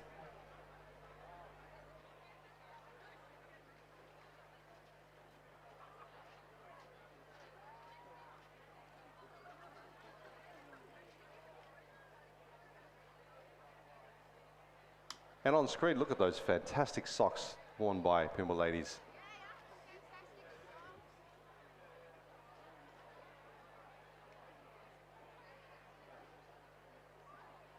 And put your hands together in the grandstand for the winners of the International Women's Day Trophy for the Schoolgirl Year 10 Division 1 8s, Pymble Ladies 1. Well done, girls, on a fantastic season. Good luck with your Nationals campaign coming up in a few weeks' time. Well done, girls.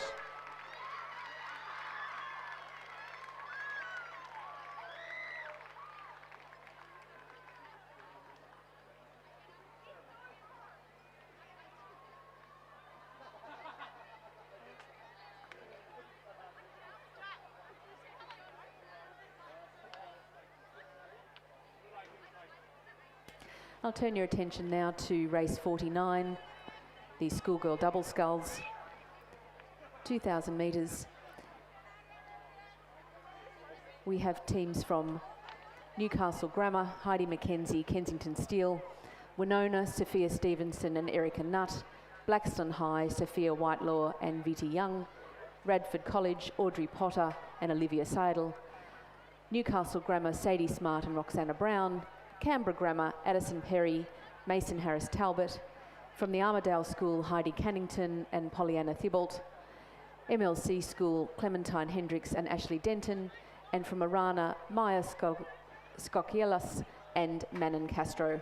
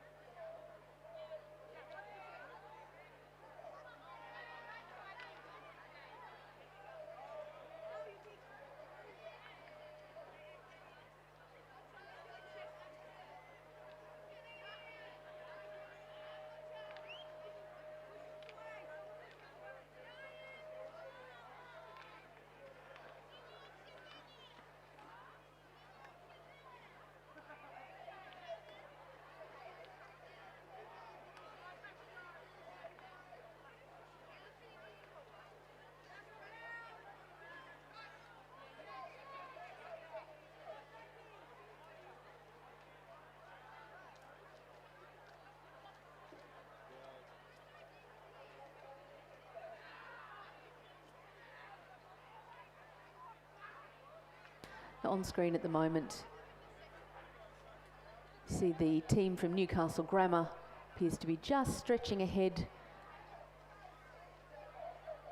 of their other Newcastle Grammar team, but in the lead at the moment appears to be lane 4 from Blackstone High.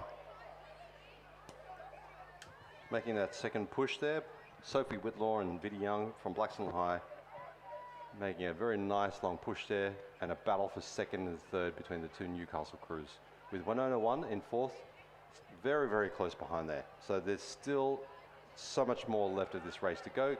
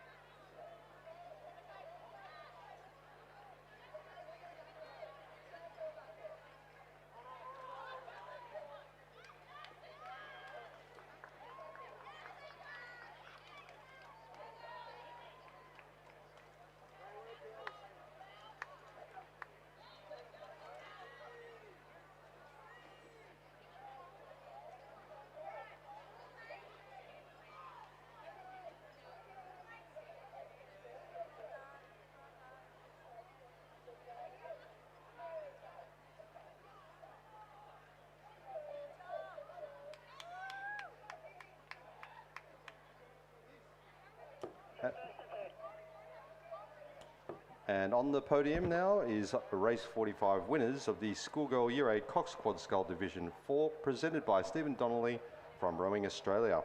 In third place, the crew from St Catharines, Edie Arthur, Francesca Gibson, Abby Markham, Scarlett Codry, coxed by Bailey Dool and coached by Leila Gaston.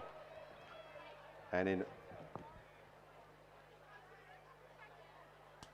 in first place, the winners of this Schoolgirl Year 8 Cox Quad Scull Division 4, Canberra Girls Grammar, the crew of Alexia Franco, Olivia McCallum, Annabelle Trelaw, Saskia Hilage, coxed by Lucia Waldman.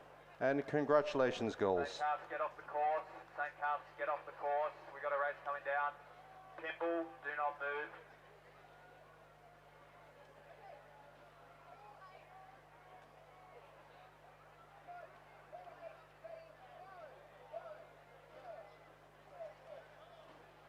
Okay, St. Cars, move into the transit lane, out of lane 1. Into the transit lane, please.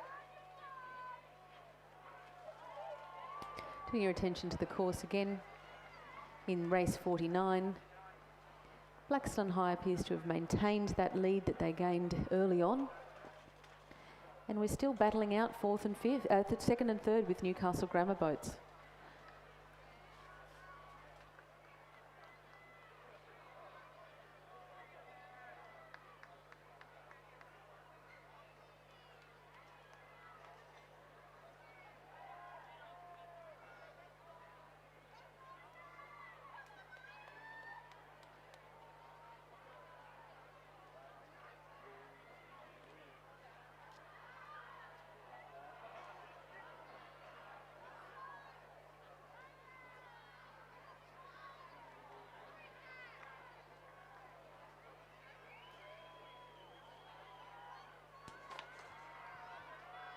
And coming through to the finish of the Schoolgirl Double Scull final, and it looks like that crew from Blackstone High in lane 4 of Sophia Whitelaw and Viddy Young now nicely cruising. Congratulations to their coaches Daniel Waddell and Hugh Harold and Miles Harold on that magnificent row there. Battle for second is in lane 6 Newcastle Grammar, Heidi McKenzie and Kensington Steele, with their compatriots in lane 5, Sadie Smart and Roxana Brown coming third. In lane 8, coming fourth is the Winona, Sophia Stevenson and Erica Nutt. And in lane 7, you have Radford College, Audrey Potter and Olivia Seidel coming fifth. And on the far side in lane 2, the Armidale School of Heidi Cannington and Pollyanna Thibault, followed by in lane 3, Canberra Grammar of Addison Perry and Madison Harris Talbot. We also then have in lane 9, MLC School 1 and Orana in lane 1.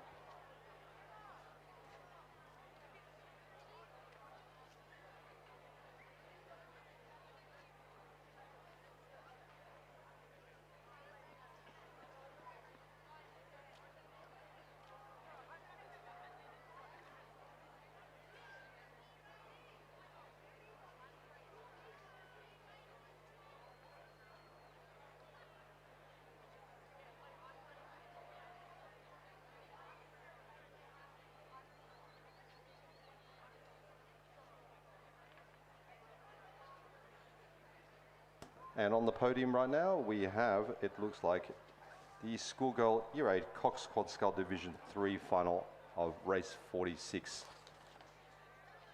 And in third place is Loretto Kirribilli 3, Georgina Sultana, Harriet Delaney, Sienna Scrooby, and Eloise McLucas, coxed by Emily Galvin. And this is being presented by Stephen Donnelly from Rowing Australia. And in second place, the crew from Canberra Girls Grammar, Grace Tully, Tabitha Campbell, Amelia Russell, Carrie Baisby, and coxed by Michaela Gomez.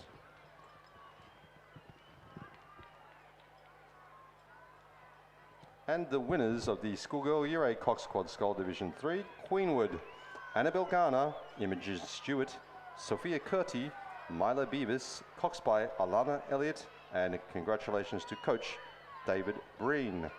Well done, girls.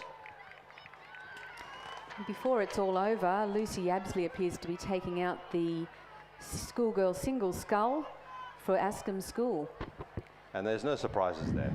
Absolutely How zero what a surprises. beautiful day for Lucy, exactly. That's been a lovely win for her. Coming in second, we have lane 3 from the Armidale School, Isabella Henderson. Third from Newcastle Grammar, Annabelle Mackenzie.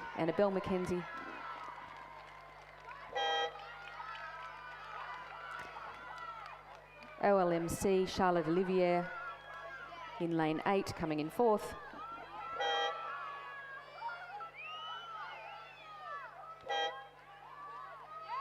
Sydney Girls, Xenia Palmer.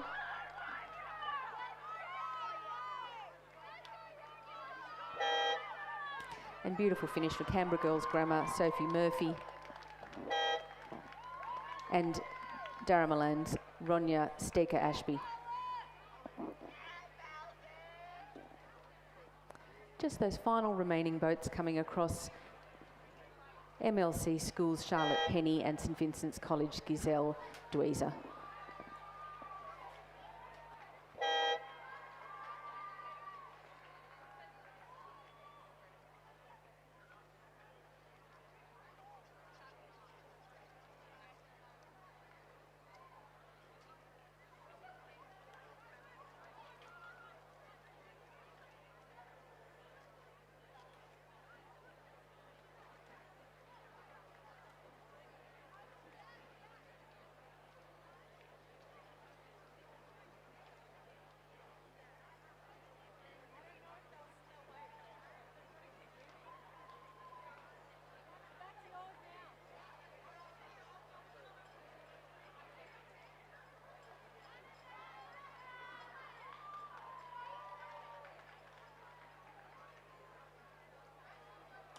And on the podium, presenting for the Schoolgirl Year 8 Cox Quad Scull Division 2, we have in second place the crew from Canberra Grammar of Holly Bodman, Sassy O'Brien, Isabel Jardine, Danica Dixon, coxed by Ariana Stoya.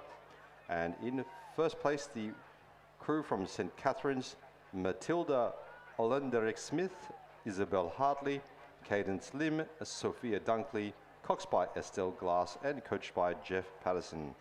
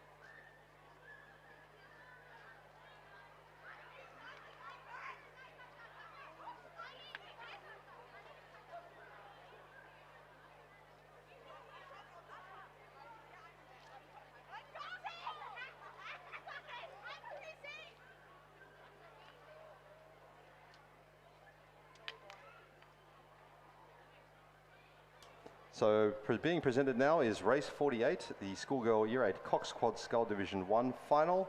Congratulations to Queenwood in third place, Elizabeth Van Ganatu, Penelope Curry, Lucinda Hughes, Manola Taylor, coxed by Cara Sheeran and coached by Siren Glidden. In second place, the crew from Redlands, Despina Corneli, Sammy Halliday, Annalise Beattie, Pearl Brown, Kira Benoliel, and coached by Beth McLennan. And in first place, St. Catherine's, Edie Hare, Pippi Dodwell, Isabel Wadham, Alice Burgess, Grace Lou Farthing is the cox, coached by Olivia Bartram and Jared Watson. Congratulations to the winners of the Schoolgirl Year 8 Cox Quad Scull Division 1.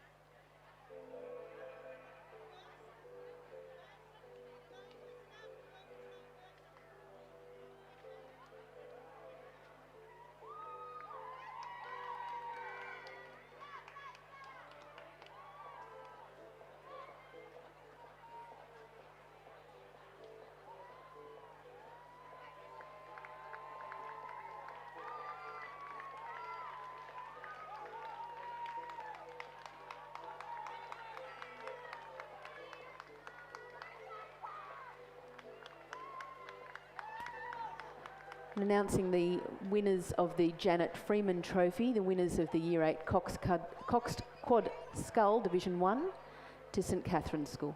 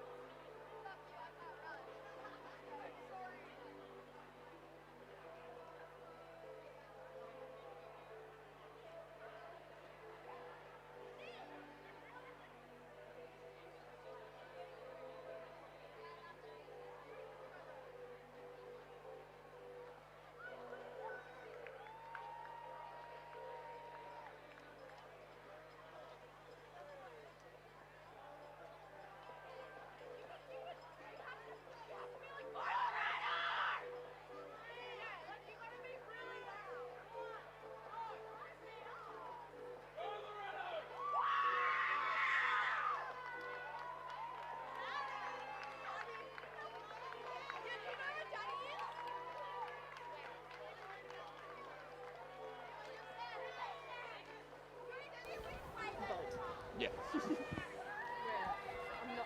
I'm sure Georgie would rather you be in Tara's boat with her as well.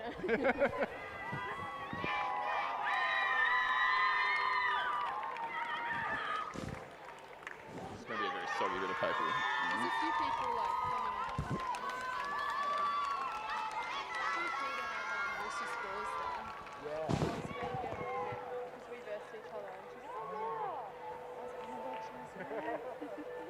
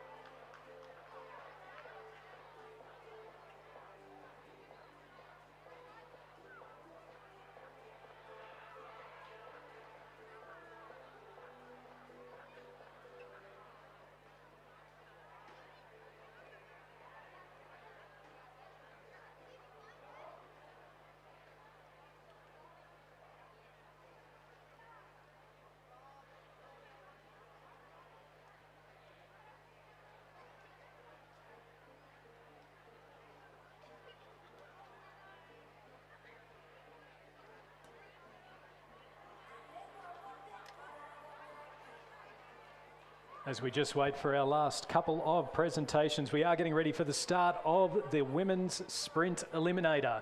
It is 9 athletes out on the course at the moment at the 1750 metre mark.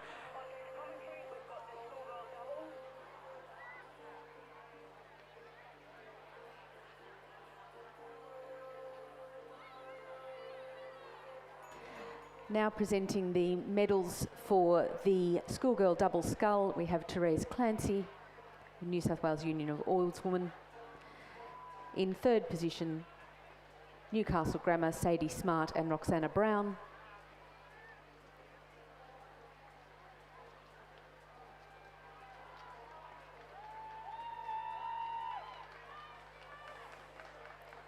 And taking a very proud second place, Newcastle Grammar's Heidi McKenzie and Kensington Steele.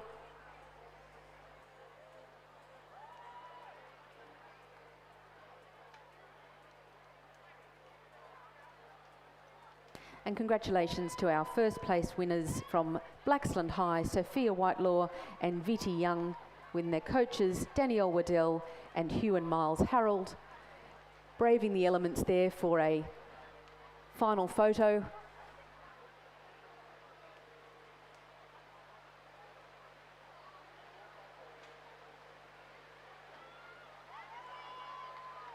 And also presenting the Margaret Mackenzie Trophy for the winner of that Schoolgirl double scull, Blaxland High.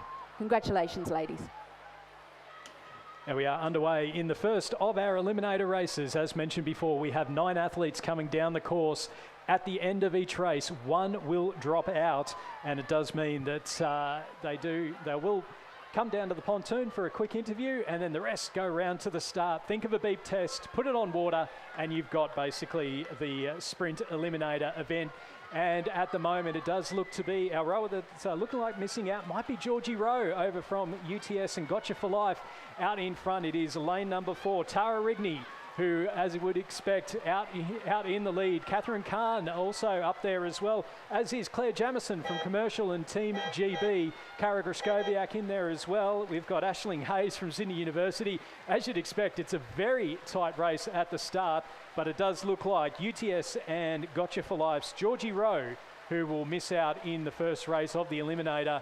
As the rain starts to come down, our rowers now have 5 minutes to get back down to the start. So it's 5 minutes to get back down to the start. Now there is, even though the conditions are a little bit rough, there is a pot at the end of the rainbow because there is some serious prize money up for grabs. Third place, $2,000. Second place, $3,000. And our winner today will receive $5,000. So definitely well worth getting out there in the rain, in a bit of the wet stuff. And I think if he's not too wet, we might have Chris McCarthy down on the pontoon, along with Olympian Laura Goulet.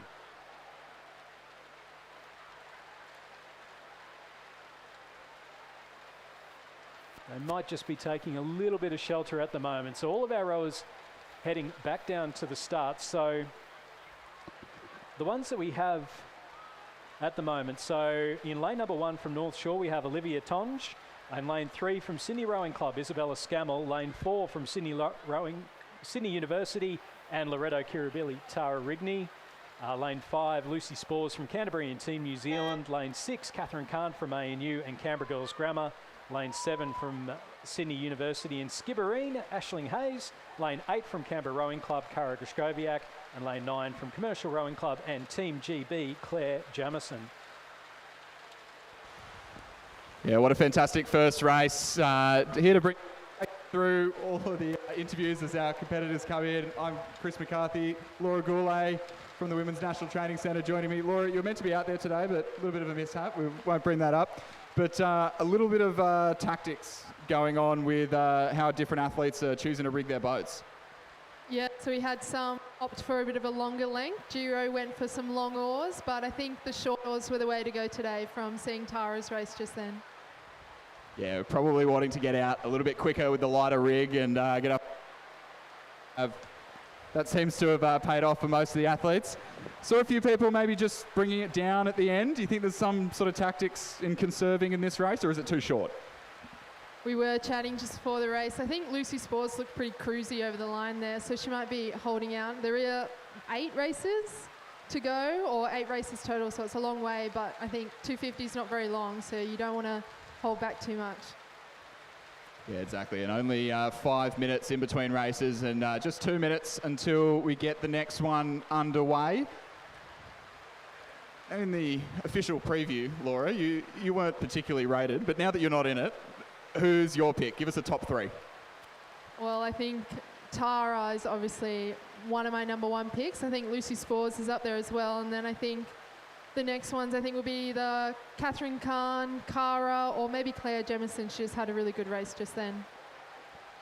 Yeah, we've got a few athletes who we don't quite know how much training they've been doing. A few people on years off from post-Olympics, and Lucy Spores, a new mum, and well, she was a new mum before the Olympics. That didn't stop her winning a medal, so it'll be interesting to see who's in form here, and they have turned around, and we should be ready for a start in just over a minute's time. So we'll take it back up to Stuart to run us through the lanes and how that's changed for this second race.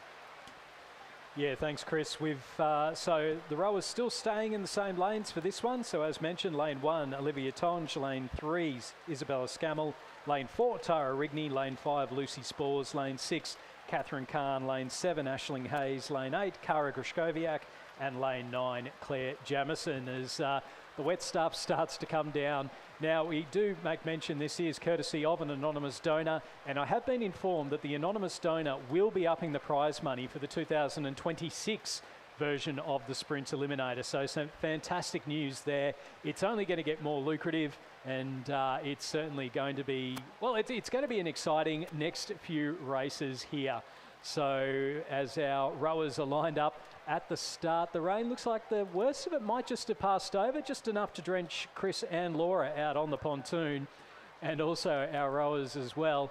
Now, I'll be curious because I have heard a whisper that quite a few of these rowers have brought some food out with them, and I really hope it was in packaging that's waterproof, because there might be a little bit of water down at the bottom of the races at the moment. So Georgie Rowe, the first eliminated from the Sprint Eliminator, traditionally a sweep rower, but we will have a quick chat with Georgie at the end of this race, get a bit of an idea of how the conditions are out there, certainly making it very difficult to hold on to the oars. Is the rain perfectly timed for the start of the Eliminator. So we're getting ready for the start now. This is number 2. Remember, the last place drops out. Tonge, Scammell, Rigney, Spores, Kahn, Hayes, Grushkowiak and Jamieson. And they are underway now, and you can see there how important it is to get off to a fantastic start. So it's very even across the board. We've got Kara Grushkowiak from Canberra Rowing Club over in lane number 8 who gets off to a flyer, as does Claire Jamieson. We've seen her for Team GB in the coastal beach sprints. She'll have plenty of practice going on the rough stuff, but now on the flat water. Let's see how she goes. It's a nice even race, this one, and everyone is going to have to really pull hard. We're seeing Bella Scammell from Sydney Rowing Club. She's made a really quick move. It's going to be fascinating to see who's going to hold on. Aisling Hayes from Sydney University in Skibbereen at the back of the field at the moment. It is Bella Scammell who is out in front. Tara Rigney, and then across from her we've got Lucy Spores, Catherine Kahn, Kara Grushkowiak, Claire Jamieson. It does look like it's going to be Aisling Hayes who's just going to miss out. So Aisling Hayes, our next person eliminated from this race. Unfortunately, she'll be heading over to the pontoon. We'll be able to have a chat with Aisling very soon as our rowers now have 5 minutes to get back to the start. Let's cross back down to the pontoon where Chris and Laura are with Georgie Rowe.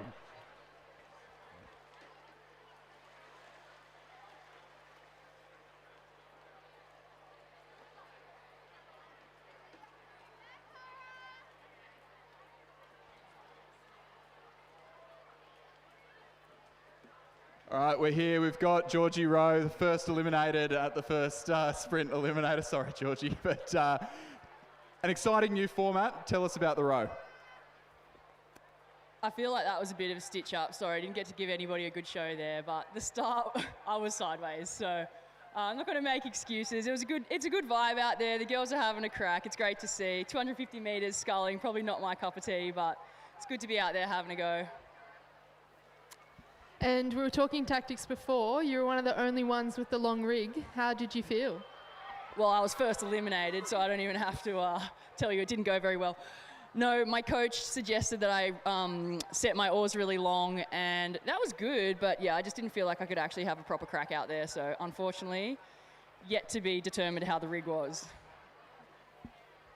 You got a little bit of support here at this race. Your sponsor, Gotcha for Life. Tell us about them.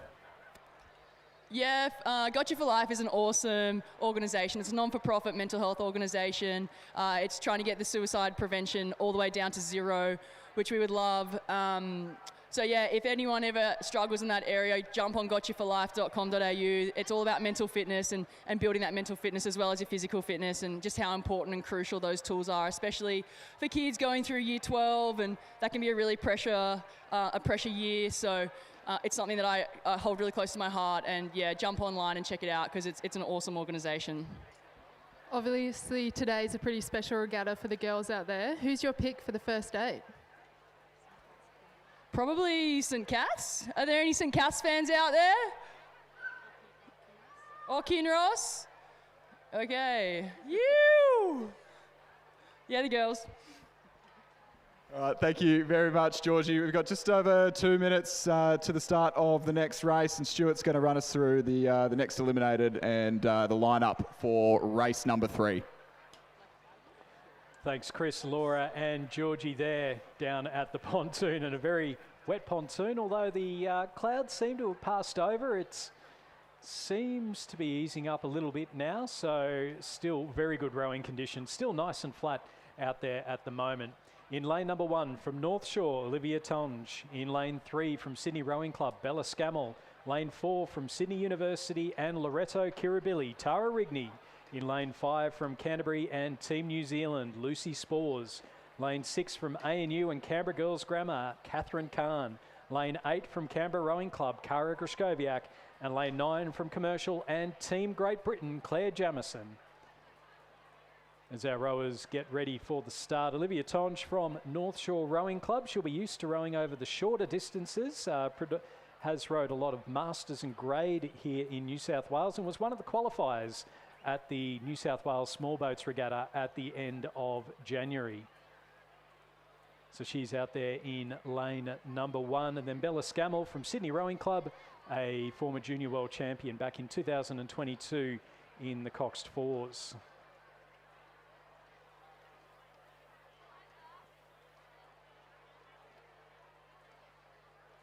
Our rowers lining up at the start. No lane 2, no lane 7. We'll have a chat with Aisling Hayes from Sydney University at the end of this race. But a very international field. We've got Lucy Spores from Team New Zealand. We have Aisling Hayes from Skibbereen Rowing Club in Ireland. And Claire Jamison, who has represented Team Great Britain at the World Beach Sprints Championships over the last couple of years. Lucy Spores, an Olympic champion in the women's double sculls in Paris, and also a silver medalist in the women's 8s in the Tokyo Olympics. So it's a fantastic lineup here as we're getting ready for the start of our 3rd eliminator. We're down to 7. Who is going to be the 3rd eliminated?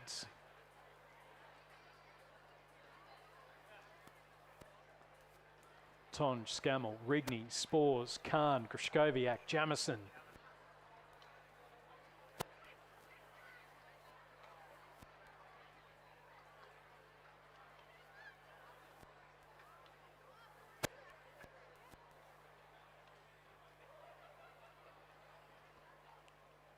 It is the rowing equivalent of the beep test.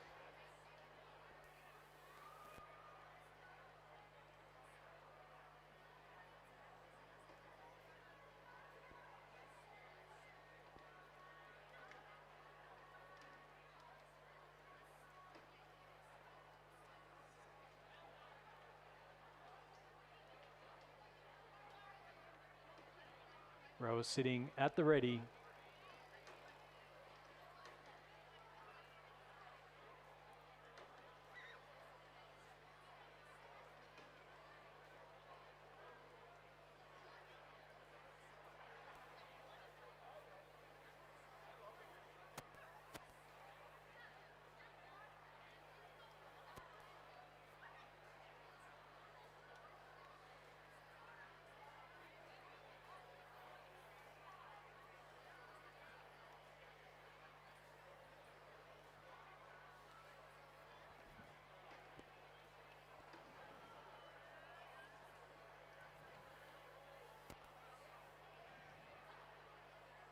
And just looks like there might just be a little bit of wind out there, so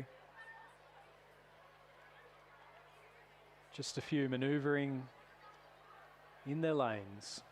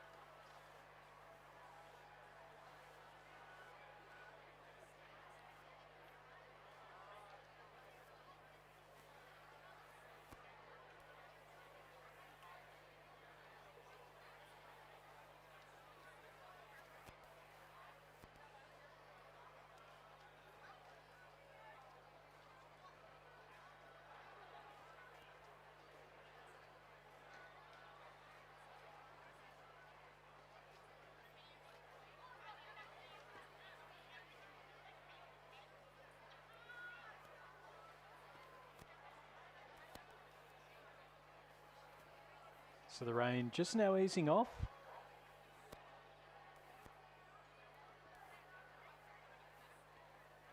Rowers just lining up.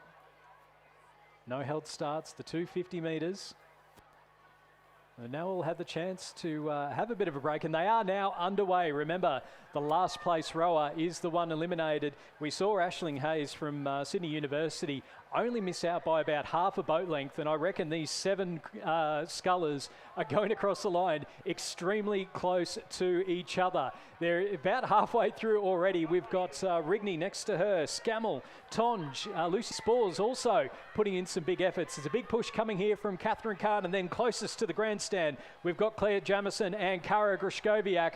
It does look like it's going to be Catherine Kahn out towards the back at the moment, or is it Olivia Tonge from North Shore over in lane number 1? They're into the final few strokes, and it does look like Tara Rigney who has that lead. Bella Scammell is matching Tara Rigney the entire way down. Olivia Tonge from North Shore just a little bit off the pace, and it will be Olivia Tonge from North Shore who is eliminated from this particular one. So she will head towards the pontoons, and we'll have a chat with Olivia shortly as we once again head down towards the pontoons before the start of our next race. And I believe down at the pontoons we've got Chris McCarthy and Laura Goulet, and they're with Aisling Hayes.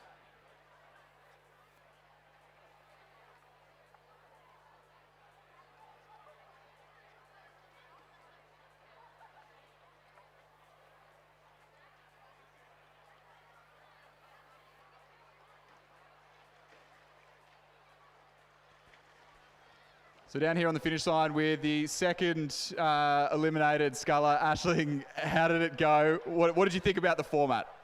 The format, short, sweet, a lot of fun. Conditions were challenging for me.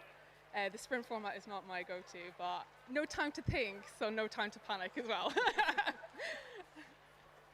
We were talking about tactics before with G. Did you have any certain tactics for the race? Survive. No tactics, just go out there hard, pump the legs, try and do what my coaches told me to do, but that may not have happened, as you can see. Yeah. Unreal. And it's a big day. There's a lot of racing still to do this afternoon. I know you're not from Australia, you're maybe not the most familiar with all of the schools, but has anyone impressed you so far this morning? Any picks for the 8s this afternoon? Oh, tough question. I'm from Ireland, so I thought the rain would suit me, and I don't know any of the schools here. But I suppose I see Queenswood, so I'll go with Queenswood if they're racing. Brilliant. But it's still also really nice to see a lot of girls out racing hard. I never got to do schools racing, so it's pretty impressive to be here at this event and see so many young girls rowing. Yeah, fantastic. It is shaping up to be a fantastic day. Thank you, Aisling, and we'll look forward to the next race underway in just under 3 minutes' time.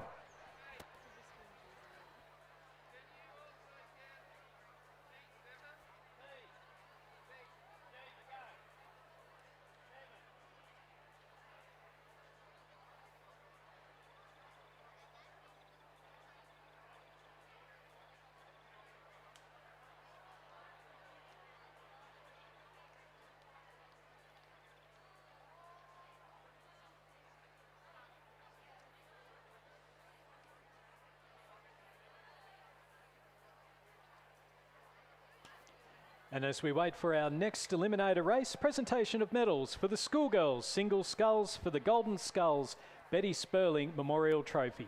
The medals will be presented by two-time Olympian Georgie Rowe. In third place, and bronze medalist representing Newcastle Grammar, Annabelle Mackenzie. Second place and silver medalist representing the Armidale School, Isabella Henderson. And our winner and champion for 2025, representing Ascombe, Lucy Yabsley. Lucy will now be presented with the Golden Skulls Betty Sperling Memorial Trophy by Katie Kershaw, life member of the New South Wales Union of Oarswomen and currently Vice President.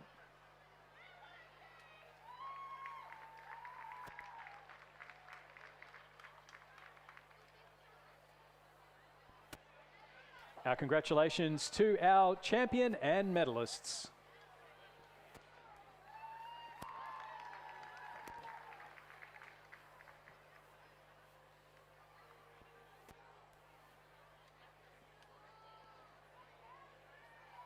So now,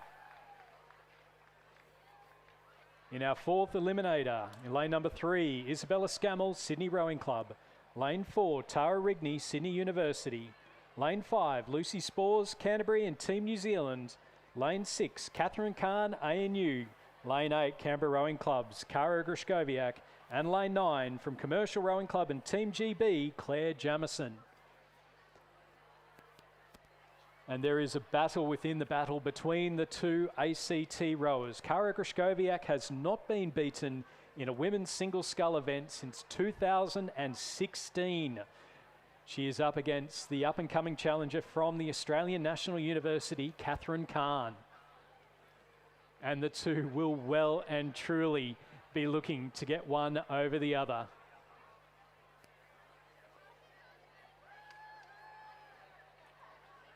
So we get ready for the start of our fourth race in this eliminator format.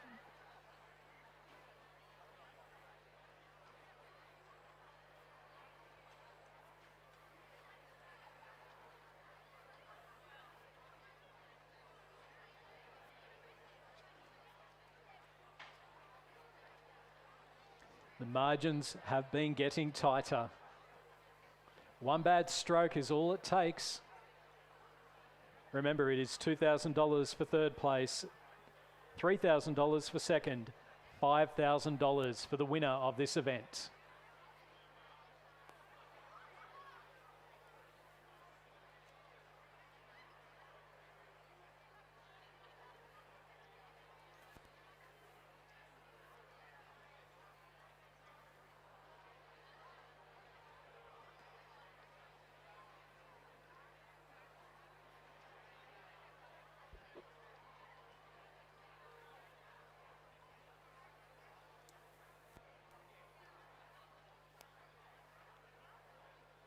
Under starters' orders.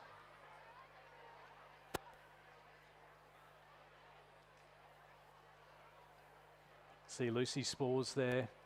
And they are underway. Sarah Rigney off to a fantastic start. We're now at the point now where it's no point in trying to conserve energy because the margins are just getting absolutely tighter and tighter and tighter. And we can see here at the moment there is absolutely nothing between our leading rowers.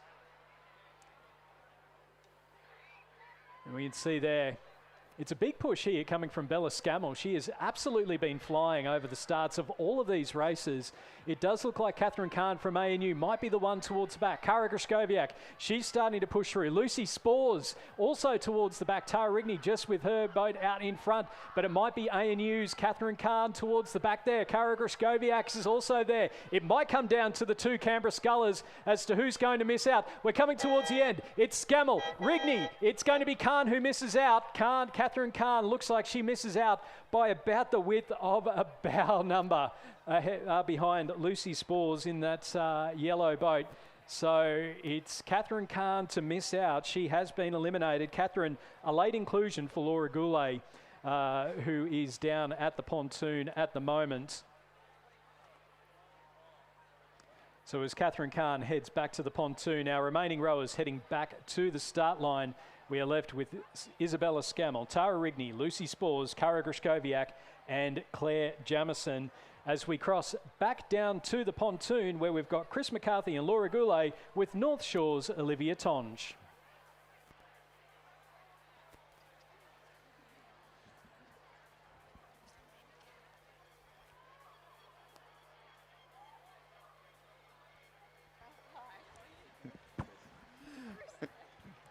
Hi, Olivia. Congratulations through a couple of rounds there. So you actually had to qualify for this event alongside Aisling as well. So pretty good to make it through 3 rounds. What did you think of the format? It was very exciting racing for the spectators to see the start and the finish without getting up, which is pretty exciting. So yeah, fast turnarounds.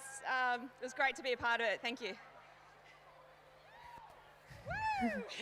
Some pretty fierce competitors out there. How do you feel? A gold medalist, 4th at the Olympics, another 4th? Honestly, that was just such a high for me to be able to line up with my rowing idols. I was saying to some of my friends and my family, I was like, just got to concentrate on not fangirling at the start too much. So yeah, no, to be able to cheer them on in the Olympics and then actually meet them and line up amongst them all, and they're just such beautiful girls. So very inspiring. Thank you. And Olivia, one last one. You actually won in the single here quite some, I won't say how long ago, but some time ago at the Schoolgirl Head of the River. Any picks for this afternoon's racing? Oh, we've been watching Lucy closely. She's been doing really well, but no, it's been some awesome racing out there today. My old school, PLC Sydney, go girls, and yeah, no, just get out there and get amongst it. Awesome. Thank you, Olivia, and congratulations. Back up to Stuart to run us through the lineup for the 4th, 5th. Where are we up to? Into the 5th race. 4 out now. We're left with Isabella Scammell from Sydney Rowing Club, Tara Rigney, Sydney University and Loreto Kirribilli, Lucy Spores, Canterbury and Team New Zealand, Cara Grishkowiak from Canberra Rowing Club and Claire Jamison from Commercial and Team GB. So every single rower left is an international rower. It is going to be fascinating to see how they go through these last few races. And I dare say they'll be moving through pretty quickly. 5 minutes between the races.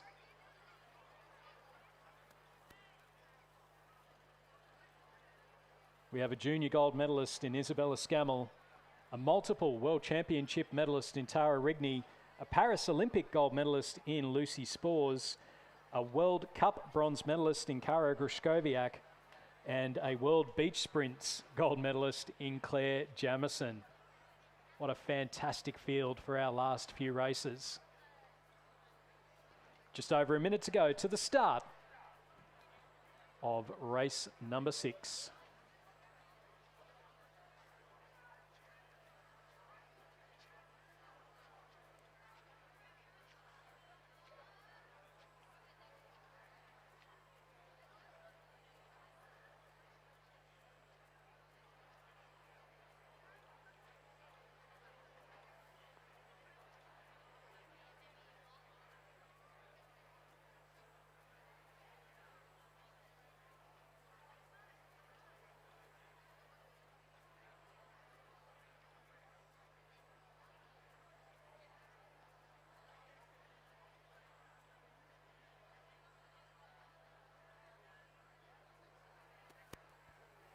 Laura, just before we get underway in the next race, we were just having a chat about who we sort of thought was progressing well, and Bella Scammell doing pretty well to win the last 2 races, but thought maybe Tara might have a little bit of something left in reserve.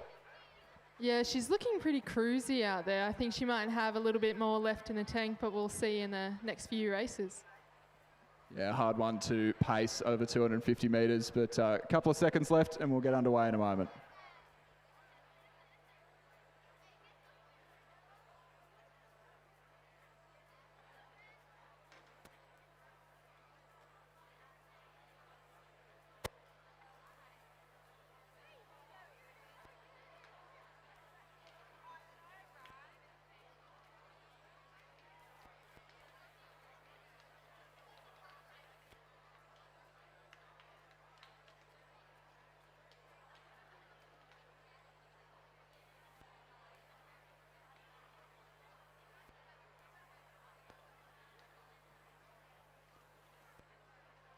as we get ready for the start of our 6th eliminator race.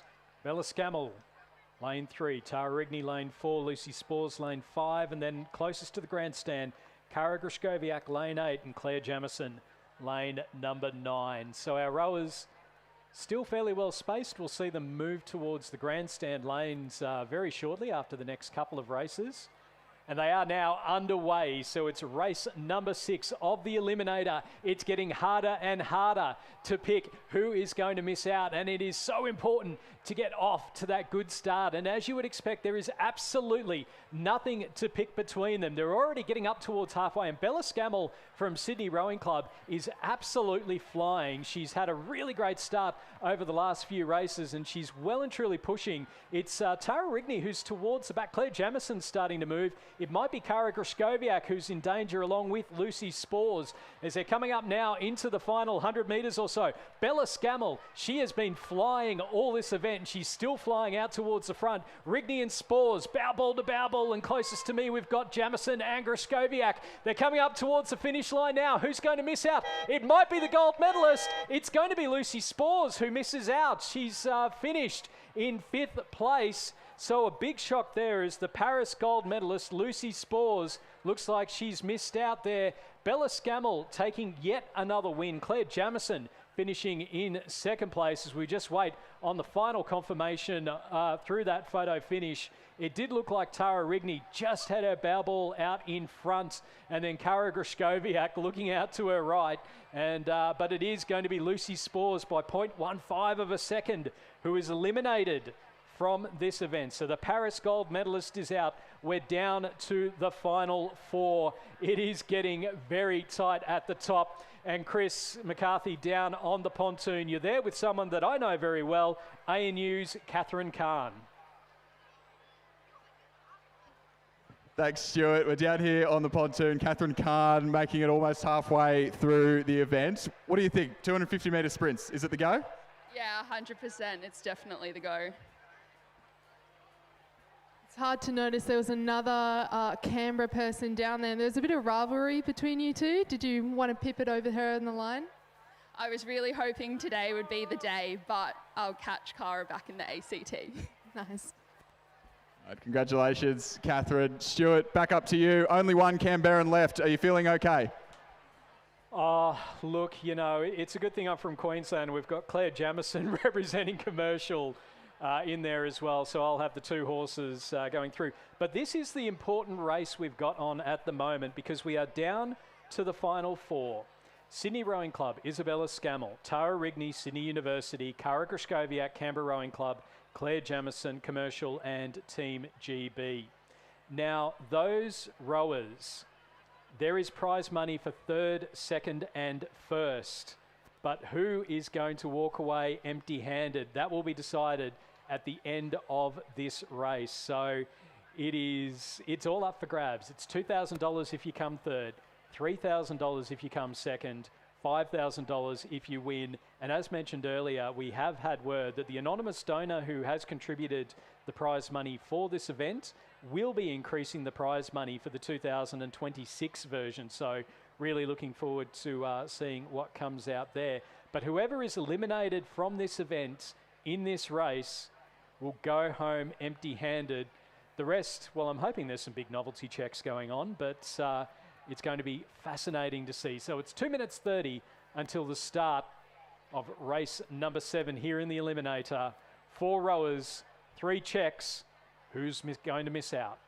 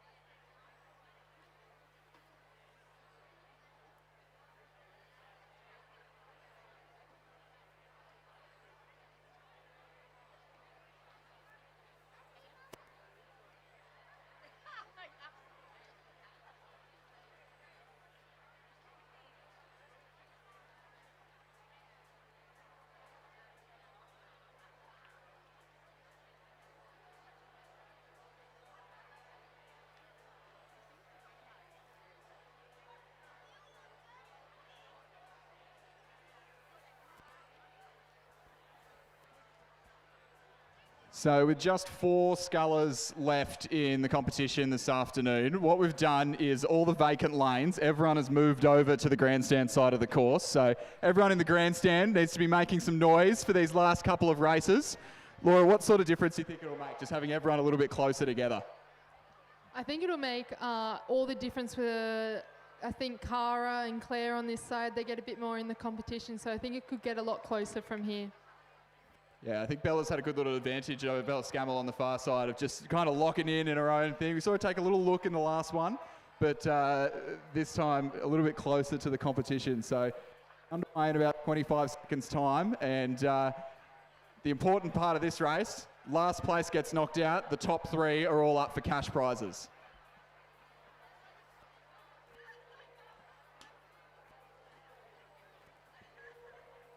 It is seconds until our third last eliminator. Rowers sitting at the ready. There's money on the line on this one. You don't often get to say that in a rowing race. And here we are, Scammell, Rigney, Grishkowiak and Jamison.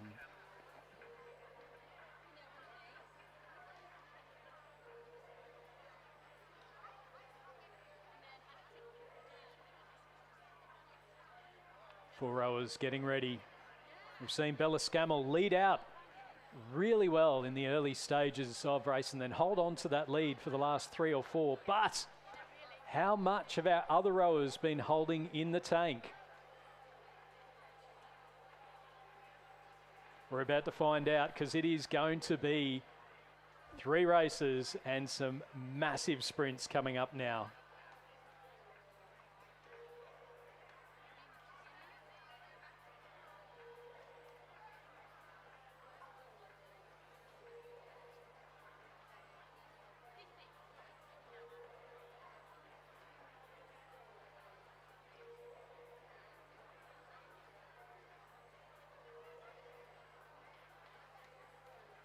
Rowers at the ready.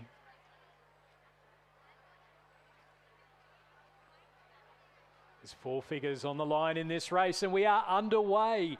It is Bella Scammell, Tara Rigney, Cara Grishkowiak and Claire Jamison. They're all bunched up now. They're closest to the grandstand, and it is well and truly on. We've seen Bella Scammell get off to a great start early on, and it's happening again. She's got herself ahead of Tara Rigney. Cara Grishkowiak perhaps just a little bit off the pace at the moment as we see Claire Jamison closest to the grandstand really start to push through. Here comes the sprint from Rigney, though. She was one of the few people that's pushed Caroline Florine in recent times, and she's getting herself out there. But Bella Scammell from Sydney Rowing Club, I tell you what, this sprint format is well and truly suiting her. You can hear the cheers from the crowd. They're coming up towards the finish line now. Scammell, half a boat length out in front. It's been amazing. Rigney sitting in second. Grishkowiak in third place. It's going to be Scammell, Rigney, Grishkowiak. Claire Jamison misses out. We've got our final 3. We've got our 3 prize winners. And I tell you what, that is an absolutely cracking race. Claire Jamison is eliminated. Isabella Scammell, Sydney Rowing Club. Tara Rigney, Sydney University. Cara Grishkowiak, Canberra Rowing Club. Our 3 finalists. They're all going home with some money. How much, though, we'll have to wait and see as we go down now to the pontoons, where Chris McCarthy and Laura Goulet have a very special guest in Paris gold medalist Lucy Spores.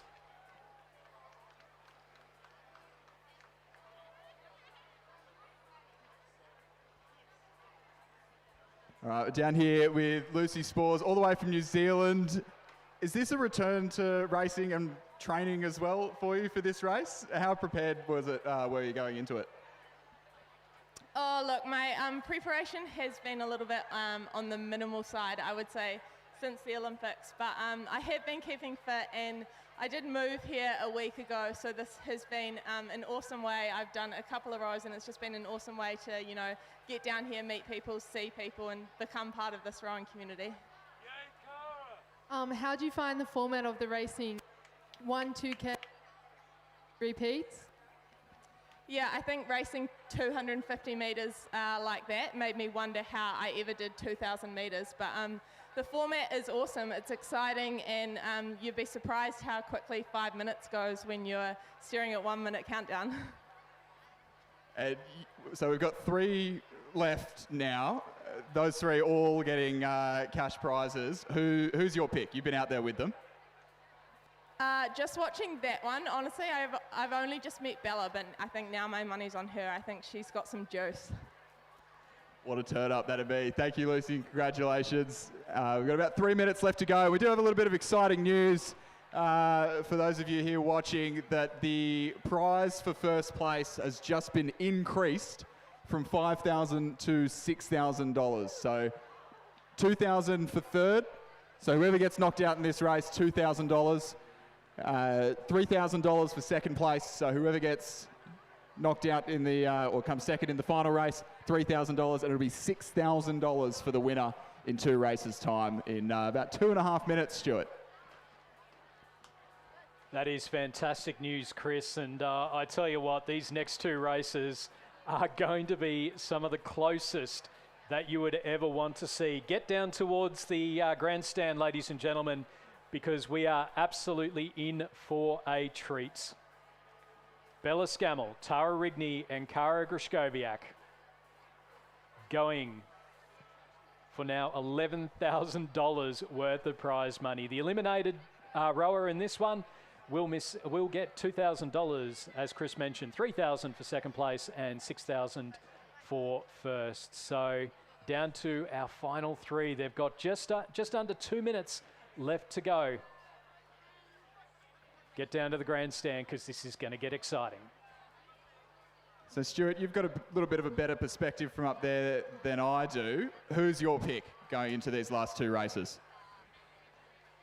I would have to go with Lucy. I reckon Bella Scammell has just looked absolutely amazing out in front. She hasn't been led for about the last 4 races, so it's going to be very difficult to get past her. But both Kara and Tara know how to move a boat. What about down there?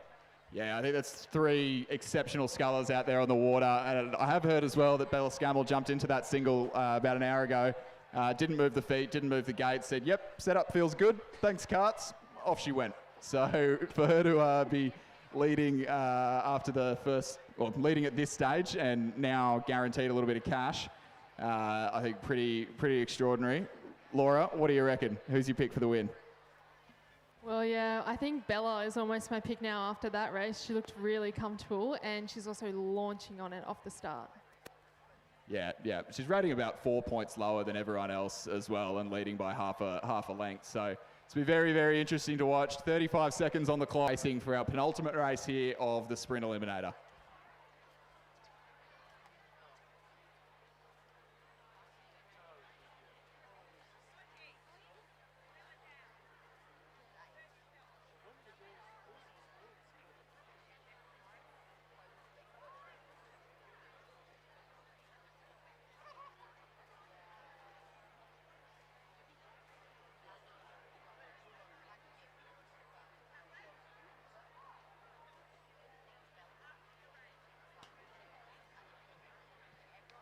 Timer is up.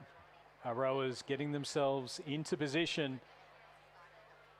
They're going to feed off the noise from the grandstand, so you all better make a heck of a lot as they're coming into the finish.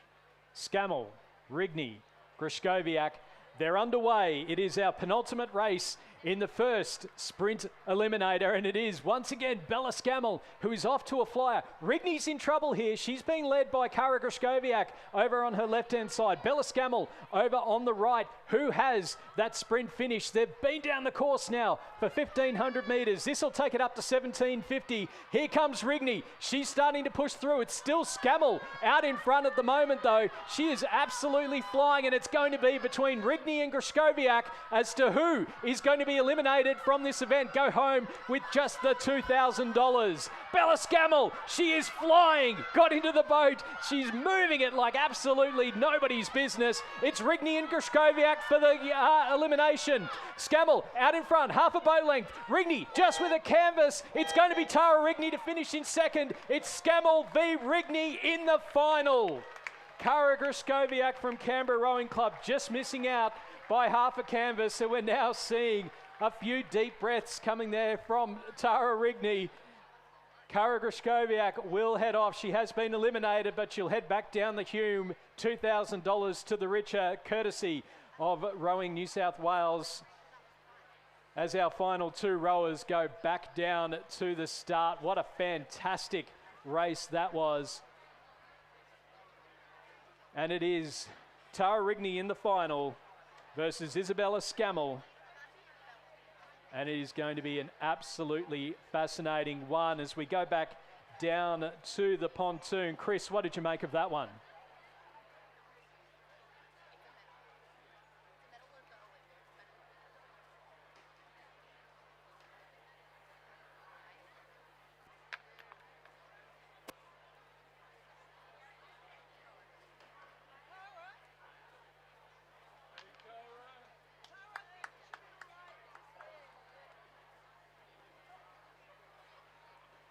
As we just see Kara heading back to the pontoon. As mentioned, she'll go back down an extra $2,000 up. But we are down to the final race. Let's fill those grandstands. It is going to be absolutely hectic between Bella Scammell and Tara Rigney. Bella has not been led. And down at the pontoon, if we've got Chris and Laura down there, we'll just see if we can get them.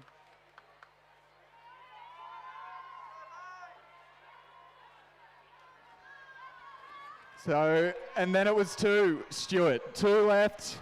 We've got Bella Scammell over in the second furthest lane. Tara Rigney, the closest lane. If you are a student here from Kinross Wallaroi or Loretto Kirribilli, you need to be down at the banks here cheering these two on. Got Australia's single sculler from last year's Olympic Games. Got Bella Scammell, under 23 world champion. I can't pick which way this is going to go. Chris and Laura, while you're down there, I mean, let's get Laura on there. What is the key thing for the start? How do you get that really good race start going?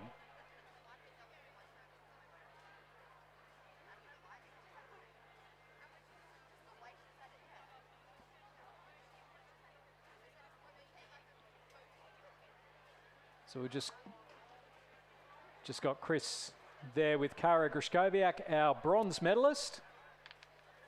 And maybe just a quick chat there, Chris, with Kara.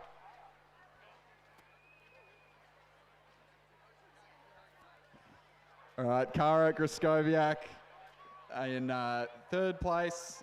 So taking home third place, taking home a little bit of cash. You just said to us just before, maybe one or two 250s would have been would have been enough. What do you think of the format? Oh, I love it. I think it's actually really good fun. It's nice to have something different from just 2K racing all the time. It's quick. You get to go down a couple of times. Good racing. What more do you want? And a bit of cash to go with it. We were talking before about the bit of rivalry between the two people from Canberra. Do you have anything to say about that? Catherine said there was a little bit. How'd you feel? I think it's just good to see another sculler from Canberra, in all honesty. It's really good to see Catherine coming up, and I hope she does really well this season. Yeah, nice.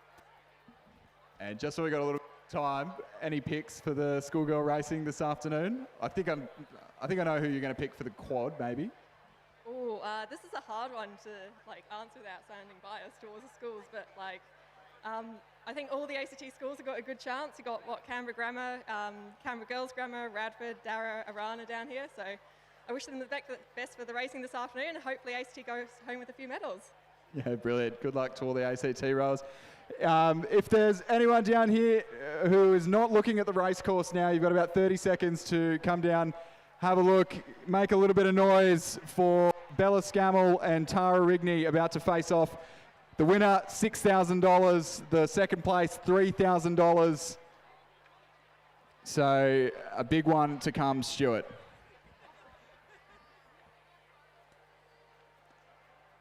Thanks, Chris. It's the final race.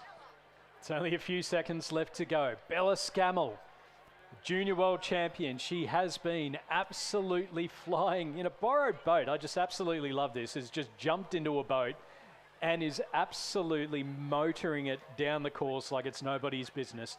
Tara Rigney, multiple Nell Slatter Trophy champion for New South Wales, multiple national single sculls champion, 4th at the Paris Olympics, 2-time bronze medalist in the women's singles scull, has pushed Caroline Florine in the singles at Lucerne last year.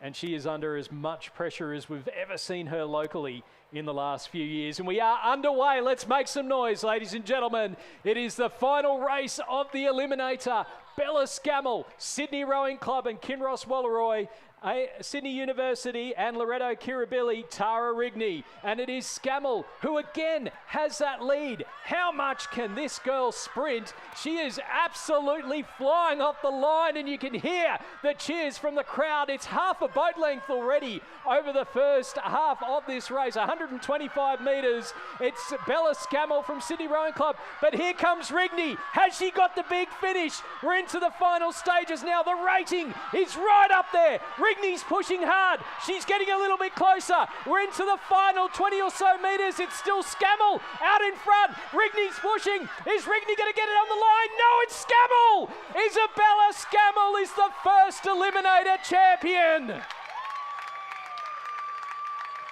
It's a win for Isabella Scammell from Sydney Rowing Club. What a fantastic row. She was put under all kinds of pressure there from Tara Rigney at the end. She's gone through, she's taken the win, and she's going to go home. $6,000 to the richer Chris McCarthy. What a race. Oh, that was fantastic, Stuart. The Australian Olympic single sculler, the young under-23 sweeper up against each other. What a great row from both of them. I thought Tara was going to come back there right at the end, but Bella Scammell there on the screen. You're here in the grandstand, ladies and gentlemen. A big round of applause for these two for the race that they've just put on.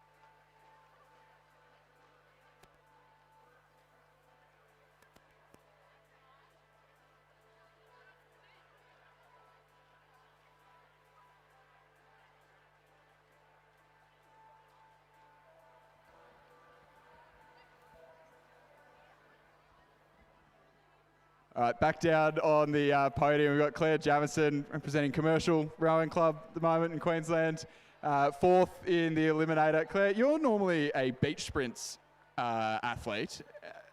Does this feel a little bit more familiar to you, the shorter distance, or does it still just feel weird being in a skinny boat? Probably more weird than more normal. Definitely getting used to these tiny boats and a start in a tiny boat was a new challenge. But yeah, the distance is probably pretty good. Don't have to do the running this time. But yeah, it's a great format and very exciting compared to the usual 2Ks. Great. Brilliant. All right, thank you very much, Claire. Enjoy the recovery.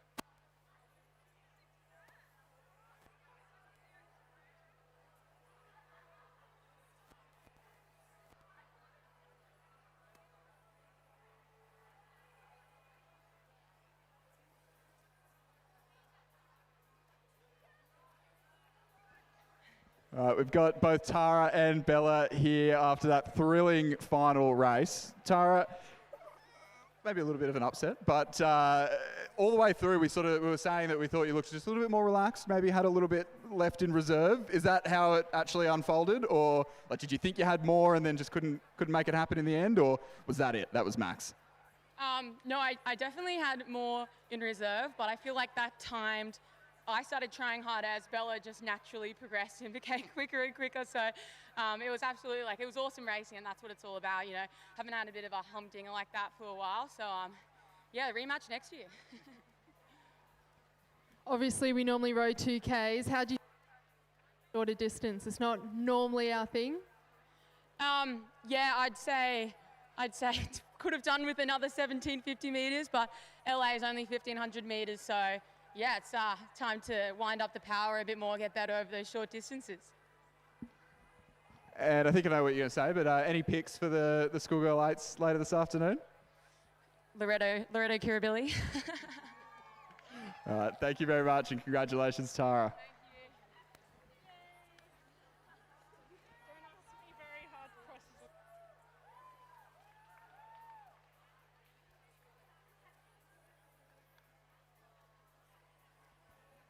All right, we've got the winner of the first ever Rowing New South Wales Sprint Eliminator down here on the podium. Bella Scammell, congratulations. You're not normally a sculler, and I understand you only got back in the scull for the first time this week, and it was a pretty casual affair, yeah? Yeah, definitely. I think I kind of realised that my rowing's going to improve a lot if I do start sculling again, so it was actually kind of planned, but I don't know, this was more of a reason to get in and have a go on Monday, and then got into the boat this morning, thought it was all okay, and then yeah, I just kind of thought I'd give it each race to try and learn something and get a bit faster. I think I fell apart a bit at the end, but thankfully there wasn't another one. We were talking tactics before the race. Did you have any other ones out there, or did some things work better than others? I think my goal was just to get the first stroke right, because that's always the hardest part for me. I'm very wobbly. And then, yeah, kind of just see how the race unfolds. But I wasn't saving a lot of energy. I felt like I was going pretty hard for all of them, because you just never know what can happen. And it's almost a redundant question. I think I know what you're going to say. How's the Schoolgirl first and second 8 going to go later this afternoon? I reckon Kinross will win both. All right, a big round of applause for Bella Scammell, the first ever winner of the Rowing New South Wales Sprint Eliminator.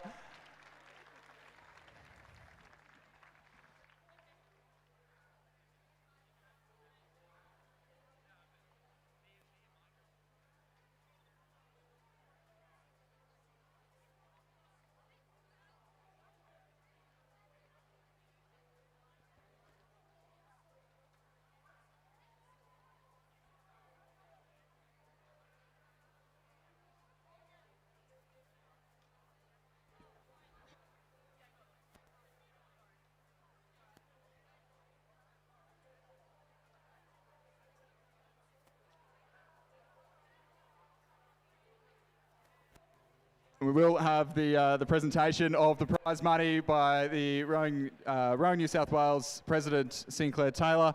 Third place from Canberra Rowing Club, Cara Graskowiak.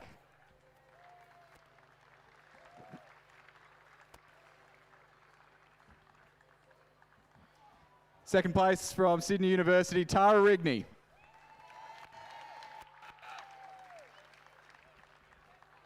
First place from Sydney Rowing Club, Bella Scammell.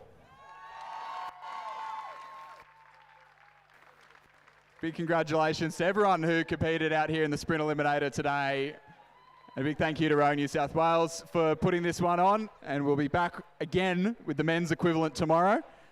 And we'll be back up and racing here at the Schoolgirl Head of the River in only about 15 minutes' time. So please do stay tuned.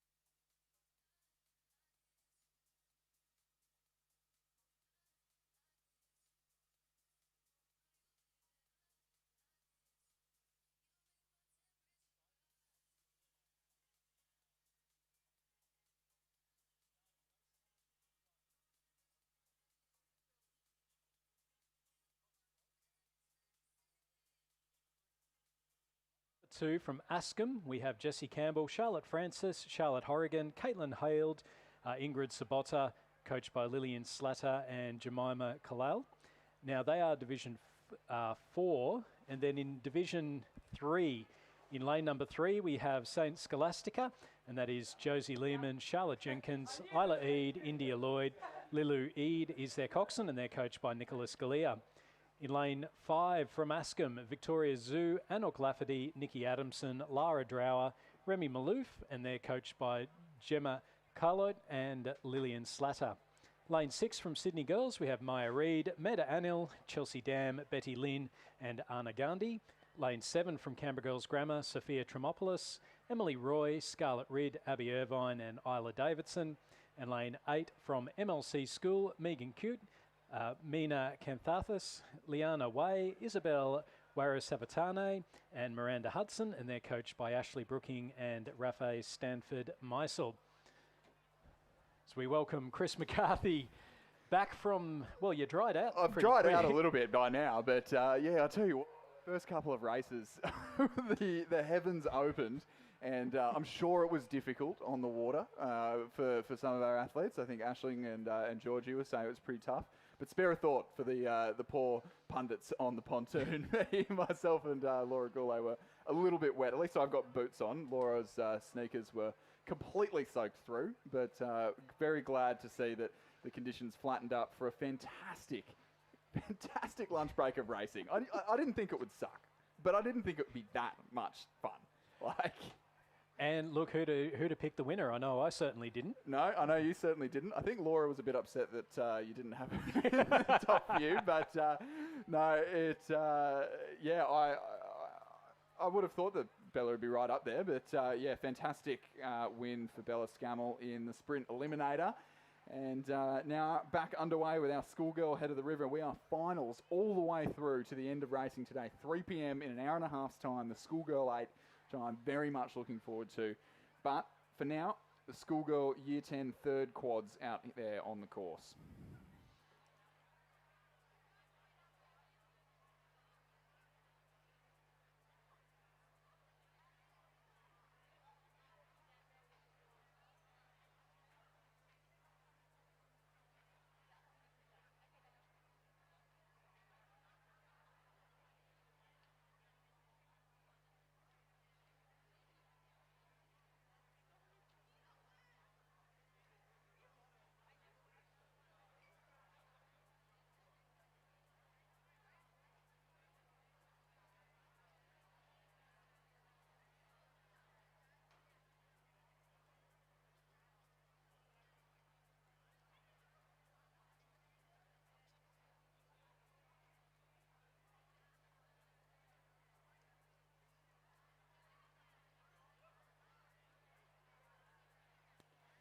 So in the early stages of this Year 10 quad scull race, it was the crew from Ascombe in lane 5 who were leading at the 500 metre mark, but only narrowly over MLC School and Sydney Girls High were our top 3. Canberra Girls Grammar sitting back in 4th, but again, only narrowly. You can see there, Sydney Girls High, Canberra Girls Grammar, and on the far side of the course, MLC School, just obscured by the watermarks there. But Ascombe still in the lead as they come through 1,000 metres of this Year 10 quad scull race. This will be the first Head of the River that these girls have raced over 2,000 metres. And 1,000 metres in, we can see Ascombe there, and I will stand corrected as the parallax effect comes into play. And MLC School in lane 8, about a seat up, so a canvas and a seat up on Ascombe. And then absolutely neck and neck, bow ball to bow ball even, between Sydney Girls and Canberra Girls Grammar for the final podium place. Crew on the far side of the course there from St. Scholastica is currently just out of contention for the medals, as is the Ascombe number 2 crew over in Station 2 on the far side of the course. But it is, at the moment, the MLC crew, Megan Cute, Mina Kanthathis, Liana Way, Isabel Warasuvatan, and Miranda Hudson, the coxswain, coached by Ash Brooking, Rafe Stanford Meisel, who have the ascendancy as they make their way through the third 500 metres of this race in absolutely perfect conditions for rowing out here in the afternoon session, the first race of the afternoon session at the 2025 Schoolgirl Head of the River. It has been fantastic to see the crowds lining the banks in the lunch breaks and still out and about and packing the tents out as the rain just maybe starts to sprinkle over the course here. We're hoping that rain doesn't hang around for too much longer, but the water certainly flat and the wind has certainly dropped right off for this afternoon's racing. You can see the MLC school crew on the left-hand side of the picture who are starting to just pull away from the rest of the field. I say that as they catch just a couple of dirty strokes in the middle of this race. Askham on the far right of your picture in the centre of the course looks still to be best position for a silver medal here in this Year 10 quad scull race.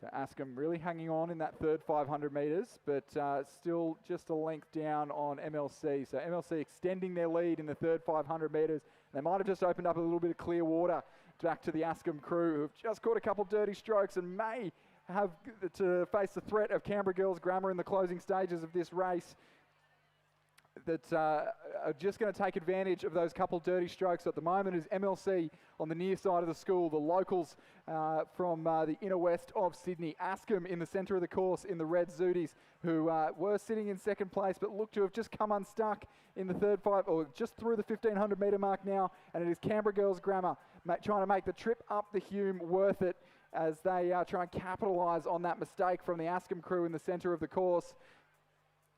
And let's not count out Sydney Girls High in between those two crews from Canberra Girls and Askham. And then as well on the far side of the course, St Scholastica, or the Askham number 2 crew are just out of things, but St Scholastica now starting to close on that race for the medals as well. So it looks like our top three still MLC, Canberra Girls Grammar and Askham.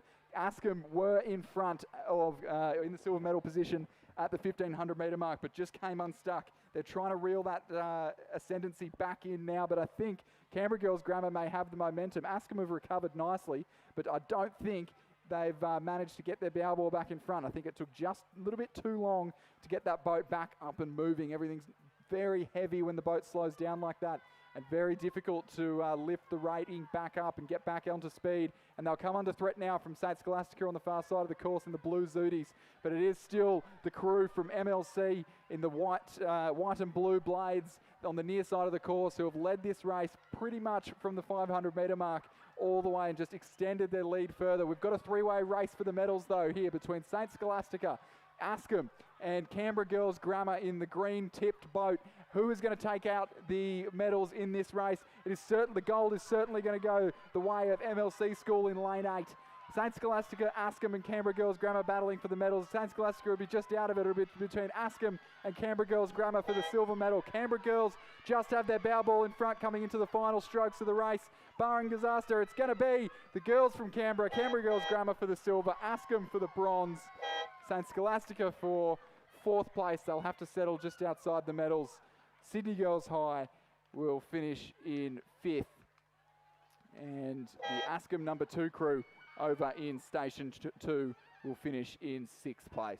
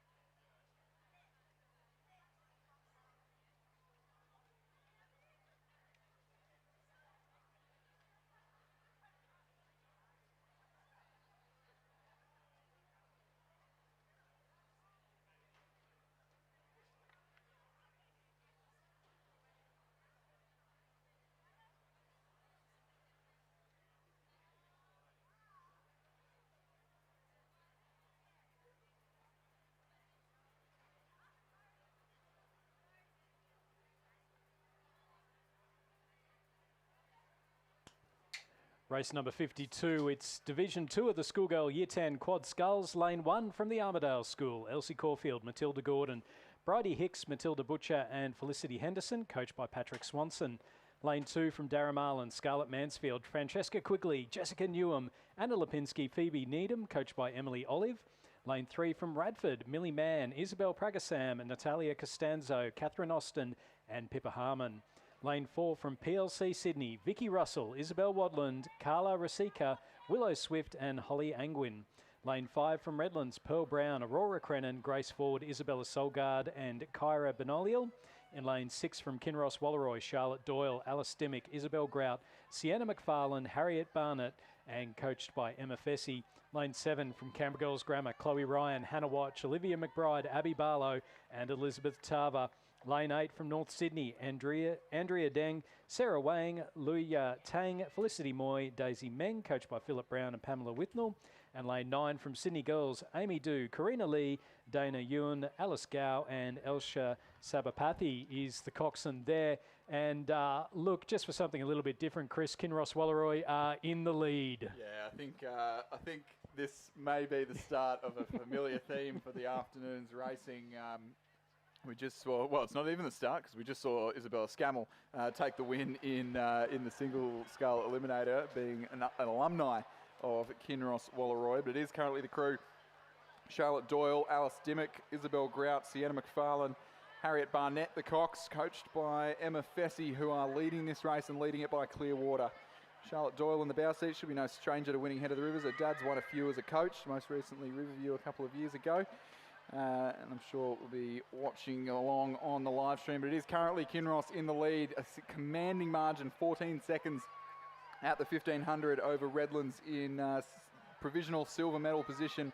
Canberra Girls Grammar in the provisional bronze medal position. And I do say the words provisional, but there is some gap between first, second, third and fourth at this stage. So barring disaster, I think those three will be our medalists. PLC Sydney sitting back in fourth, North Sydney Girls, then Radford, Sydney Girls, Armidale and Darramarlin at the 1500 metre mark of this race. It is going to be an all-the-way win for Kinross Walleroy here in the Year 10 second quad scull. Yeah, they had a dominant heat win earlier on today, and you can really see that. They are absolutely a mile ahead of the crew from Redlands, and then back across to Canberra Girls Grammar, sitting in third place. So 1, 2 and 3 looking very comfortable at the moment. Back behind them, we've got, looks to be the crew from PLC Sydney. Then they're sitting just ahead of North Sydney Girls, and then Radford, Sydney Girls, the Armidale School and Darramarlin. Kinross Walleroy, though, they've got the win. It's in the Schoolgirl Year 10 Division 2 Quad Sculls, and it is a nice Clearwater lead for them. Coming through in the silver medal position will be the crew from Redlands. They'll come through and take a very comfortable silver medal. And then to take the bronze, we've got, well, it's a geographic spread for gold, silver and bronze. We've got Orange, Sydney, and now to take the bronze will be the girls from Canberra Girls Grammar School over in lane number 7. They've only got a couple of big strokes left to go, and they'll take a very nice bronze back down the Hume with them. Coming through in fourth place, we've got North Sydney Girls, who are just going to finish over the top of PLC Sydney back in fifth place. And then in behind them, we've got Radford College in 6 over in lane number 3.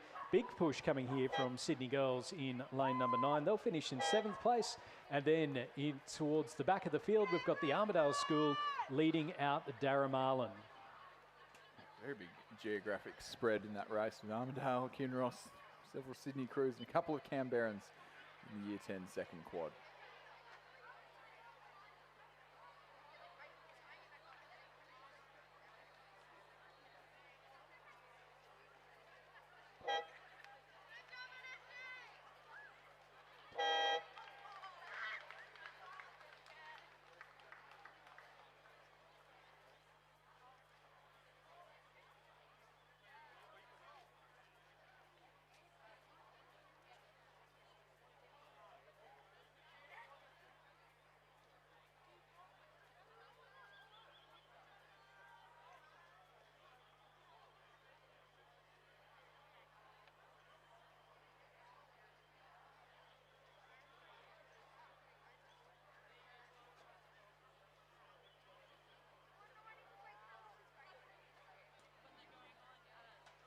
Presentation of medals for the Schoolgirl Year 10 Cox Quads Division 3.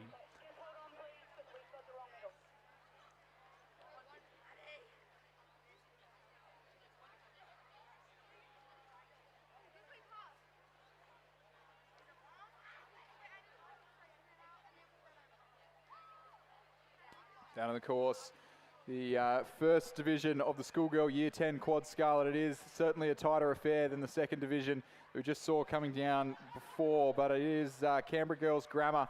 They're on the podium in the previous two races and designs on a victory here in the first quad, leading very comfortably indeed at the 1500 metre mark. That's the combination in lane 5, Grace Disney, Lucy Cordaris, Meg Story, Fleur Baseby and Isabella Collins, the coxswain. Redlands comfortably for second at this stage of the race, and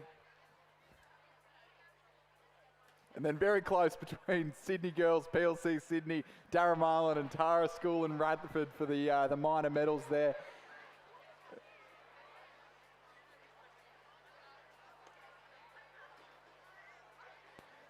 So it is still that Canberra Girls Grammar crew leading. The Redlands crew sitting in the provisional silver medal position. That's Lillian Forsyth, Ava Ford, Eva Simpson, Liv Goodland, Jack Feller, the cox, and Beth McClellan, the coach there. They're currently looking at most likely a silver medal in this event as the battle for the bronze heats up between the combination from Darramarlin, from Sydney Girls on the near side of the course, from on the far side, Tara School and PLC Sydney. Four crews vying for a bronze medal at this stage. Just had a little bit of a shipwreck from the Radford College crew over in the far station, and they'll be certainly out of the running for the medals at this stage of the race. It is still Canberra Girls Grammar who are leading comfortably, but the race is on for the bronze medal. And at the moment, it looks to be Sydney Girls on the near side of the course there. Aisling Constantine, Mia Williams. Canberra Girls Grammar with the lead. Redlands sitting in second. Then we've got Tara School, PLC Sydney. Then we've got Sydney Girls just leading out Darramarlin. And in fact, Sydney Girls may just have their bow balls out in front in this battle for bronze. Out in front, there's no doubt about our winners. The girls from Canberra Girls Grammar School, they've led from the start. They're going, a couple of big strokes left to go. And they are going to be the Schoolgirl Year 10 Cox Quad Champions for 2025. Coming through in second place, and the silver medal will be the crew from Redlands.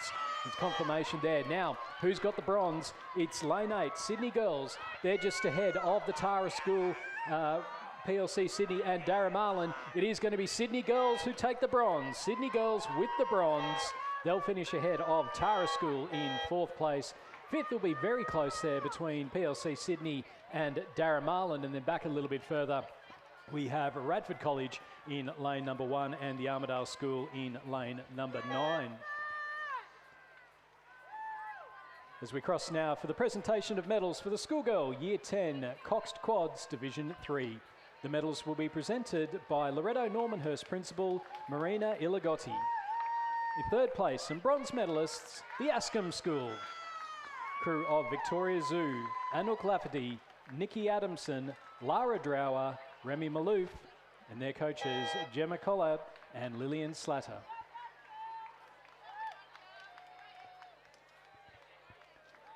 Second place and silver medalists, Canberra Girls Grammar School. The crew of Sophia Tremopoulos, Emily Roy, Scarlett Ridd, Abby Irvine, and Isla Davidson.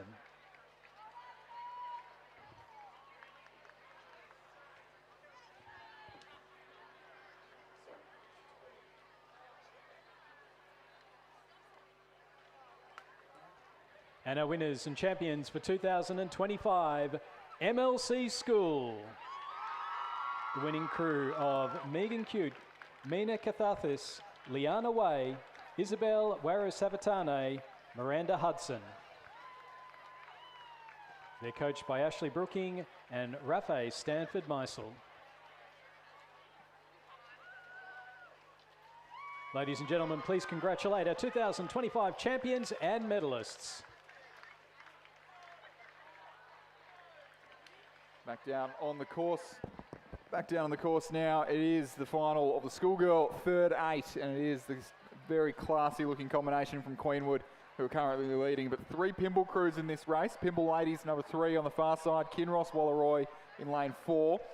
Pymble in their number 1 crew in lane 5, Queenwood in lane 6, Newcastle Grammar in 7, and Pymble Ladies number 2 crew in lane 8.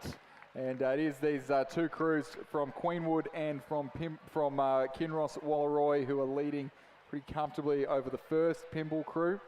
The second Pymble crew is currently sitting in 4th, leading a tight tussle between Newcastle Grammar and the 3rd Pymble crew on the far side of the course. So I think the makeup of these combinations a little bit all over the place in terms of what year groups and what athletes are in this one. So I think this Queenwood crew is most likely a true third 8, the 3rd crew that they've got entered with their first and second 8 racing later on this afternoon, whereas I think that's very likely the case with Kinross Walleroy as well. But the 3 Pymble crews I think are a mixture of year 10s and end of year 11s and year 12s, all jumping into the 8 for a little bit of experience, some newer athletes to the sport, and some of them looking all the bit the chance of a medal here at the head of the river. We can see this Queenwood crew on the screen in front of us. That's the combination of Isla McMillan, Lauren King, Sally Fanganaku, Gemma Wirrell, Chelsea Yates, Charlotte McWilliam, Charlotte Garner, Elsie Hood, Alice Home, the Cox, coached by Breen David. You can see them doing a really great job, enjoying these fantastic conditions at the head of the field here in the Schoolgirl third 8 final. So Queenwood with the lead ahead of Kinross Walleroy in second place, and then that battle for bronze is going to be interesting coming up into the 1500 metre mark. Pymble Ladies sitting in the bronze medal position at the moment, but the 2 crews closest to the grandstand, Newcastle Grammar and Pymble Ladies, 2 not without a chance, and then a bit further back to the Pymble Ladies 3 crew who are very conveniently in lane number 3. But Queenwood out in front at the moment, looking very comfortable indeed. It's a 15-second lead between Queenwood and Kinross Walleroy, and then back another 15 seconds to the Pymble Ladies 1 crew in lane number 5. So they're our 1, 2 and 3 in the Schoolgirl third 8s as they're in now to the final stages. Only about 250 metres or so left to go.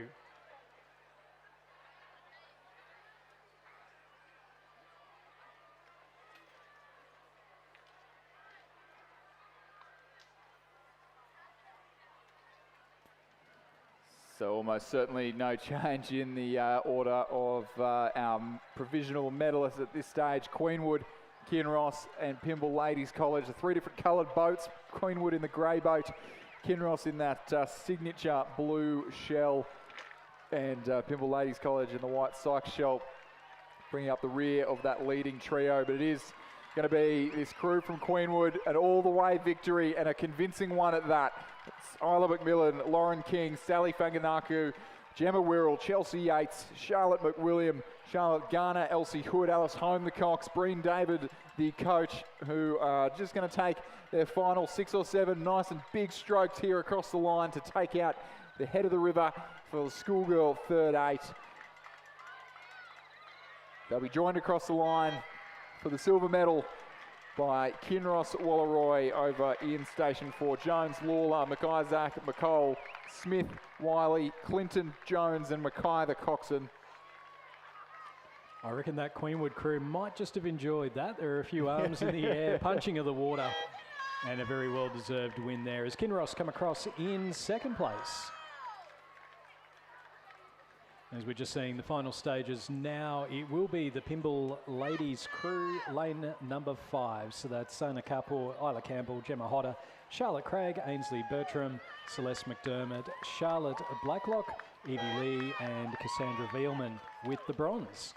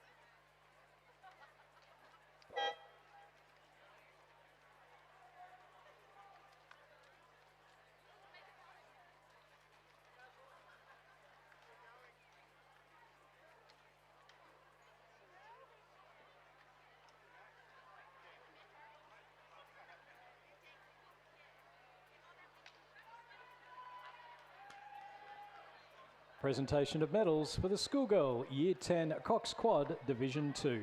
The medals will be presented by Loretto Normanhurst Principal Marina Ignaletto. In third place and bronze medalists, Canberra Girls Grammar School. Their crew, Chloe Ryan, Hannah Watch, Olivia McBride, Abby Barlow and Elizabeth Tarver. Second place and silver medalists, Redlands. Their crew, Pearl Brown, Aurora Crennan, Grace Ford, Isabella Solgard, Kyra Benoliel.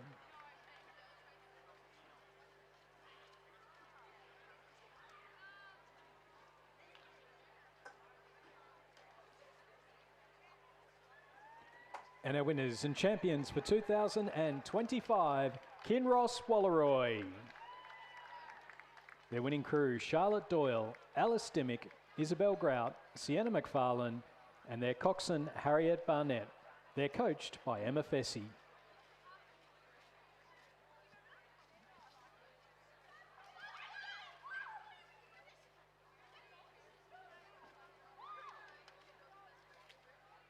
Please congratulate our 2025 champions and medalists.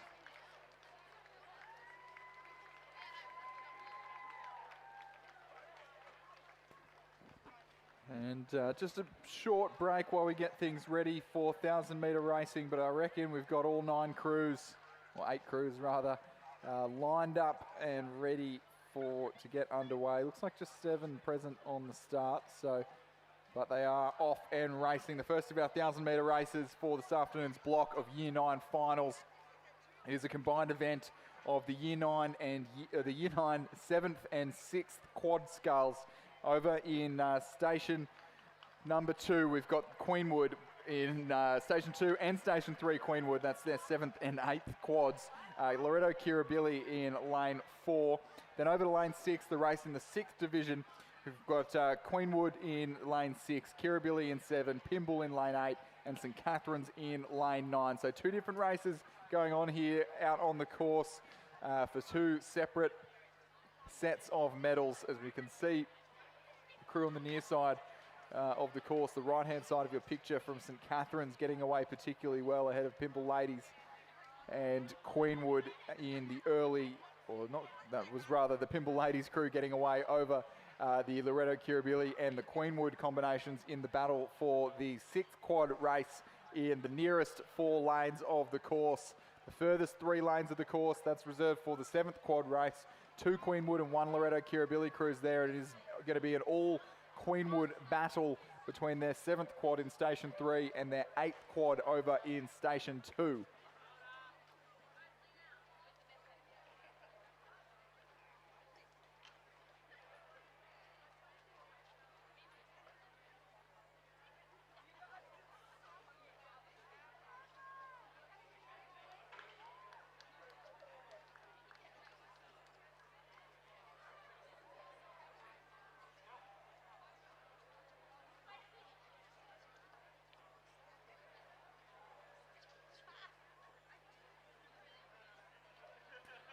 Yeah, great shot on board of the Loretto Kirribilli crew there in lane 7, competing in the 6th quad race and currently leading the Pymble Ladies College combination in lane 6 from Queenwood over in lane 5. So Pymble Ladies, Kirribilli, Pymble and Queenwood looking to be our podium in the 6th division.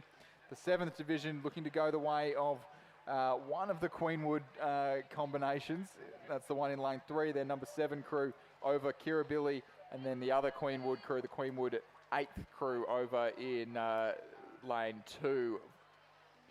So 2 separate races out on the course here. It's maybe a little bit challenging to call as they come across the line, but we'll do our best. It is still Loretto Kirribilli on the near side of the course, leading Queenwood and Pymble Ladies College. But in these lower Year 9 boats, we can see some spectacular sprint finishes, especially in these tailwind conditions where the margins are often so tight.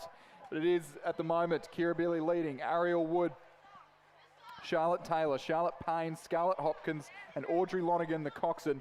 They're leading over the Queenwood crew to their right-hand side. That's Bella Blackwood, Helena Furness, Olivia Zhang, Alana Elliott and Emma Burridge, the coxswain. But they're just trying to hold off Pymble Ladies College on the near side. Second from the grandstand side of the course, Isabella Hume, Ginny Macon, Charlotte Lynn, Poppy Fox Ashwin, Eden Connors, the cox, coached by Alessandra Bracich, who are trying to get their eyes on a silver medal here. Queenwood with a couple of dirty strokes in the last few 100 metres of this race.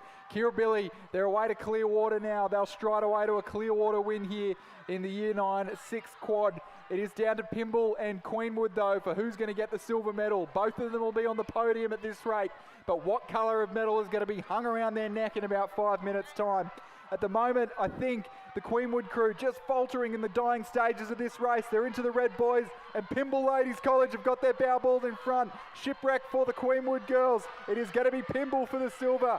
Queenwood just getting back up and running now, but it's too little too late. It'll be Loretto Kirribilli take the gold medal in the Year 8, Year 9 6th quad. Pymble will take the silver. Queenwood will take the bronze. And then over on the far side, in the 7th quad race, it's looking to be a Queenwood Quinella here. The Queenwood 7th crew in lane 3 will take the win in that 7th quad race. St Catherine's complete the 6th quad race, and then the Queenwood 8th crew over in lane 2 will take the silver medal in that 7th quad race ahead of Loretto Kirribilli.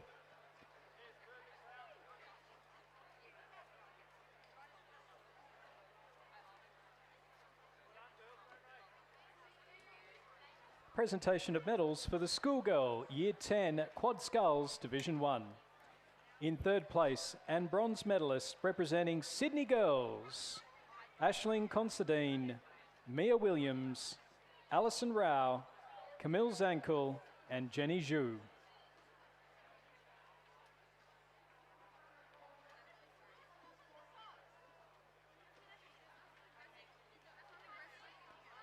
Second place and silver medalists representing Redlands, Lillian Forsyth, Ava Ford, Eva Simpson, Liv Goodland and Jack Feller. And they're coached by Beth McClellan.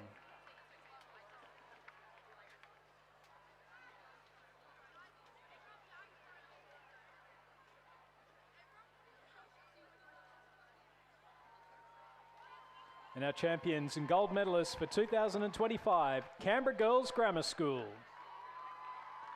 Their crew of Grace Disney, Lucy Cordaris, Meg Story, Fleur Baseby and Isabella Collins.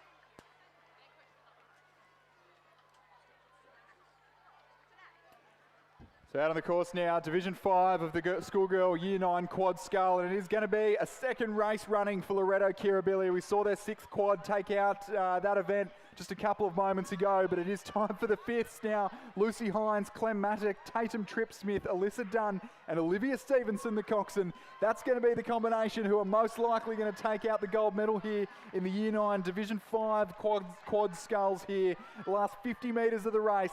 They'll be our gold medalists. St Catherine's on the far side of the course. That's Gilchrist, Carr, Debble Hancock, Freeman and Browns, coached by Sophie Costellis. They'll be our silver medalists. And Pymble Ladies College in lane 8. They'll be our bronze medalists. Kate Rogers, Abby Pisani, Ellie Zoe, Stella Walsh, Shabir McAuliffe, the cox, coached by Holly Craig. They'll be our bronze medalists here. And 4th across the line, Queenwood in station 4. And then in lane 7 from North Sydney Girls, they'll be our 5th place boat in this Year 9 5th Quad Scull.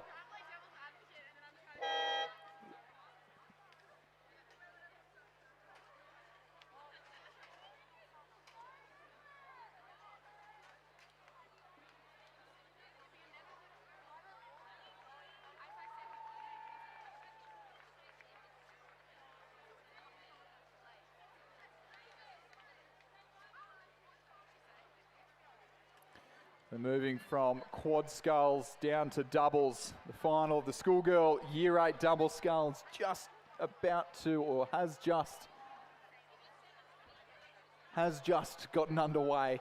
They'll be about 100 metres in so far. So over in lane 1, Loretto Normanhurst, Claire Kabul and Ava Forrester. Lane 2, Loretto Kirribilli, Eloise Mikkonen and Francesca Fleming. Lane 3, Radford College, Shannon Clues, Jemima Beswick. Lane 4 from MLC, we've got Hannah Lee and Kiara Ferguson. Lane 5 from Hunter Valley Grammar, Georgia Foster and Ella Cossins. Lane 6 from Askham, Jess Brown and Jess Rebilliard. Lane 7 from Canberra Grammar, Lucy Haskins and Sylvie Redwin. Lane 8 from North Sydney Girls, Lillian Yan and Isabel Varthakavi. And in lane 9 from Winona, Bella Rigney and Sophia Gray. And as these crews approach the 500 metre mark, it is bow ball to bow ball for our leading two crews. It looks to be MLC School and Hunter Valley Grammar. Oh no, there's Askham and Hunter Valley Grammar at the head of the field. Askham in the dark grey shell there in the centre. Hunter Valley Grammar in the very distinctive rainbow coloured zoot suits to their right. And both of those crews starting to break away from the field, and they'll be our leading two through the halfway point of this 1,000 metre race.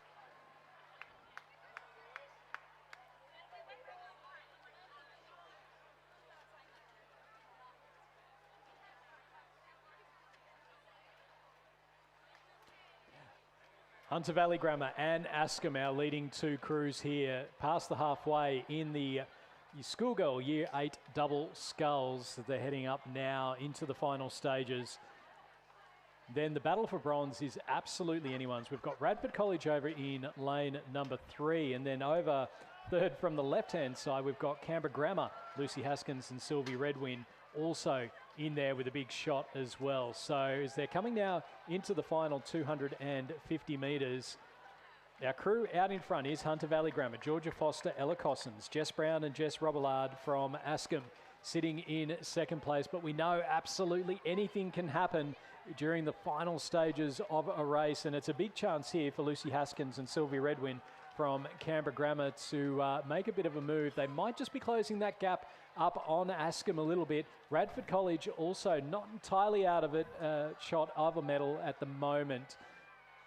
But it's Hunter Valley Grammar, Askham and Canberra Grammar, our leading three crews into the final 250 metres. And Askham now starting to make a move on Hunter Valley Grammar. They've got it now back to within an overlap. Are they able to get over the last 200 metres and be able to push through and take the gold? Hunter Valley Grammar, they've led from the start. They've been looking quite comfortable, but now they've got to up the stroke rate. And with every stroke, Askham seem to just be getting that little bit closer. Battle for bronze. It's between the two Canberra crews. Radford College in lane number 3, Canberra Grammar in lane number 7. And Radford looking like they might just be moving ahead. Hunter Valley Grammar, they've seen the danger coming from Askham. They've pushed ahead. They're into the final stages now. They've got it back out to a boat length.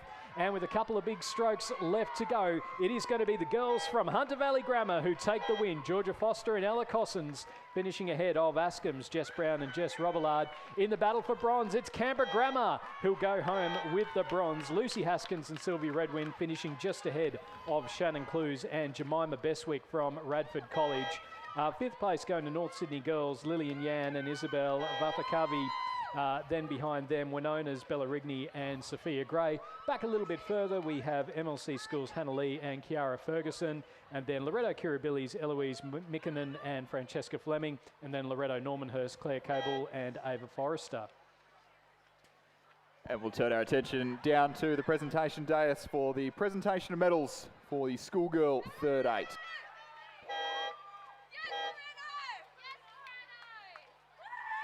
Medals will be presented by Belinda Moore, Deputy Principal of Queenwood. Third place and bronze medalist, Pymble Ladies College.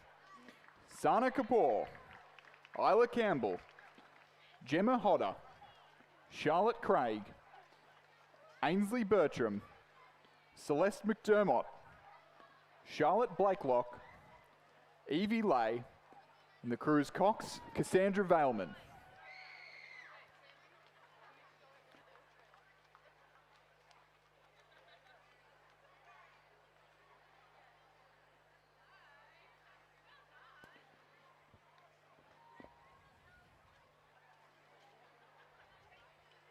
Second place and silver medalist, Kinross Wallaroy. Abby Jones. Katie Lawler. Lucy McIsaac. Liv McCole. Daisy Smith. Mara Wiley. Lulu Clinton, Hannah Jones. Crew was coxed by Zoe Mackay.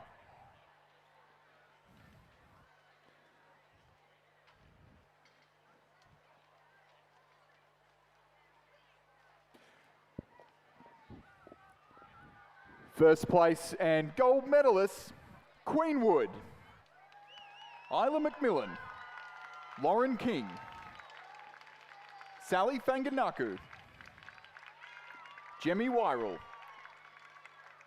Chelsea Yates, Charlotte McWilliam, Charlotte Garner, Elsie Hood. The crew was coxed by Alice Home. Ladies and gentlemen, please congratulate our champions and medalists in the Schoolgirl Third 8. Schoolgirl Year 8 single scull is coming down to the final stages now, and it is Canberra Girls Grammar Annie McBride who has the lead. She's into the final 150 metres, but across from her, Loretto Normanhurst, Tiffany Morley is also pushing hard. Then across another couple of lanes, excuse me, we have Alana Ning from MLC School. It looks to be in lane number 3, sitting in third place ahead of Violet Bransgrove from Willoughby Girls. It's still Canberra Girls Grammar who's out in front at the moment. Oh, we've got a big push coming here from the Barker College, Christabel Shue. Canberra Girls Grammar, though, they're going to walk away with another gold. It's going to be Annie McBride who takes the win in the Schoolgirl Year 8 single sculls. A little fist pump there. Almost went in over the line, but Loretto Normanhurst, Tiffany Morley taking the bronze medal ahead of MLC School's Alana Ning. In third, fourth place going to Christabel Shue from Barker College. She finished ahead of lane number 1, Violet Bransgrove from Willoughby Girls. And then back a little bit further, we've had a nice battle the entire way down the course between Redlands, that is Imogen Bush in lane number 8, and Hayley Fung from Canberra Grammar in lane number 9. It was just the Redlands sculler getting up and almost, and in fact they have come together there. It's a little bit of, well, the bow number's gone down into the water, so we might need to fish that one out a little bit later on. And then Ascom's Isabel Rezavi coming across the line now in lane number 4, and then across from her, Vicky Lynn from North Sydney Girls in lane number 2. That's a great reminder that if your bow number does come off the water with you and doesn't end up in the drink as it did then, please make sure that it ends up back here at the finish tower as soon as possible after your race. But we are underway with race number 59 on your program, the Schoolgirl Year 9 4th Quad Scull. So Division 4 of this event, we're working our way towards the pointy end of this afternoon's racing. Full fleet of 9 boats present out on the field here. PLC Sydney in lane 1, Queenwood in lane 2, Loretto Normanhurst in 3, Pimble Ladies in 4, St Catherine's in 5, Loretto Kirribilli in 6, the Armadale School in lane 7, Canberra Girls Grammar in lane 8, and North Sydney Girls in lane 9. And it looks like, to me, all crews have gotten away well, and all crews fairly evenly matched in the early stages of the race. We can just see the Loretto Kirribilli crew who've just passed by there as we ride on board with our umpire's boat. The yellow blades there of Heidi Better, Gabrielle Westaway, Georgia Woodward and Claudia McCloskey, Maya Robinson, the Cox. They were our leading crew early doors as they approach about 300 metres road here. So we'll get some more concrete timing observations in about 30 seconds time.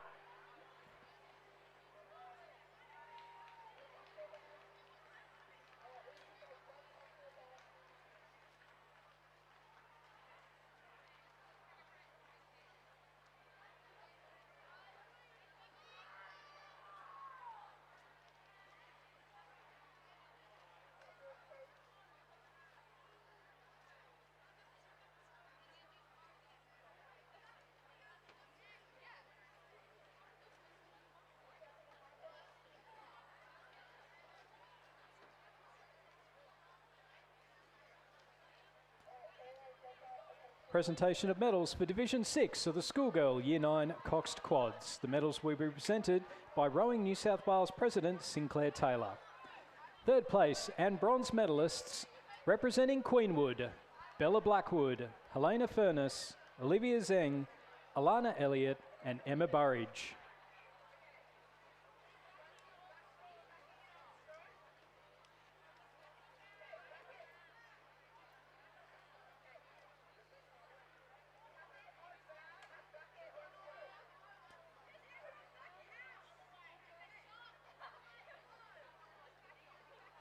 Second place and silver medalists representing Pymble Ladies, Isabella Hume, Ginny Macken, Charlotte Lynn, Poppy Fox Ashwin and Eden Connors. They're coached by Alessandra Brasic.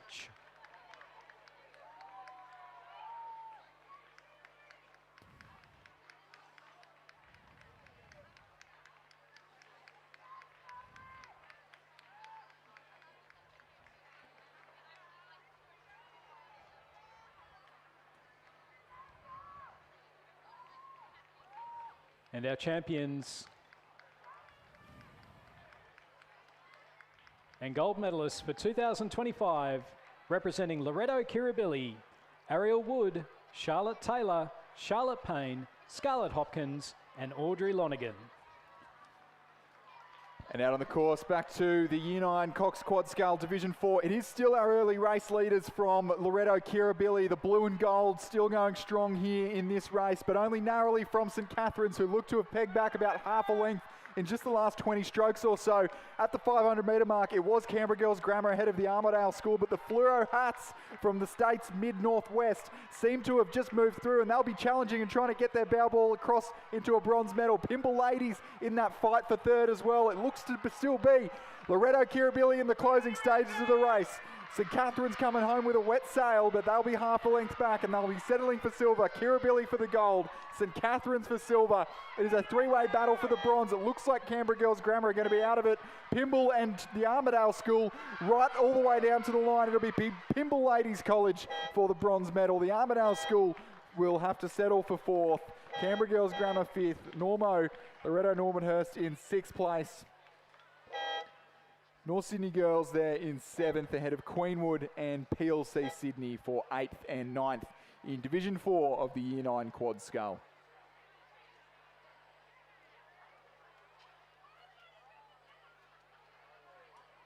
As we get ready for the start of race number 60, it's Division 3 of the Schoolgirl Year 9 Quad Sculls. Lane 1 from MLC School, we have Claire Way, Stella Vincent, Tabitha Lloyd, Catherine Bentley Lamp, Miranda Hudson. In lane 2 from Sydney Girls, Kelly Tang, Sophia Zen, Juliet Lefebvre, Erin Chi and Melody Song. Lane 3 from Queenwood, Piper Sherlock, Ella Hinton, Morella Gillies, Edie Birch, Natalia Allen. Lane 4 from St Catherine's, Mila Bell, Eve Bell, Violet Brooks, Lucia Waters and Isabel Rose Innes. Lane 5 from Kinross, Sophia McCall, Millie Hellier, Ruby Hilda, Annabelle Maslin and Chloe Caro.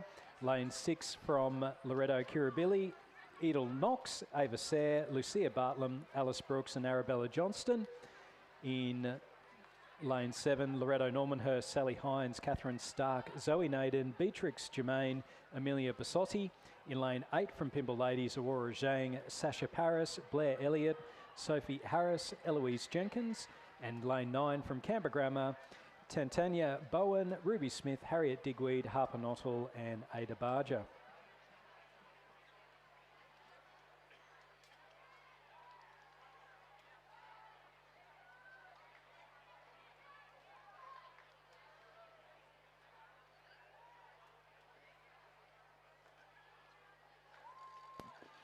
Ladies and gentlemen, we'll turn to the presentation of medals for Division 7 of the Schoolgirl Year 9 Quad Scale.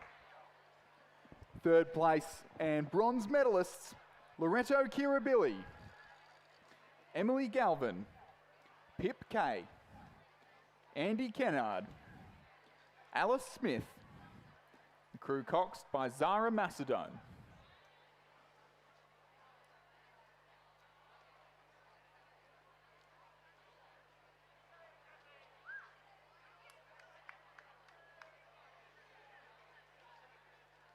Second place and silver medalists, Queenwood, Sophia Cox, Lola Bailey, Molly Hughes, Amelie Gilchrist. The crew was coxed by Ella McIntyre.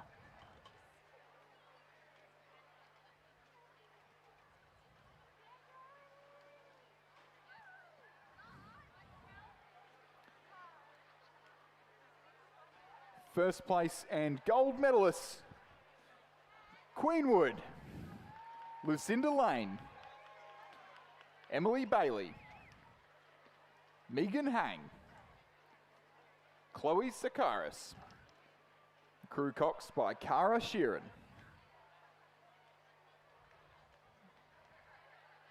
Ladies and gentlemen, a round of applause for our champions and medalists in the Schoolgirl Year 9 7th Coxed Quad Scull.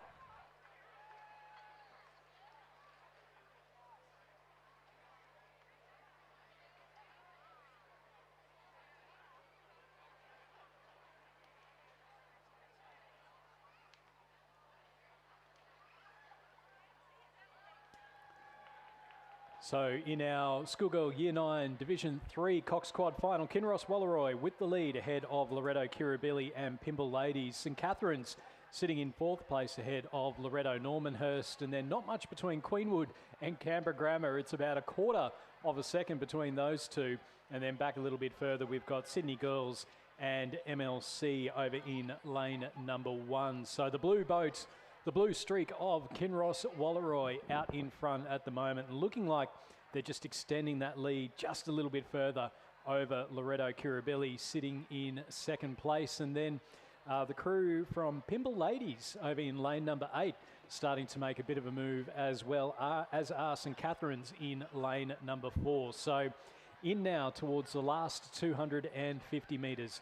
Kinross Walleroy, they've had the lead from the start, but they are now starting to get under some pressure. It's the Yellow Walls of Loretto Kirribilli who are starting to move up. And then over on the near side of the course, Pymble Ladies, they're making their move as well. And in fact, they may just be getting themselves up towards 2nd place ahead of St Catherine's over in lane number 4. We've got 4 crews coming down the course. 200 metres left to go, and we've only got 3 medals to hand out in this competition. You can hear the cheers from the crowd getting louder as Kinross keep their lead. It's 200 metres left to go. Loretto Kirribilli, they've dropped back now. It's back to a boat length, but they're under pressure now from the girls from Pymble Ladies in lane number 8, and then over St Catherine's in lane number 4, also starting to push up now. We're into the final stages. It's Kinross Walleroy with that lead. They've held on to that boat length lead. They were put under pressure through the third 250, but they've managed to hold on. But who's getting 2nd and 3rd? Loretto Kirribilli, Queenwood and Pymble Ladies. It's anyone's guess as to who gets the other medals. It's going to be Kinross with the win. Loretto Kirribilli, they're holding on. They're just going to hold on by half a canvas ahead of Pymble Ladies in 3rd place. And Catherine's will finish in 4th in lane number 4. Then in behind them in 5th place, we've got Loretto Normanhurst in lane number 7. 6th place will go to Canberra Grammar in lane number 9, and then across to Queenwood in 7th place, and then back again to Sydney Girls in lane number 2 and MLC in lane number 1. We'll turn our attention to the presentation dais for the presentation of medals for race number 57, the Schoolgirl Year 8 Double Scull. Medals will be presented by Sinclair Taylor, President of Rowing New South Wales. 3rd place and bronze medalists, Canberra Grammar, Lucy Haskins and Sylvie Redwin.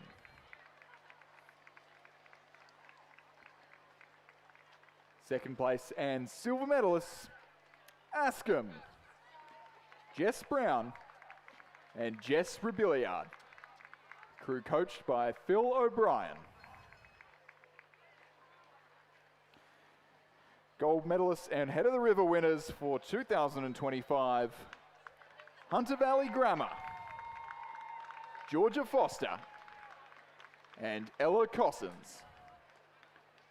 Crew coached by Rowan Hislop, Chantel Lindsay and Odin McIntosh. Ladies and gentlemen, a round of applause for our winners and medalists in the Schoolgirl Year 8 Double Scull. As they're lining up at the start for race number 61, it's the Schoolgirl Year 9 Cox Quad Division 2. Lane 1 from Sydney Girls, we have Reva Dotel, Eliza Robard, Mia Zhang, Fei Yang Zhang and Enyi Annabelle Koch is the coxswain. In lane 2 from Queenwood, Nilla Russell, Ava Francis, Naomi Garland, Vivian Walk and Madison Fallon, coached by Ashley Fitch. Lane 3 from Loretto Normanhurst, Jacqueline Whitaker, Ruby Matthews, Anna Ward, Poppy Bensley and Rosie Lennon, coached by Lily Gavin. In lane 4 from St Catherine's, Gabriella Griffin, Ava Jamison, Georgia Love, Charlize Morgan, Sibylla Howes and coached by Jeff Patterson. Lane 5 from Pimble Ladies, Annabella Legg Hughes, Gemma Teal, Rose Jones, Siri Tabenschlag and Phoebe Hutton, and they're coached by Richard Alsop. Lane 6 from Kinross Walleroy, Anna Orr, Matilda Tink, Millie Condon, Charlotte Williams, Harriet Bird is the cox, and they're coached by Rebecca Pearce and Will Stanley Davies. Lane 7 from Canberra Girls Grammar, Grace Rolston, Emily Lenfield, Lucy Dale, Audrey Blacker, and their coxswain is Memphis Lynham. Lane 8 from Loretto Kirribilli, Charlotte Mutton, Chloe Hunter, Ellie Bailey, Camilla Squire and Lucinda Rose. And lane 9 from PLC Sydney, Zoe Lee, Katarina Volandis, Madeline Miller, Scarlett Askew and Lola Britt is their coxswain.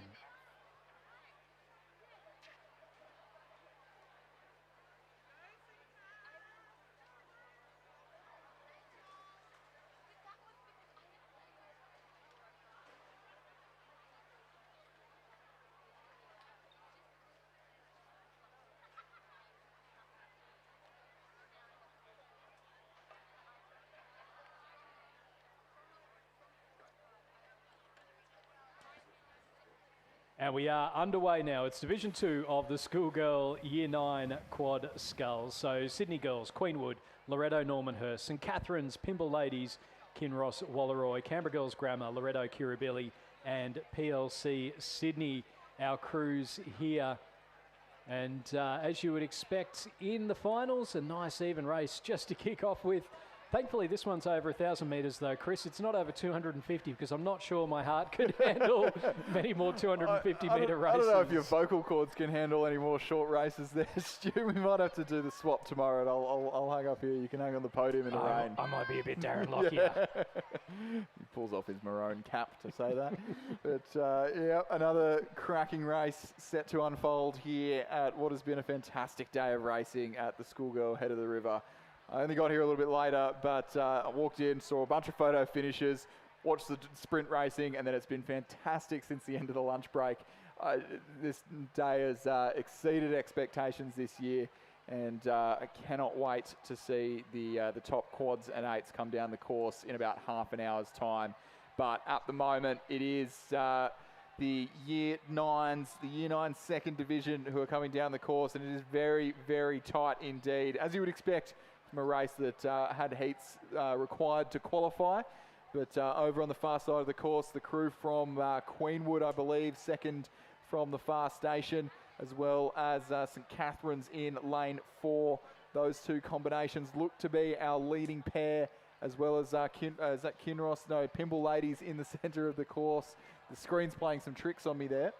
You cannot pick it, and we're going to get a really good idea as they come through this timing point at the 500 metre mark, and you could not tell, other than Kinross Walleroy in the lead. Then we've got St Catherine's, Pimble Ladies, Canberra Girls Grammar, Loretto Kirribilli, Queenwood and Pimble Ladies.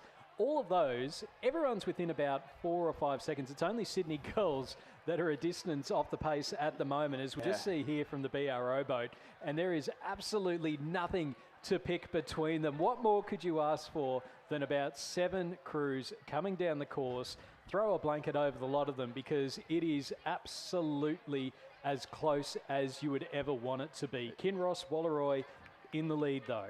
Yeah, and tailwind conditions, so we are certainly not going to see anyone stretch out to any earth-shattering margins in the closing stages of this race. At the moment, Kinross best place to do well here, but certainly not all wrapped up for the girls from the Central West here, as Pimble Ladies College to their right, as Canberra Girls Grammar to their left, as St Catherine's, the locals on the far side, as well as Queenwood, all challenging for the medals at this late stage of the race. Only about 200 metres left to row here in the second division of the Schoolgirl Year 9 Quad Scull. It is still the light blue boat of Kinross Walleroy who are leading. That's Anna Orr, Matilda Tink, Millie Condon, Charlotte Williams, Harriet Bird, the coxswain, who are currently doing the best of things. But St Catherine's, 2 stations over to their right, currently charging, as well as Pimble and Canberra Girls Grammar. There are some quality quads in this field that are going to miss out on a medal here. We wish we could award more in this race. It's going to be a photo finish. For about 7 different places, I think. But Kinross Walleroy just nudged into the red boys. That gives us a good indication of where everyone else is at. St Catherine's coming home strong, but maybe just starting to fall apart in the closing stages of this race. Pimble Ladies College looking the tidiest.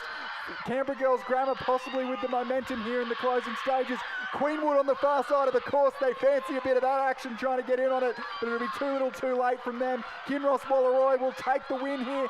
Canberra Girls Grammar will take the silver medal just narrowly ahead of St Catherine's Pymble. Loretto Kirribilli, Queenwood, PLC Sydney, Loretto Normanhurst, and Sydney Girls High over on the far side of the course. Stuart, help me. This is going to be a long half an hour if every race is like that. As we have the presentation, as we just take a deep breath, presentation of medals for the Schoolgirl Year 8 Single Sculls. And in third place, representing MLC School, Alana Ning.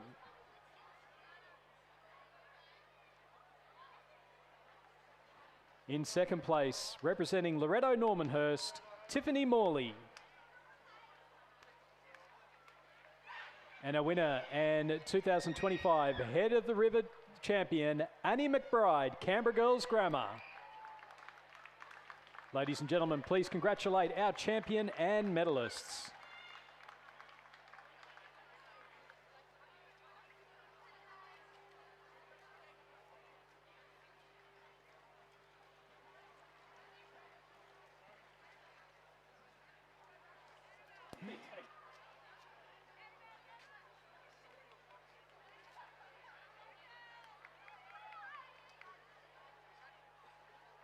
So race number 62 on the program, well underway now. The first division of the Schoolgirl Year 9 Quad Scull. Loretto Normanhurst in Station 1, Queenwood in Lane 2, St Catherine's in 3, Roseville in Lane 4, Canberra Girls Grammar in the centre of the course, Pymble Ladies College in Lane 6, Kinross Walleroy in Lane 7, Loretto Kirribilli in Lane 8, and PLC Sydney in Lane 9. And Stuart, help me if this is as tight as the last one. I don't think I'm going to last till the Schoolgirl First 8 this afternoon. No, I think we're all going to be sounding very Darren Lockyer by the end of it, because there is absolutely nothing to pick between these leading crews as well.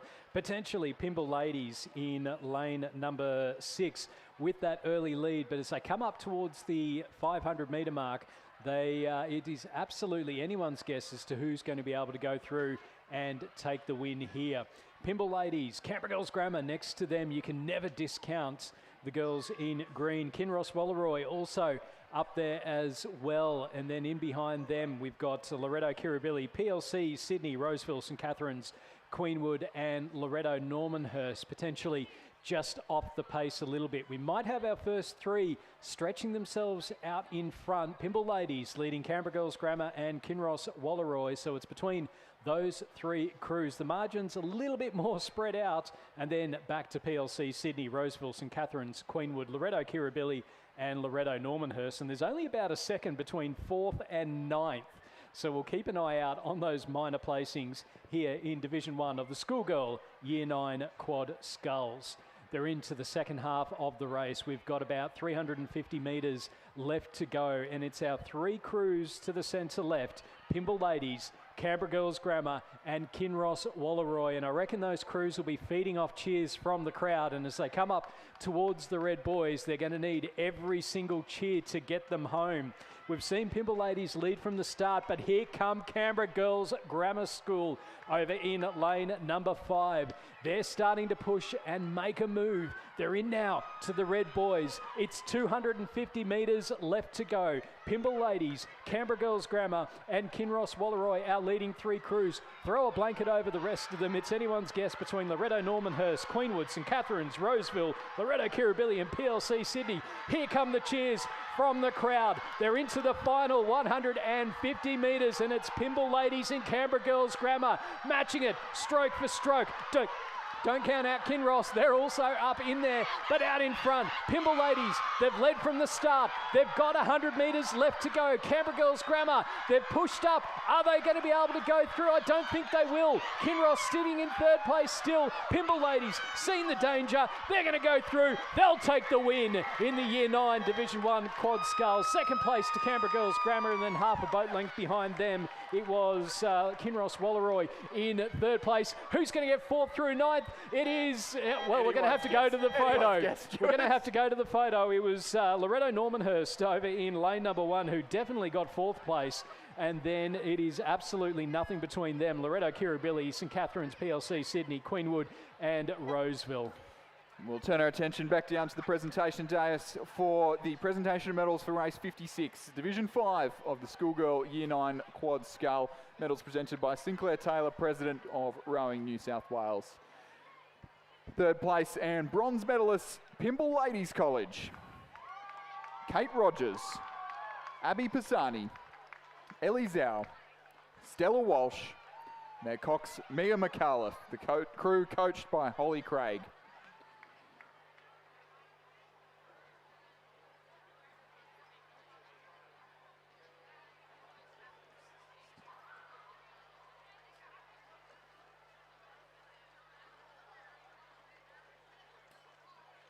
Second place and silver medalist, St Catherine's. Elizabeth Gilchrist, Ellie Carr, Beatrix Debble-Hancock, Lily Freeman, crew coxed by Gabrielle Brown and coached by Sophie Costellas.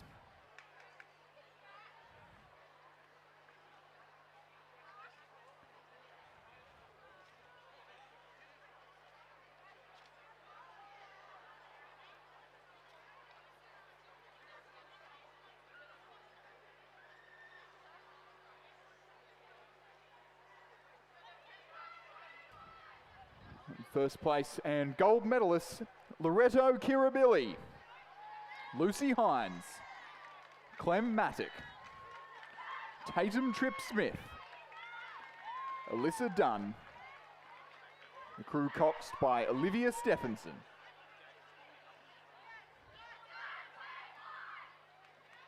Ladies and gentlemen, a big round of applause for our winners and medalists in Division 5 of the Schoolgirl Year 9 Quad Scull. And just going back to that finish of Division 1 of the Schoolgirl Year 9 Quad Scull, so it was Pymble Ladies, Canberra Girls Grammar, Kinross, Rolleroy. Here are the margins for 4th through 9th. Loretto Normanhurst in 4th, half a second ahead of Loretto Kirribilli, who in turn were 0.38 of a second ahead of PLC Sydney, who in turn were 0.19 of a second ahead of St Catherine's, who were 0.47 of a second in front of Queenwood, who in turn were half a second ahead of Roseville in 9th.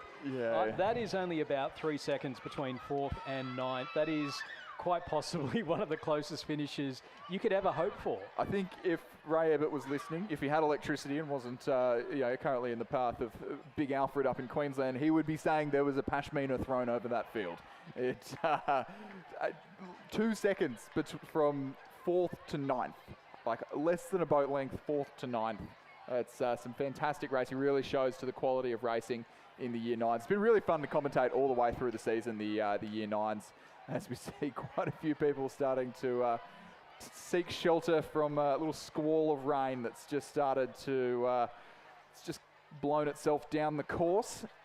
A little bit of tailwind as well starting to pick up for the afternoon racing. Also coming down the course is the Schoolgirl Year 10 Double Sculls. So lane 1 from Newcastle Grammar. So,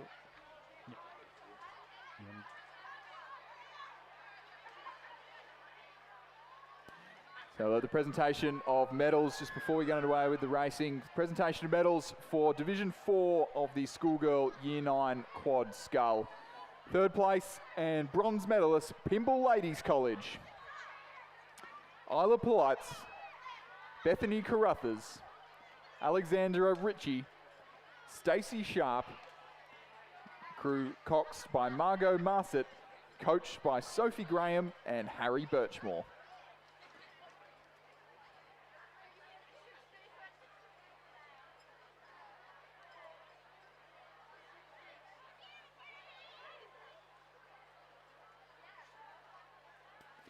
Second place and silver medalists, St Catherine's, Matilda Jack, Coralie Harris,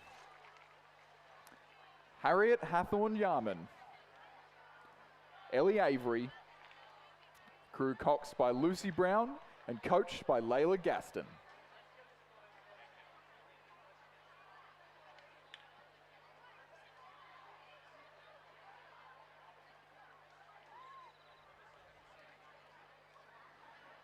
First place and gold medalist Loretto Kirribilli,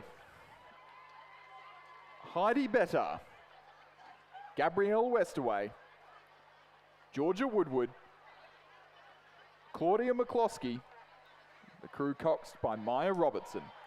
Ladies and gentlemen, a round of applause for our champions and medalists in Division 4 of the Schoolgirl Year 9 Quad Scull.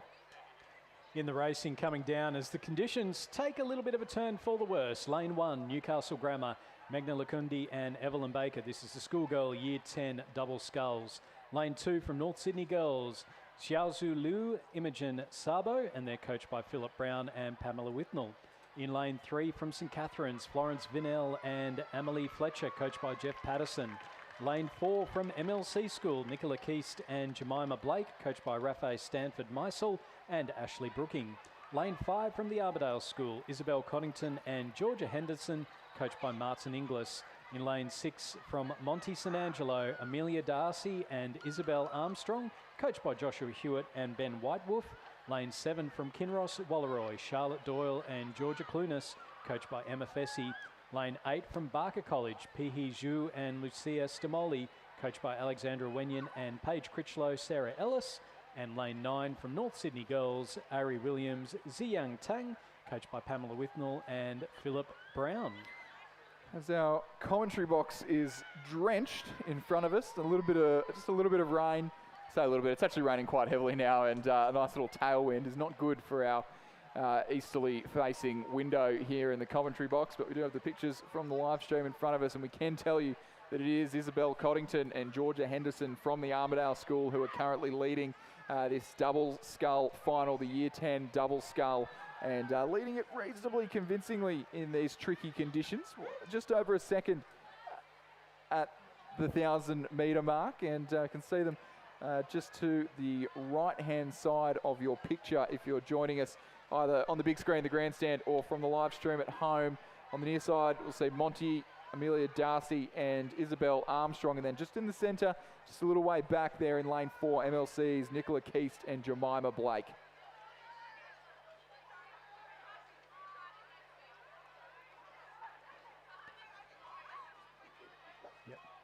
Presentation of medals for the Year 9 Division 3 Quad Sculls.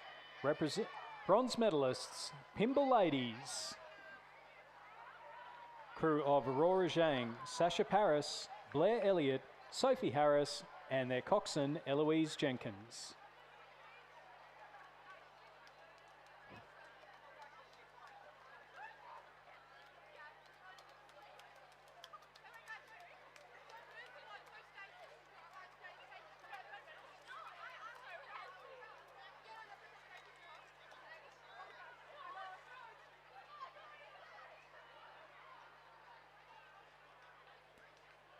Second place and silver medalists, Loretto Kirribilli. Their crew of Adele Knox, Ava Sayre, Lucia Bartlam, Alice Brooks, and their coxswain, Arabella Johnston.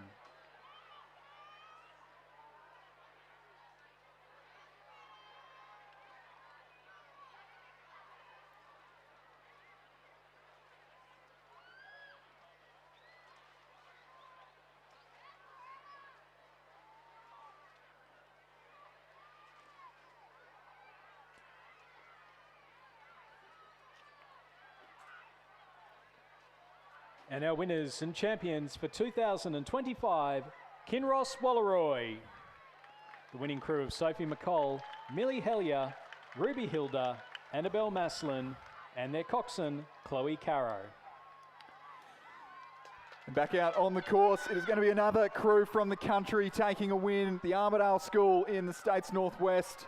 They're one of the most dedicated regional programs here in New South Wales rowing. Down here just about every week. It's a long drive with the trailer down through the New England, and the girls from the Armadale School, that's Isabel Coddington and Georgia Henderson, coached by Martin Inglis. It's all paying off now as they take a head of the river title in the Year 10 double scull. The win to the Armadale School. Silver will be the combination in lane 6 from Monty, Amelia Darcy, Isabel Armstrong, Josh Hewitt and Ben Whitewolf, the coaches there from Mossman Rowing Club. MLC School over in Station 4. That's Nicola Keast, Jemima Blake, coached by Rafe Stanford-Meisel and Ashley Brooking. They'll be your bronze medalists here in the Year 10 double scull. Pretty close for fourth, those finishing off the podium. Certainly not having an easy race. Over in lane 2, it will be the combination from North Sydney girls, just narrowly over Kinross Walleroy in 5th place. Barker in 6th. And then over on the far side, Newcastle Grammar, Megna Lakundi and Evelyn Baker by 3 lengths over St Catherine's, Forrest Vinnell and Amelie Fletcher. And then on the near side of the course, rounding out this Year 10 double scull race with the second North Sydney girls crew, Harry Williams and Xian Tang. And racing well and truly underway there past the halfway for the final of the Schoolgirl Year 10 single scull. Lane 1, Sammy Robillard from Askham. Lane 2, Adelaide Abernathy from MLC. Lane 3, Amelie Kemper-Massey from Northern Beaches Secondary. Lane 4, Piper Robertson from Roseville. Lane 5, Monty St Angelo's Amelia Reid. Lane 6, Winona's Heidi Heap. Lane 7, Monty St Angelo's Abby Wrightson. Lane 8, Ellie Taylor from St Columbus Catholic. And Lane 9, Georgie Jones from Hunter Valley Grammar.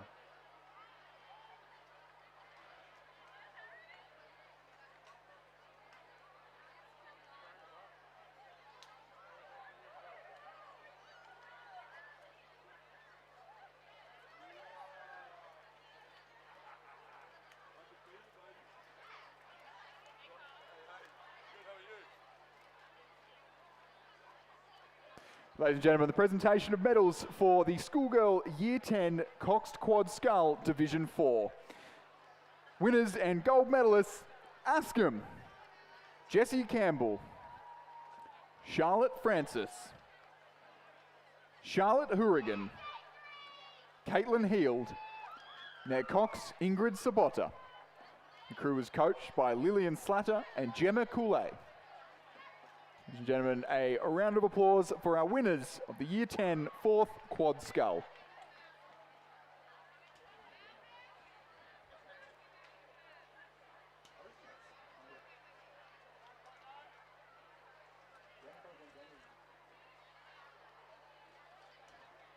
We're into the final stages now of the Schoolgirl Year 10 single sculls. It is difficult conditions out there at the moment. The tailwind just making everything just that little bit harder, and the rain obviously not helping. Who it's not hurting though is Heidi Heap from Winona, coached by Rowena Meredith and Tom Schranko. She has a commanding Clearwater lead at the moment, ahead of Ellie Taylor from St Columbus Catholic in 2nd place. And then in the battle for bronze, if we go across a couple of lanes, we can see Piper Robertson from Roseville, probably in that bronze medal position, just a little bit ahead of Amelie Kemper-Massey from Northern Beaches Secondary, and then Amelia Reid from Monty St Angelo, Abby Wrightson from Monty St Angelo, and Georgie Jones from Hunter Valley Grammar. And, well, actually, it's all quite even in the back of the field, but zero doubts about our leader. We've seen Heidi Heap rowing well for Mossman throughout the regatta season. She's rowing for Winona today, rowing for the school here at the Schoolgirl head of the river. And she's been able to drop that, well, she can drop the rating right down, but she's not. She's still rowing quite nicely, still making sure that she's got that power in, and perhaps just a little bit eager to get back onto the pontoon and get dried out what has been some very wet conditions over the final stages here. Coming through in 2nd place, Ellie Taylor from St Columbus Catholic, as we just see confirmation of Heidi Heap with the win for Winona in the Schoolgirl Year 10 single sculls. 2nd place, Ellie Taylor from St Columbus Catholic, sitting out nicely, and again doesn't need to do too much to go over the line in that 2nd place and go home with the silver medal.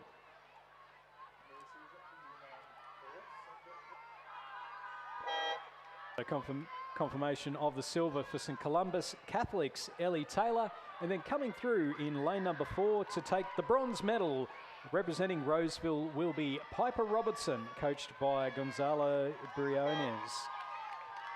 So a bronze medal there for Roseville. Now in the battle for the minor placings, we've got Askham, Sammy Robillard leading Adelaide Abernathy.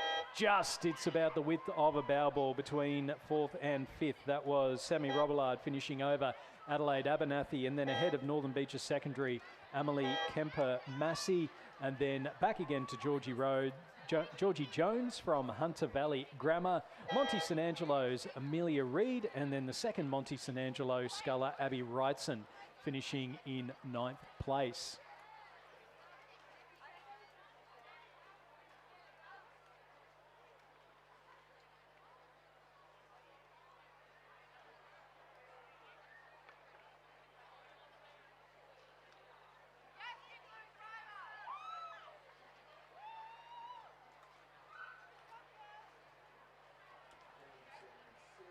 So our crew's just coming down now is the Schoolgirl Fours, and it is between Canberra Grammar and Roseville in the middle of the course at the moment. Canberra Grammar just with that lead ahead of Roseville. The Tara School sitting in 3rd place ahead of the second Canberra Grammar's crew over in lane number 3. So Canberra Grammar and Roseville, that's Nellie Byron, Sophia Smith, Estella Robertson, Hannah Griffiths and Sophia Matz from Canberra Grammar ahead of Chloe Franklin, Grace McKinlay, Emma Dupree, Abigail Kelly and Alex Davies from Roseville. These are the two that we expected to be at the front of the course. The Tara School, Olivia Bailey, Gemma Waterhouse, Hannah Ryan, Amy Rouse and Tamika Tran sitting in 3rd ahead of Iris Rangier, Ella Vannon, Ella Shockley, Eliza Jones and Lucy Robbins from Canberra Grammar School, and then back a little bit further to Loretto Normanhurst in lane 7 and Loretto Kirribilli in lane number 4. But out in front, 250 metres left to go. The Red Boys are in sight for our leading two crews. Can Roseville come over the top of Canberra Grammar? It's going to come down to whoever's got the cleaner blade work through the final 200 metres. The fatigue will be setting in. The finish line is in sight. The coxswains will be exhorting their rowers to get through. It's still Canberra Grammar with the lead. Roseville sitting in second. Tara School are holding off the second Canberra Grammar crew, but there's a sprint coming from that second Canberra Grammar crew. Can it be Canberra Grammar, gold and bronze? They're still in the gold medal position at the moment. It's about half a boat length. They're still out in front. They're pushing away with the final few strokes. And now, with a few big strokes left to go, it's going to be gold for the girls from the capital. Canberra Grammar winning the Schoolgirl Fours at the 2025 Head of the River. Roseville finishing with the silver. A great race the entire way down the course between those two crews. Canberra Grammar 2. Are they going to get 2 on the podium? It's Canberra Grammar 2 and Tara. Tara upping their rate now. Canberra Grammar dropping theirs at the wrong time. Tara now, they're pushing through. Are they going to be able to hold on, take the bronze? Yes, it'll be a bronze for Tara School, just ahead of the Canberra Grammar 2 crew over in lane number 3. Then we have Loretto Normanhurst coming through in 5th and Loretto Kirribilli in 6th place. We'll cut back to the presentation, James. The presentation medals for the Division 2 of the Schoolgirl Year 9 Quad Scull. 3rd place and bronze medalist, St Catherine's.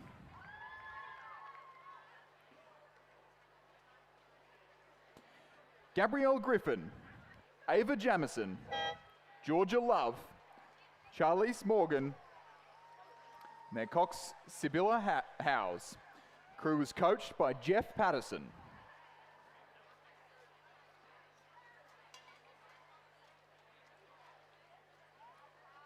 Second place and silver medalist, Canberra Girls Grammar, Grace Ralston, Emily Lenfield, Lucy Dale, Audrey Blacker, and their cox, Memphis Lynham.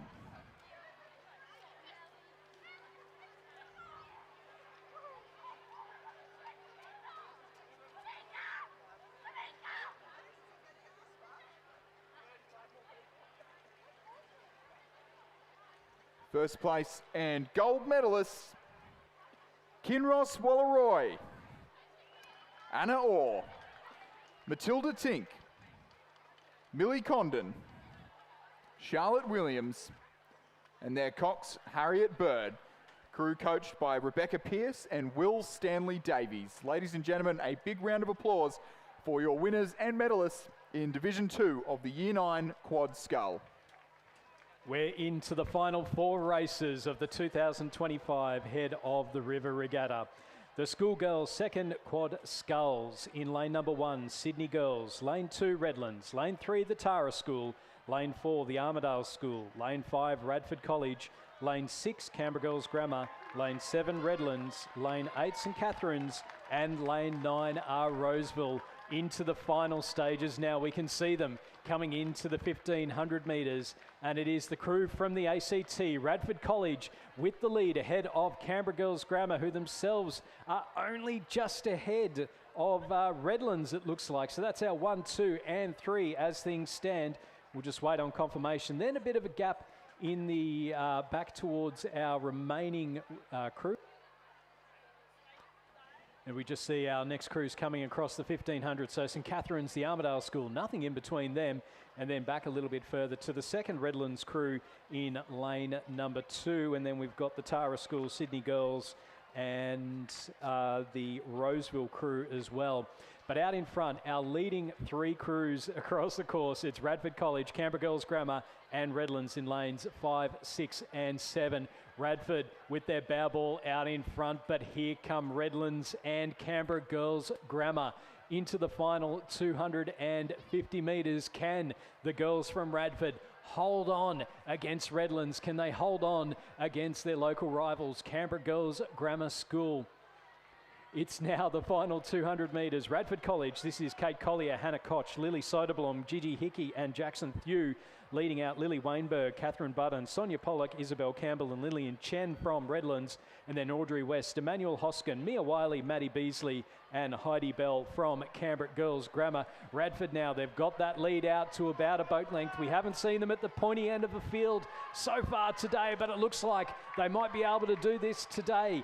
Redlands still holding on against Canberra Girls Grammar, but they've got overlap. Have they got enough to be able to get them over the last 50 metres? There's a big push coming here from Canberra Girls Grammar against Redlands. It's still Radford out in front though in lane number 5. It's going to be the girls from Radford College taking a gold medal back with them down the Hume. A win for Radford College. Second place to Redlands, finishing half a boat length over Canberra Girls Grammar in third in the bronze medal position. In the Schoolgirl, second, Cox Quad Sculls. And then coming in behind them, we've got the Armidale School in those very distinctive bright fluoro bucket hats, but they may be under pressure here from St Catherine's. St Catherine's pushing out right towards the end to try and go through and take that 4th place, and I think they're going to be able to do it. It will be a 4th place for St Catherine's, just ahead of the Armidale School in 5th place. Then back behind them, the second Redlands crew in 6th. We've then got Roseville in 7th place, and then back a little bit further to the Tara School, who will finish 8th, and Sydney Girls in 9th. And ladies and gentlemen, if we turn our attention back to the presentation dais, well, the presentation of medals for the Division 1 of the Schoolgirl Year 9 Quad Scull. 3rd place and bronze medalists, Kinross Wallaroy.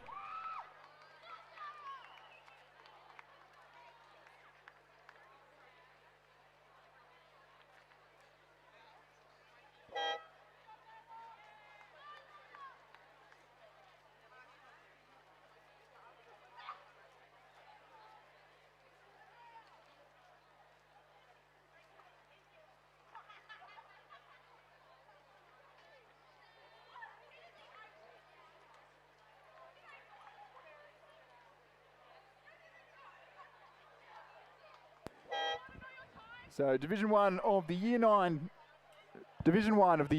Coxed Quad Scull.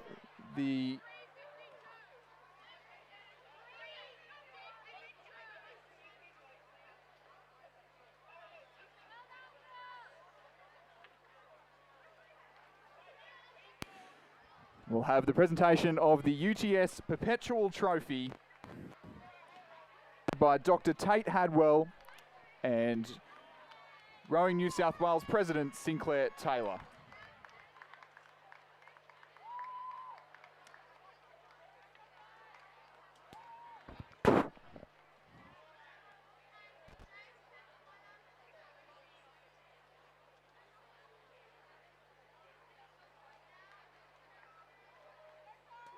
In third place and bronze medalist, Kinross Wallaroy. No, it's all cut out.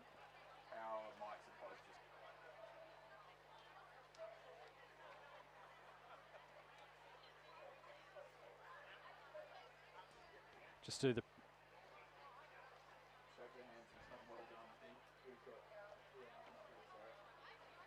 Schoolgirl.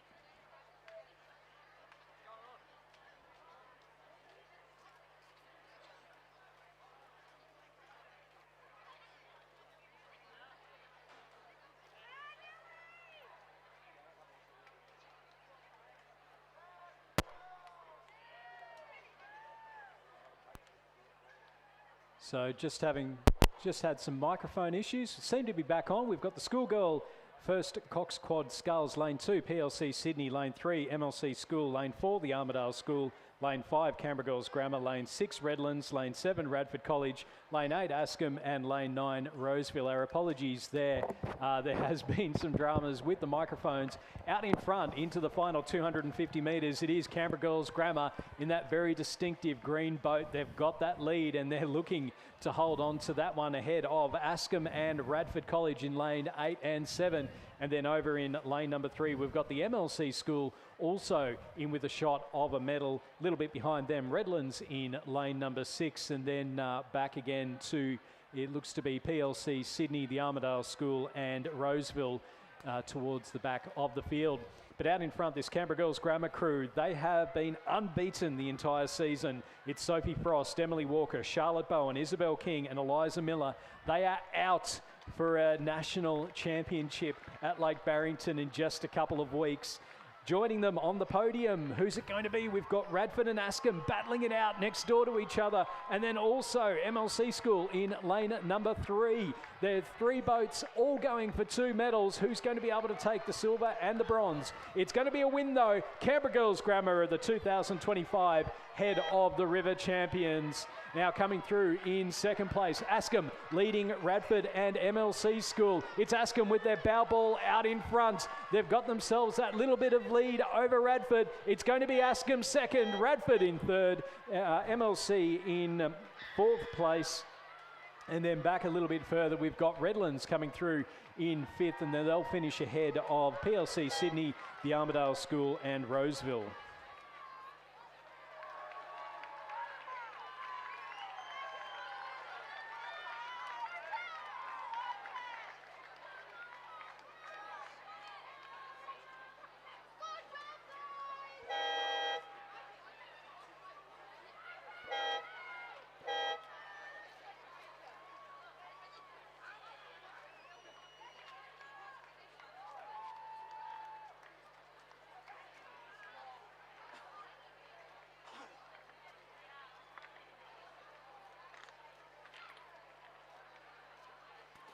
We'll turn our attention back to a very crowded presentation dais now for the presentation of medals for the Schoolgirl Year 10 Double Scull.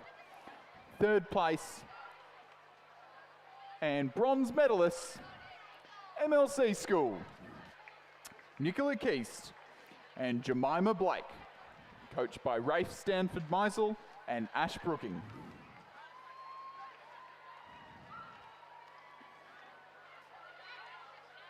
Second place and silver medalists, Monty St. Angelo, Amelia Darcy and Isabel Armstrong. Crew coached by Josh Hewitt and Ben Whitewolf.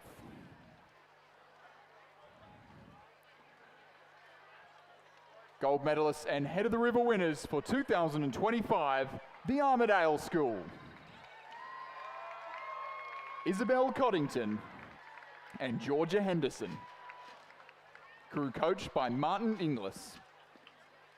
Ladies and gentlemen, a big round of applause for our winners and medalists in the Year 10 Double Scull.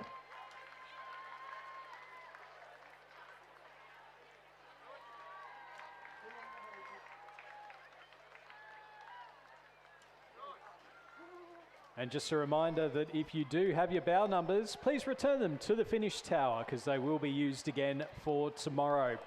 We are underway in the penultimate race of the day. It's the Schoolgirl second eights in lane number 4 from St Catherine's, Eden McGregor, Tiali Morgan, Jaslyn Morgan, Emily Plowman, Lucy Hall, Darcy Connell, Genevieve Links, Ada Lloyd, Zinnia Shue is the coxswain and coached by Diamond O'Driscoll.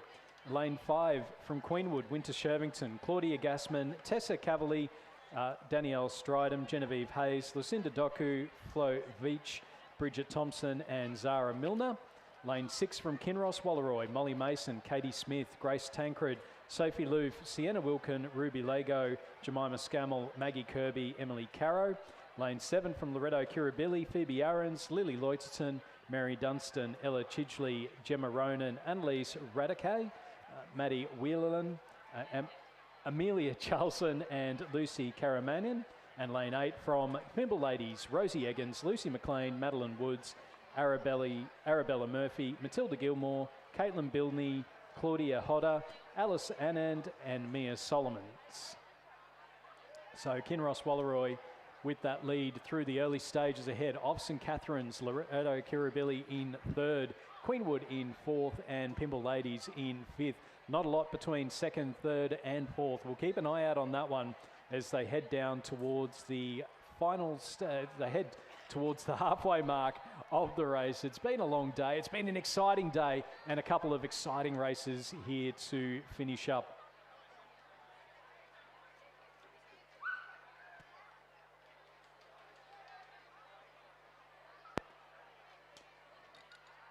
Presentation of medals for race number 65, the Schoolgirl 4s. In 3rd place and bronze medalists, the Tara School.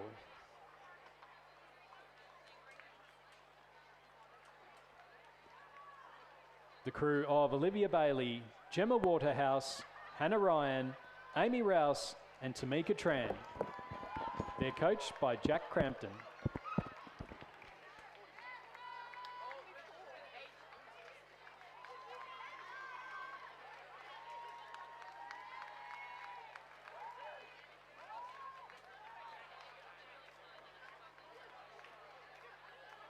Second place and silver medalists, Roseville.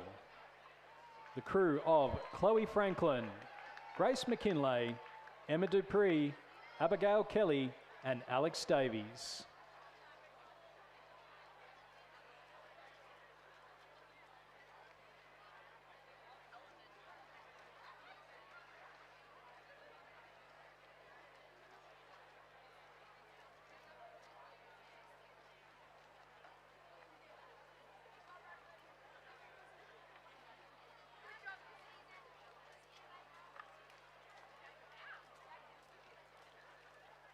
And our winners and champions for 2025, Canberra Grammar School. The winning crew of Nellie Byron, Sophia Smith, Estella Robertson, Hannah Griffiths and Sophia Matz.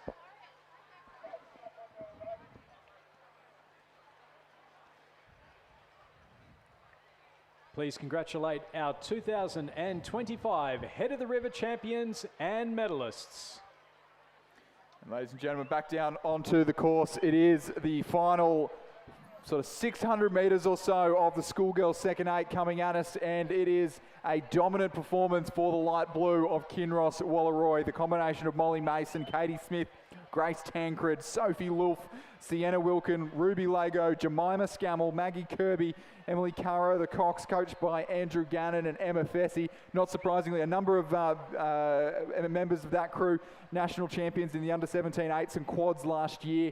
And Jemima Scammell there in the 7th seat, just watching her sister Bella win the sprint eliminator, may have provided some inspiration to this crew, but it is bow ball to bow ball for 2nd, 3rd and 4th. It was St Catherine's at the 1,000 metre mark, but it's now Loretto Kirribilli just narrowly over St Catherine's and Queenwood. Those three crews fighting for a silver and bronze medal, and it is going to come right down to the wire to the red boys of the last couple of 100 metres to see who is going to take out those last 2 spots on the podium. It's going to be a crew to miss out here, and they're going to miss out by the narrowest of margins. That's not quite the case for Pimble, who are somewhat out of the race at this stage. Kinross with a commanding lead.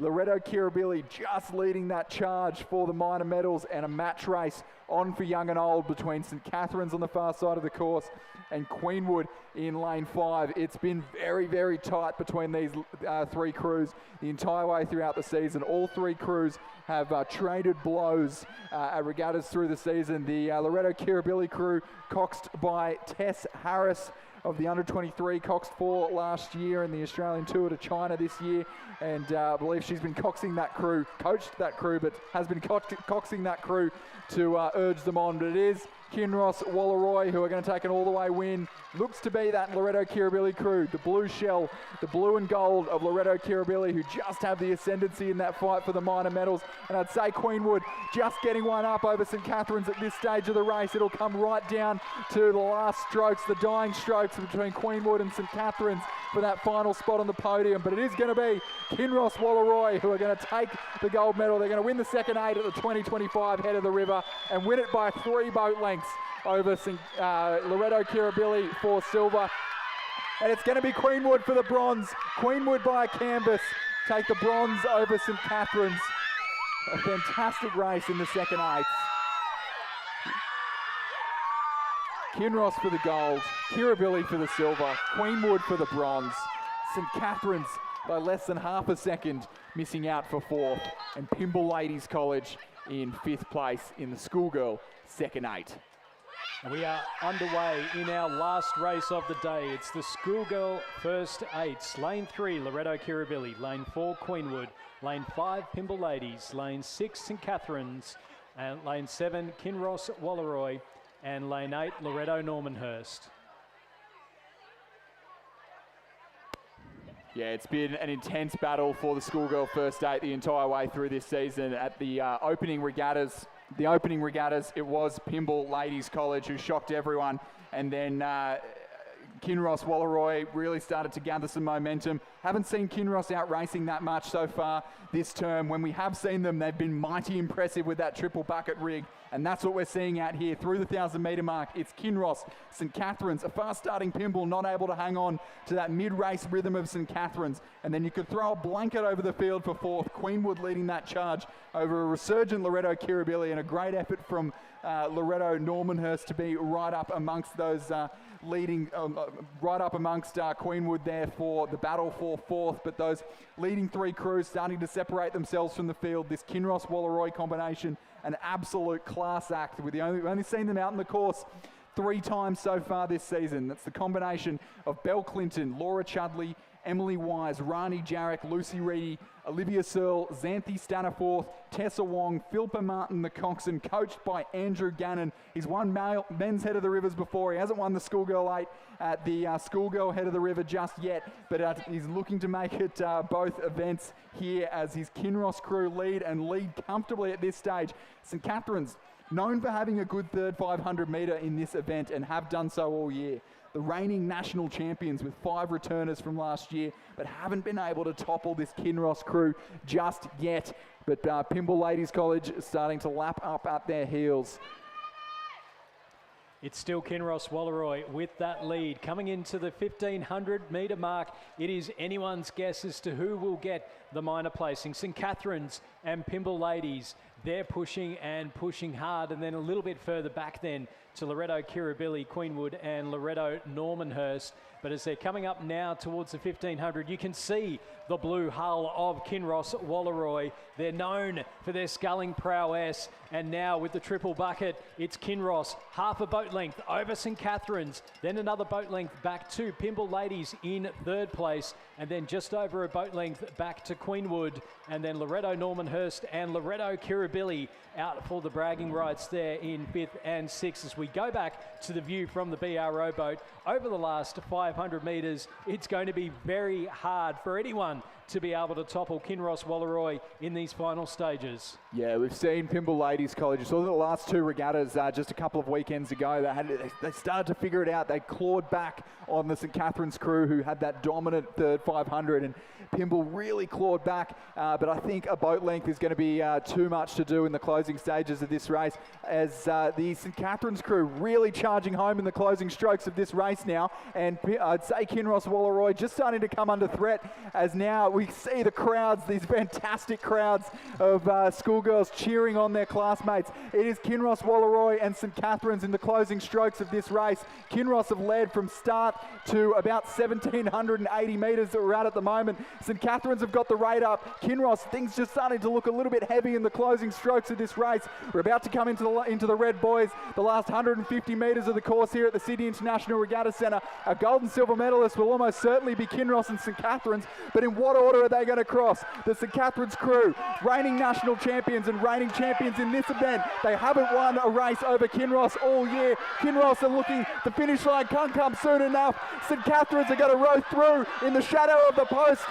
Kinross have led for 1,999 metres, though Kinross are going to hold on by a canvas. Kinross hang on and win the Schoolgirl Head of the River by less than a canvas over a fantastic, a valiant row by St Catherine's. Pimble for the bronze. Normanhurst just get up over Queenwood for fourth place rather. And Loretto Kirribilli for fifth. Stuart, we've been saying it, haven't we? The schoolgirl racing here in New South Wales is the best it has ever been, and that just proves it. Look at this photo finish. It is amazingly close. It was Kinross, Walleroy. I reckon St Catherine's led for a couple of strokes in those final stages. I think so. But just held on by about the width of the bow number. It wasn't much more than that. Another 5 metres. It was St Catherine's. What a fantastic race. What a great sprint finish there from St Catherine's. They could have let that go with 500 to go. They did not. They pushed Kinross, Walleroy the entire way. I can't wait for Barrington. Oh, it's going to be fantastic. That was a great effort by Kinross to hold off that charge. I thought they were done for. It is so hard to turn around that sort of momentum.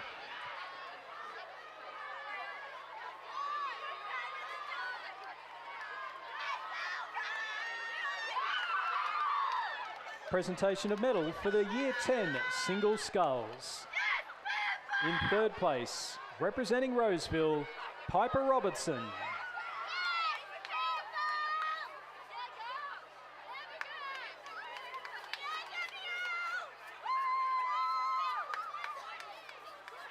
Bronze medalist, representing Roseville, Piper Robertson.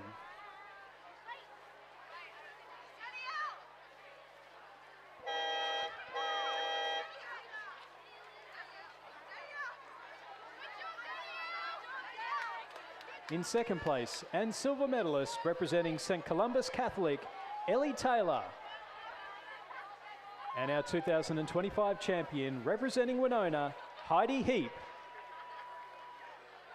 Ladies and gentlemen, please congratulate our 2025 champion and medalists. Stuart, are you recovered yet? I'm still buzzing from that fantastic race. We have been absolutely spoilt today for the racing that we've seen. We saw the Eliminator event, the first time that's ever been held. Bella Scammell holding on against Tara Rigney, some fantastic finishes. Some of the Year 9 quads, you know, it was 7 crews going across the line with all within about a boat length of each other. That Schoolgirl 8 will live in the memory, I think, for everyone that was here to see it. Kinross holding on right at the death when all looked lost for Queenwood and then St Catherine's. Yeah, St Catherine's were half a length down coming into that last 250, and they had the momentum. They were going to row through Kinross. Kinross looked beat as well. It looked heavy, I and think it looked someone sneezed slow in the Kinross boat, and that's gave what them a got little them bit of over extra. the line. I think so. That was incredible racing, and we'll move to our next presentation now. It's a presentation of medal for the Schoolgirl second Coxed Quad Sculls. In third place, Canberra Girls Grammar School. Their crew of Audrey West, Emmanuel Hoskin, Mia Wiley, Maddie Beasley, and their coxswain, Heidi Bell.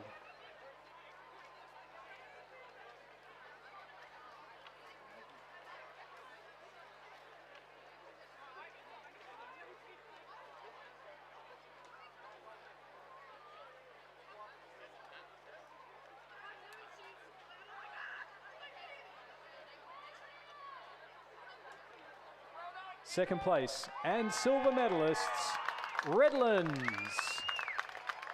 the crew of Lily Wainberg, Catherine Budden, Sonia Pollock, Isabel Campbell, and their coxswain, Lillian Chen.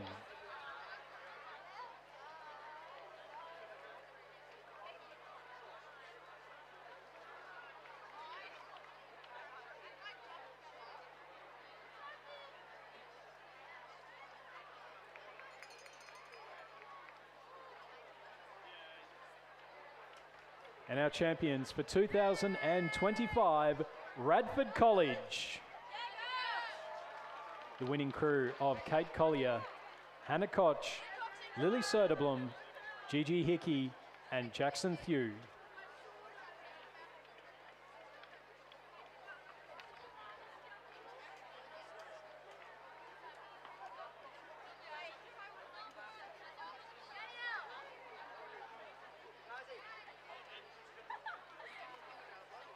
Ladies and gentlemen, please congratulate our champions and medalists in the second Coxed Quad Sculls.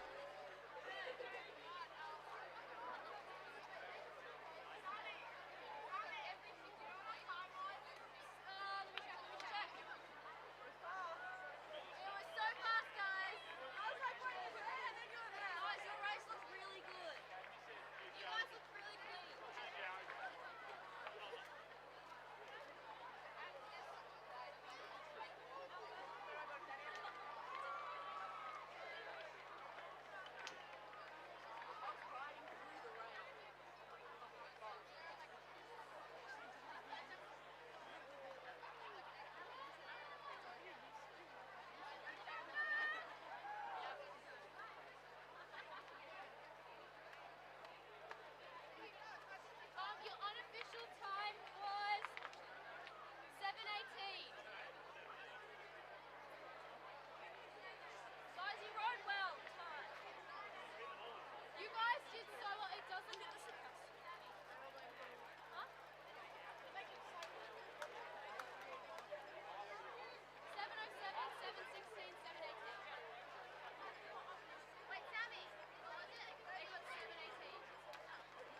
As we move on to the presentation of medals for the Schoolgirl First Coxed Quad Sculls.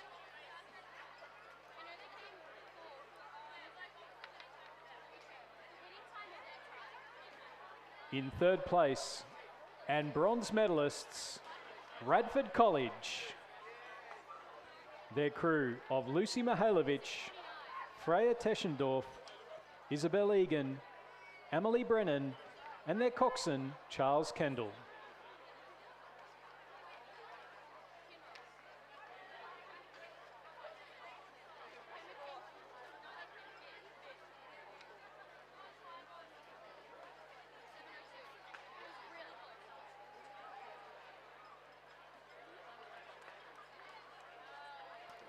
Our silver medalists, representing Ascom, Kitty Elias, Isabel Bugg, Chloe Hitchens, Sabrina Koskar, and their coxswain, Pepper Grenfell. They're coached by Oliver Klotz and Lizzie Chapman.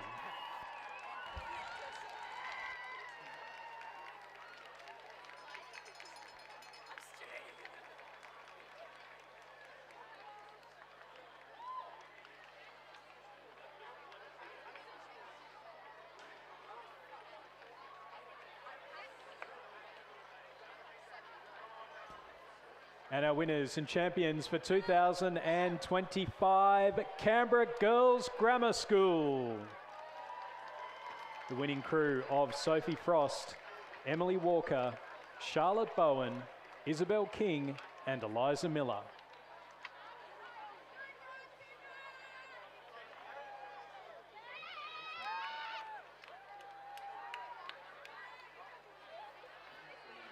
Our winning crew will be presented with the Boat Race Official Shield by Victor Volta. Ladies and gentlemen, please congratulate our 2025 Schoolgirl Cox Quad champions and medalists.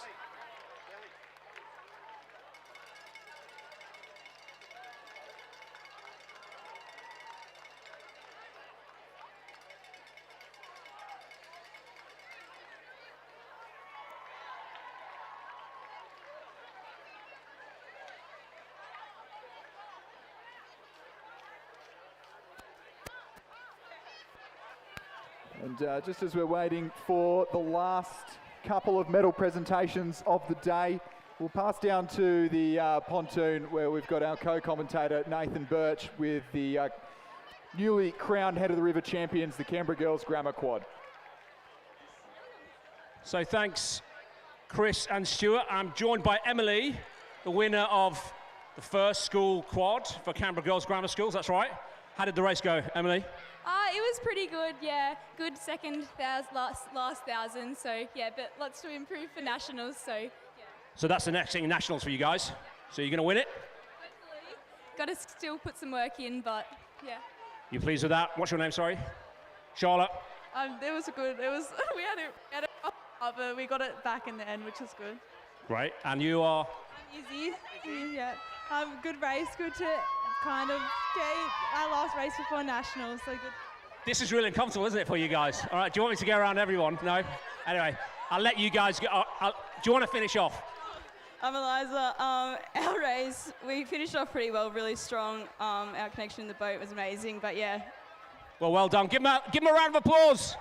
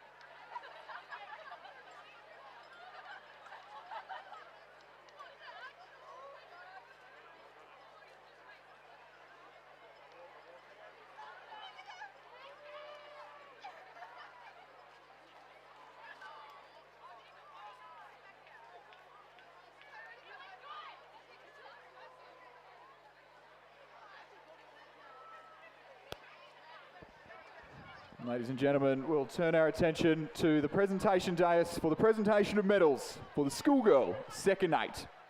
The medals will be presented by Sinclair Taylor, Rowing New South Wales President, and Jane Spring AM from the Sydney University Women's Association to present the Sydney University Women's Association Trophy. Third place and bronze medalist, Queenwood. Winter Shervington. Claudia Gassman. Tessa Calverley. Danielle Stridham. Genevieve Hayes. Lucinda Doku. Flo Veach. Bridget Thompson. And their cox, Zara Milner. The crew was coached by Ashley Fitch and Zoe Keating.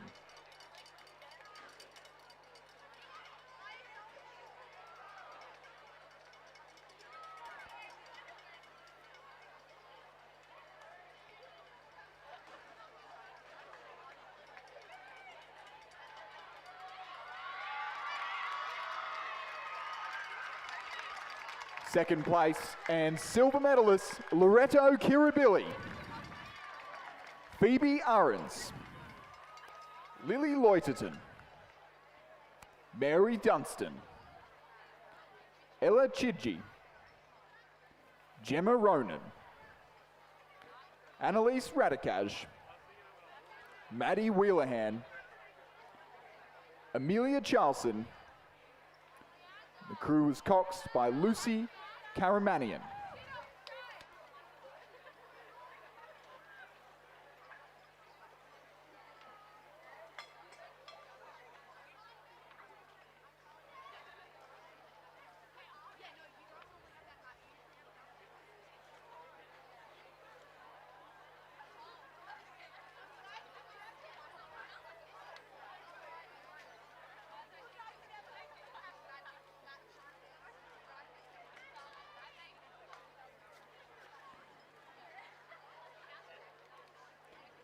Gold medalists and head of the river champions in the schoolgirls second 8, Kinross Wallaroy, Molly Mason, Katie Smith, Grace Tancred, Sophie Lulf, Sienna Wilkin, Ruby Lago, Jemima Scammell, Maggie Kirby. The crew was coxed by Emily Caro. The crew coached by Andrew Gannon and Emma Fessy.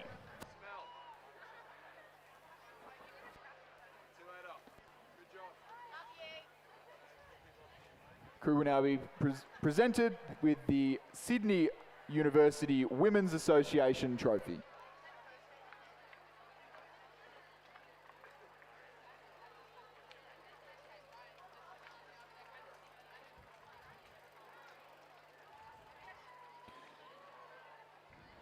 Ladies and gentlemen, a very big round of applause and make some noise for your schoolgirl second 8 champions and medalists for 2025.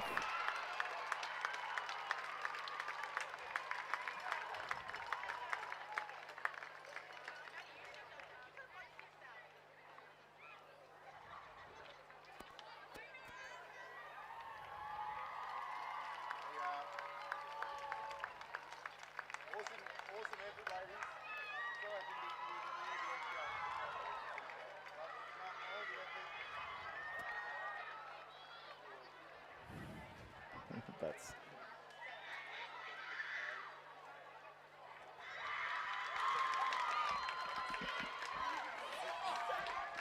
Okay, so I'm joined by Sienna and Sophie from Kinross Wallaroy. Just talk us through the race, close race, go to plan. Oh, yeah, it was good, it was very hard, but I think we got through it and it was good. Yeah, it was a very hard race. We got out at the start, but it was very exciting at the end. Is there anyone to thank? Our coach, Andrew Gannon. Yeah, Andrew Gannon and Adam Harrison, and just all the coaches. Yeah. All the coaches. Give them a big round of applause, Kinross Wallaroy.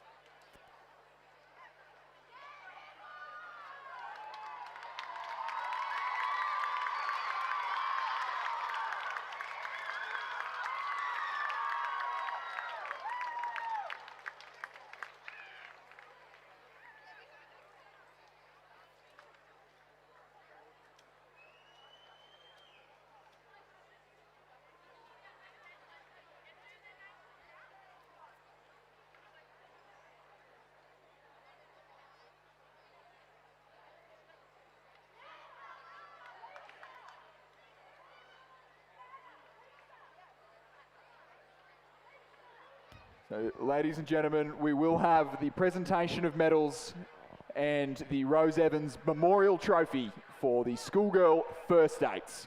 Medals will be presented by Katie Kershaw, President of the New South Wales Union of Oarswomen, and Dr. Andrew Parry, Principal of Kinross Walleroy. Third place and bronze medalist, Pymble Ladies College. Isabella Stalley, Leander McLaughlin, Millie Cullinane, Scarlett Oleson, Summer Phillips, Mika Naito, Erin Porter, Annabelle Shanahan, the crew coxed by Mathilde Goddard and coached by Harry Randall.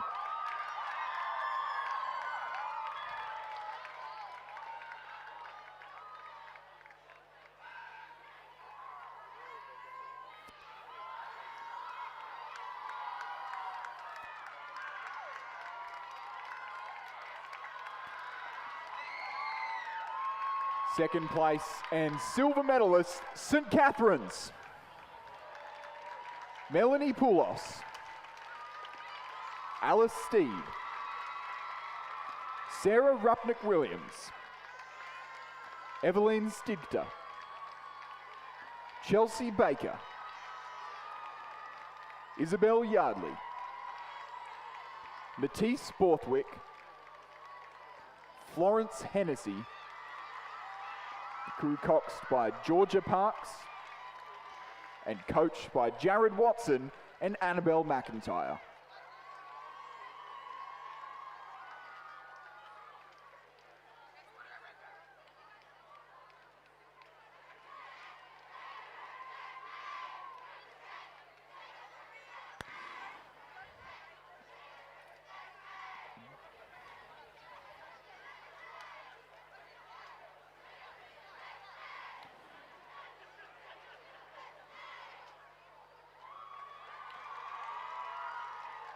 First place, gold medalists and winners of the Rose Evans Memorial Trophy, Kinross Walleroy,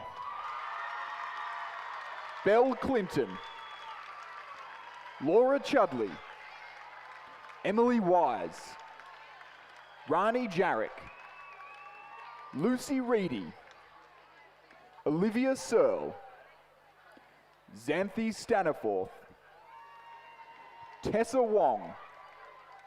The crew was coxed by Philippa Martin and coached by Andrew Gannon.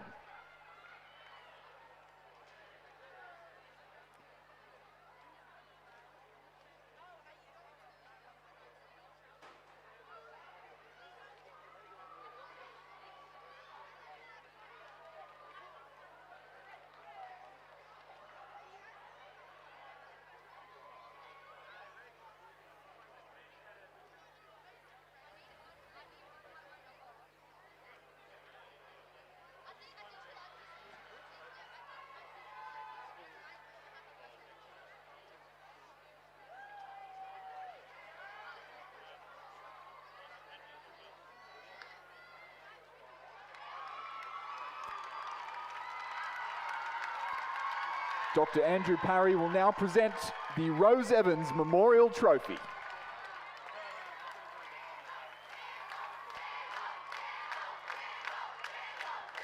Ladies and gentlemen, a big round of applause for our winners and medalists in the Schoolgirl First Date.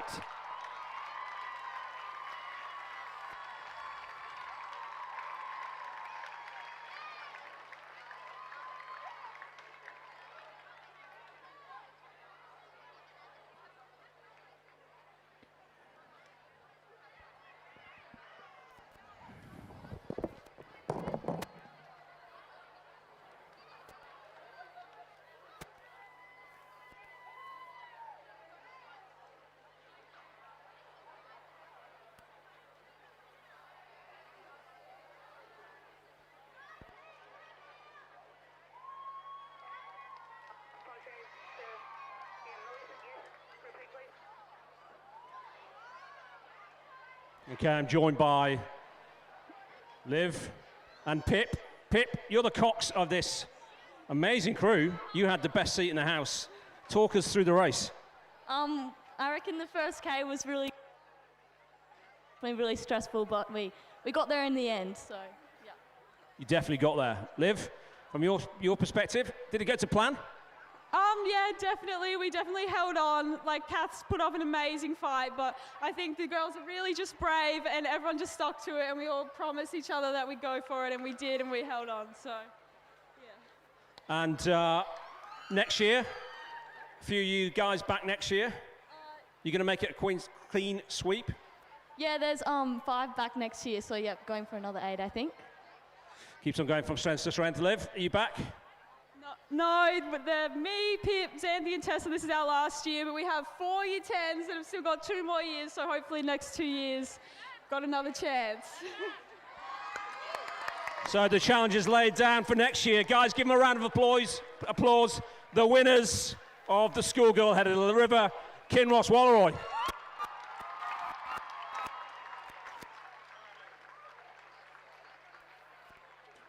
What a fantastic row from a very special crew, and a fantastic row from St Catherine's as well, pushing them right to the line. Now, we do have a little bit of waiting around. Unfortunately, we're not going to be able to bring the results of the point score to you anytime particularly soon.